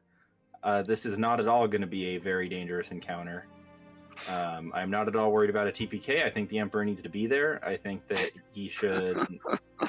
I mean, the Vorpal Sword doesn't work against the Ulfernholk. Don't even give him a weapon, right? He should just be out there trying to wrestle it down. Grapple it. Wrong. So, I actually had two things, Thomas. One is that every single night, Boots has been casting Dream on Helbram. That would be 3 casts, so I'll make 3 saves for him. It's a wisdom save, I think. Yeah. DC 18. He's got a +5, as I recall. He has advantage For too. the damage, though. I mean, if we're not doing damage, does it matter at all? It's like, does the save actually have an effect other than that? I think so. Does he resist the spell entirely if he Yes. saves? Yeah, I think so. Like, fails either way. Oh, no, he has advantage. So he fails once. One, yeah. I failed save. The echoes spawn a nightmare. On a failed save. So I think So on a failed save, that's when they don't get a long rest. And on a I failed think save, no matter what, they get I the can psychic still damage. go to their dream. But yeah, no matter what, the dream still happens. Yeah. So even if he, so even if he passes the wisdom save, I still do the dream.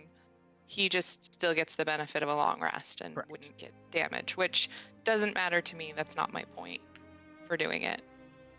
Yeah, we just want to fuck with the guy. Yeah. And so if anyone has any ideas that they want to do with Helbram, by all means. I think one of the dreams is obviously a Boots in front of like a picnic basket with like a baby Helgrim and going, they're just gonna leave you. They're just gonna leave you. They just left Oh my you. god. They left you. They just left you, baby Helgrim. It's dark. I think one should be recreating the scene of Elwyn's father's death, but with Helgrim being the one in the bed, and the person killing him being a very undead looking grandfather. Yeah. Oh, yeah, that's fine. I can do that. I don't really want it to be Boots very often because I don't want him thinking that it is Boots that's doing this. Well, you don't have to appear in his dream at all.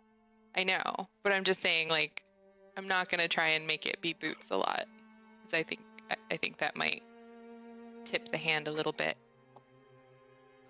My idea is to have him just going through a normal day with while he's walking around, just see shadows moving in the corner of his eyes, and when he looks at him, it's Elwyn's parents skipping and laughing. He blinks and then they disappear. He turns around and start walking in, and they're just right in his face laughing again. And he blinks and they disappear. And just that over and over all day during his dream. That can be 2 of them. So I think there's still one more if anyone has an idea.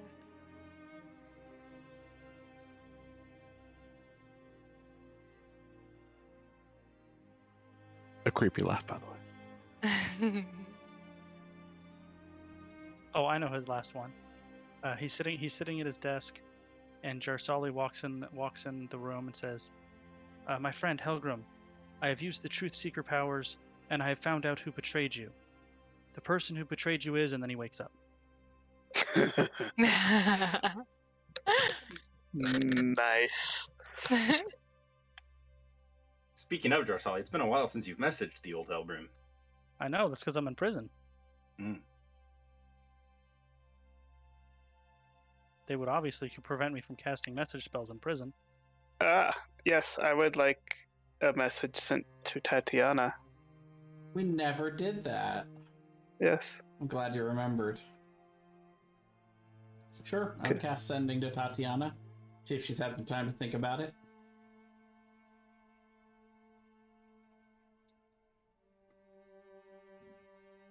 She would say that to get involved in the war, she would need 3 things.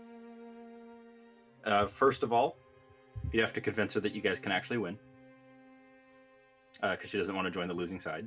Sure. Second, bunch of money. And third, at some point, you guys will have to, like a one-time drop whatever you're doing and owe her a favor. Like whatever you're doing, you have to drop it. No questions asked favor. All of you have to drop whatever you're doing and do.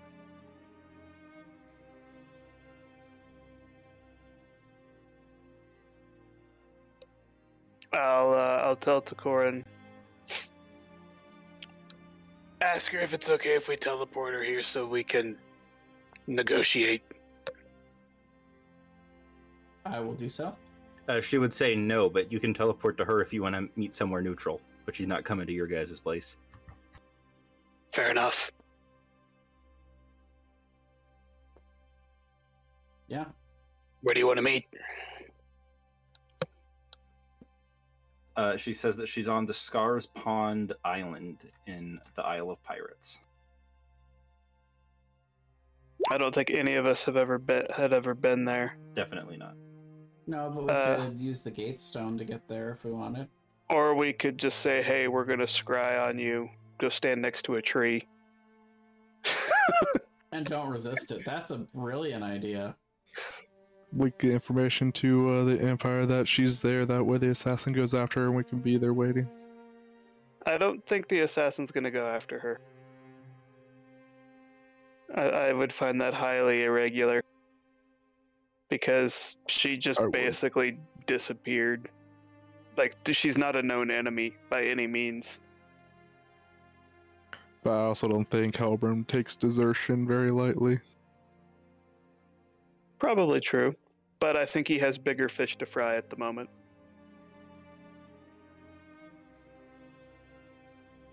I think that would be we'll get to that if I have time for it later, but it's not an immediate threat. I would rather deal with the immediate threats first. At some point, we should check on the Borderlands, too. Oh yeah, we were supposed to actually message them to And the warn them. Borderlands 3. Remember, they were supposed to be recruiting people from the Borderlands and targeting their leaders for assassination. We were going to warn them of that. Or who are the two people we know in the Borderlands that are? Winnie. Yeah, Winnie, and then your buddy guy. Yeah. Tobias and Tobias. the Princes are there, and the Lavencaster Council was there. Yeah, we met them. Message them, give them the heads up. Yeah, just message all of them. Yep. You'd message the Princes. They'd let you know that they're keeping an eye out, that their forces are secured, that they're going to hold the gutter. The gutter's kind of the Borderlands holdout point, and they are currently funneling refugees through it. So everybody's moving. I'll pull it up here. To the Alliance. Yeah, a lot of the Borderlands, a lot of them are just not going to evacuate. They're just too proud or whatever. But a lot of people are just making their way up through the gutter and just staying at the gutter or moving on to other places. It's kind of like there's no way to get to the Alliance without really going through the gutter. It's just this big mountain range. That's like the only way through. Yeah. So that's kind of their holdout point. They could go the really long way around through the Bay of Feathers, I suppose, but they could. That would take so long to get an army through that, though. An army moves at half travel time. It would take almost a year. Yep. They can't get through the Manaheim waters. That's right here. The Alliance has a really strong naval presence here. There's no way. And then the Barren Frontier, their army's not equipped to get through that type of. It's a desert. Yeah. So that's their option. So that you tell the Princes, you tell Tobias, you tell Winnie. Winnie lets you know that she's starting fires just to kind of like burn down all the resources near the border so their troops can't use them. Sure. You guys get no responses from any of the Lavencaster Council. That's not great. No. Can we scry on Lavencaster? You have to scry on a creature. No, you can scry on a place you've been. On a place we've been, yeah. And we have been into their council chambers. We've been everywhere in Lavencaster. Yeah.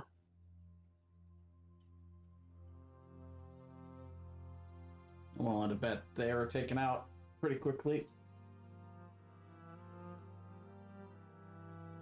So, is that what you want to do then? Who has that available? Well, Boots. It would have to be Boots. Boots, would you scry on the council? Yeah, Boots will scry on the council. Oh, well, where? I think actually she would scry on the council room. Sure. You see the council room. It's beautiful, kind of darkish purple-colored table. All of the seats of the council. You see some of them are sitting in the chairs. Others lie off to the side.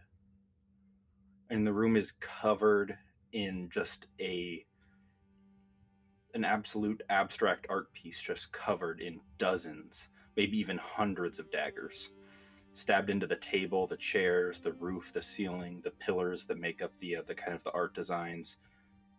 All of the council members laying here in various positions, some on the chair, some on the floor. Some looks like they tried to run, but all of them have 5 to 10 daggers in them. And the daggers honestly, were stabbed everywhere.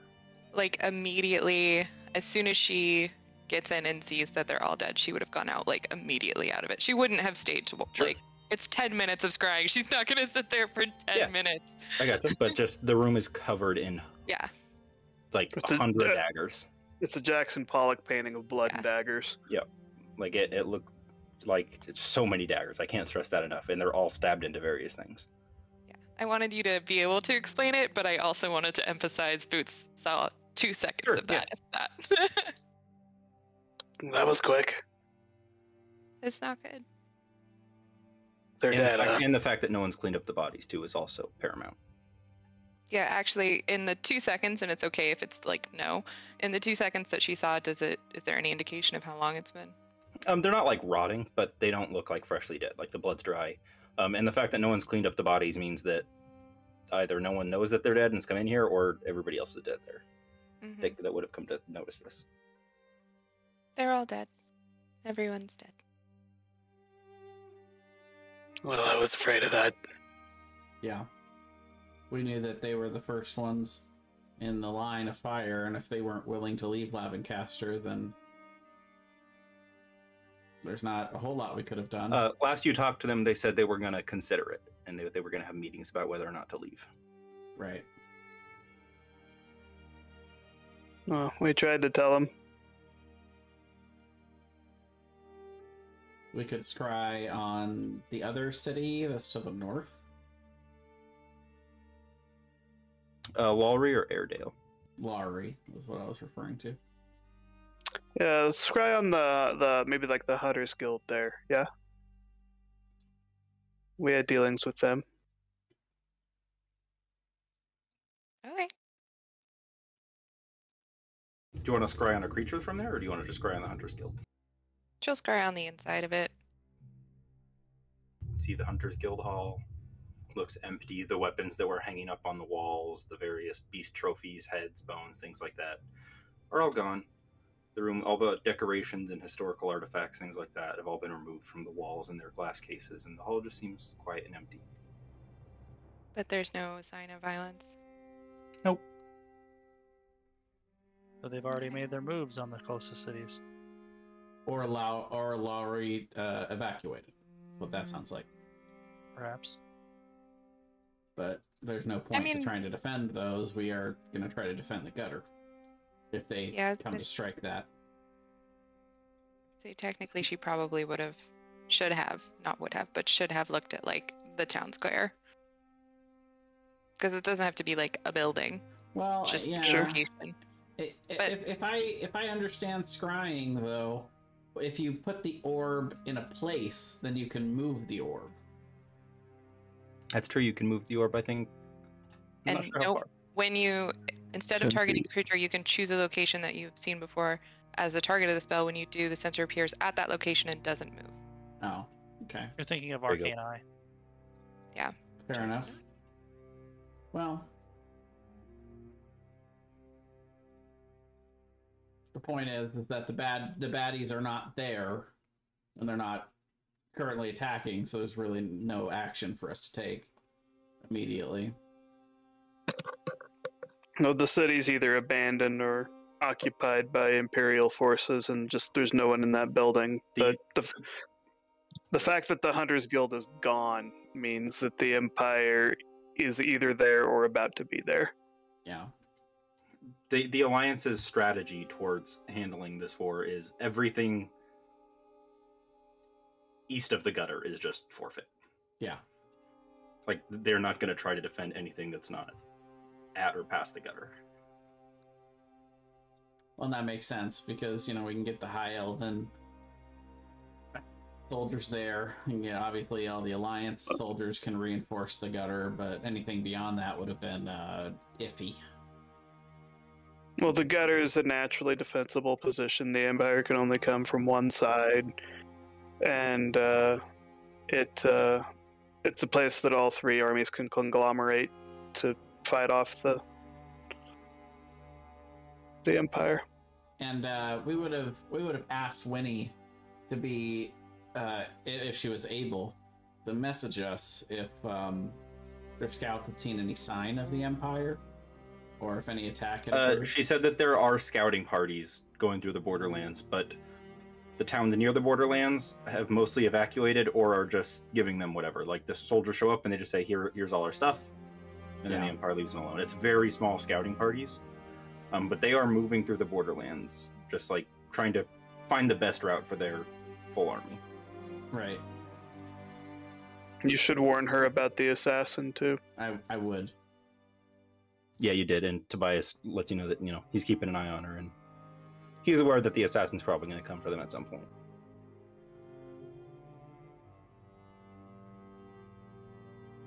We need to take that assassin out sooner rather than later. If the assassin does come, if they can get a message to us, we can teleport directly to them anytime, as long as we're together. Mhm. So, if they go after Winnie, then if she can get a message out, we can come to her aid. Well, the concern with that is if you guys aren't all immediately together, right? Like to teleport, Sure. you all have to be together. One of you could be at this part of the city, one of you could be at another part of the city. Realistically, it could take 15, 20, 30 minutes to get all of you together to teleport, depending on where you are. Sure. And they might not even get a chance to message. If the assassin's really as good as they seem, they could just be dead before they even know it. No, I know.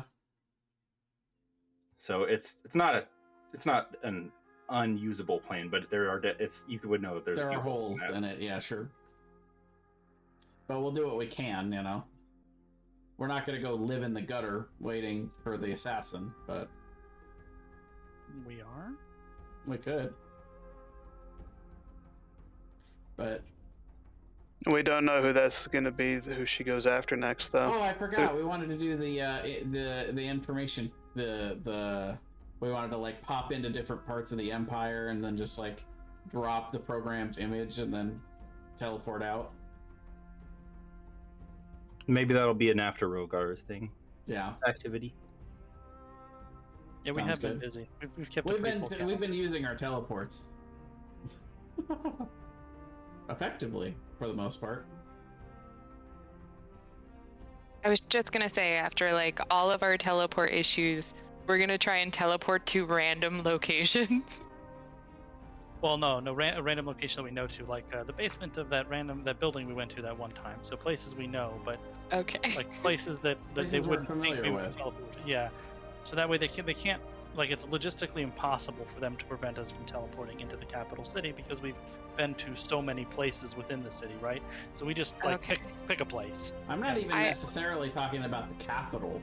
The Empire is a big place. There's a lot of soldiers and a lot of value that we could gain out of just dropping these information bubbles at crossroads in the Empire that are set to go off anytime someone comes within 30 feet of them. I'll be like, is this really the Empire that you want to live in, that you want to fight for? And until somebody comes and dispels The it, presidential ad. until somebody No one comes is and the emperor dispels it, you it's- deserve. Well, that's what I'm saying. Something along those lines. It could show the very graphic, killing, Helbram killing the Emperor, and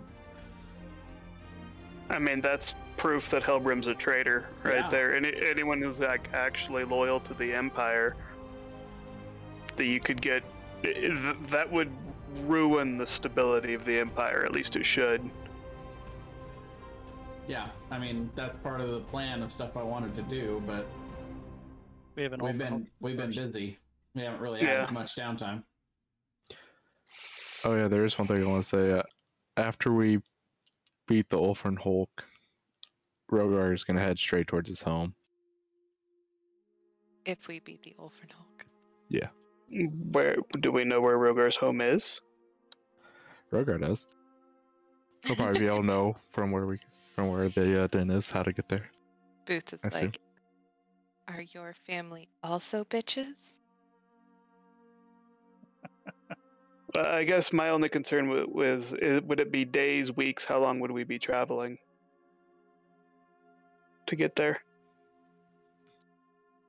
It I don't depends know, on but- where the den is, but you would No think matter with what, the- that's what Rogar's doing next, is going straight home.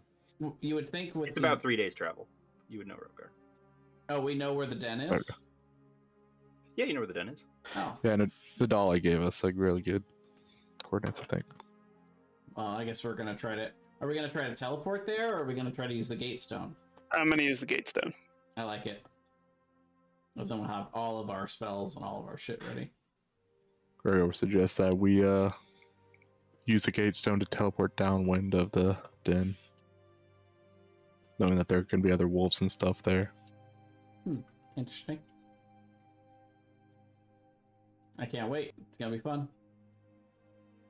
And that's where we're going to end the session. If you want to end the recording here, Jay, that's all I've got for you. And it's getting late. Alrighty.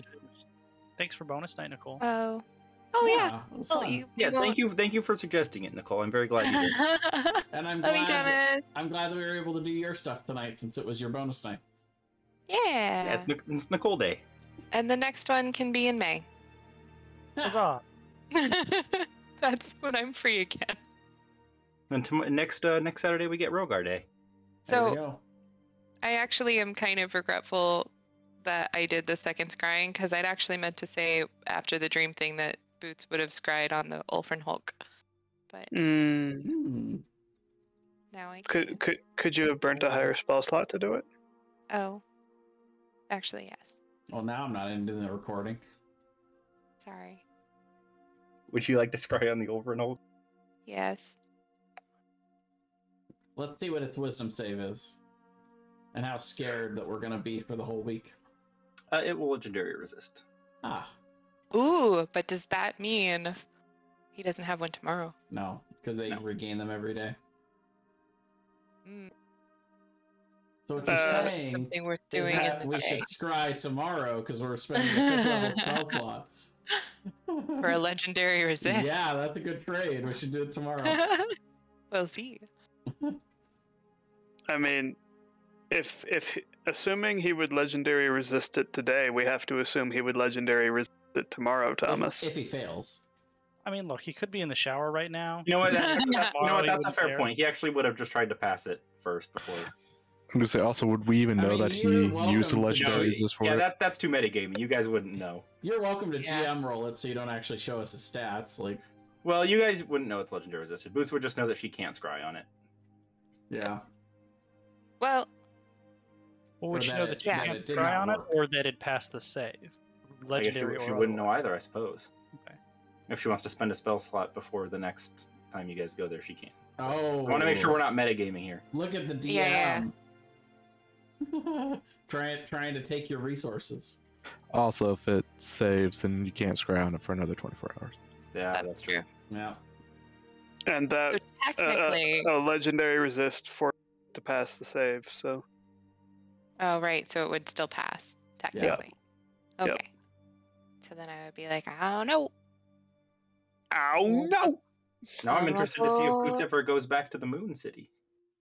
Fuck those guys. I want to get some plants from the Moon City to give to Gopher. So I think he would appreciate those. Boots is not going to let anybody have any of her moon plants. Oh, come on. Just one. She won't even let the A moon moon people have the moon plants. Boots has a very detailed collection of her plants, and she has not done anything with any of them, nor given them out to anybody. And she keeps. She's a hoarder. Boots is fully a hoarder of plants. Nicole's like, I need a detailed description of where that plant I found is from and what it does. And I've given. She has a huge list of plants she's acquired over the course. Of I did like 800 damage to those damn star things and can't even get one plant.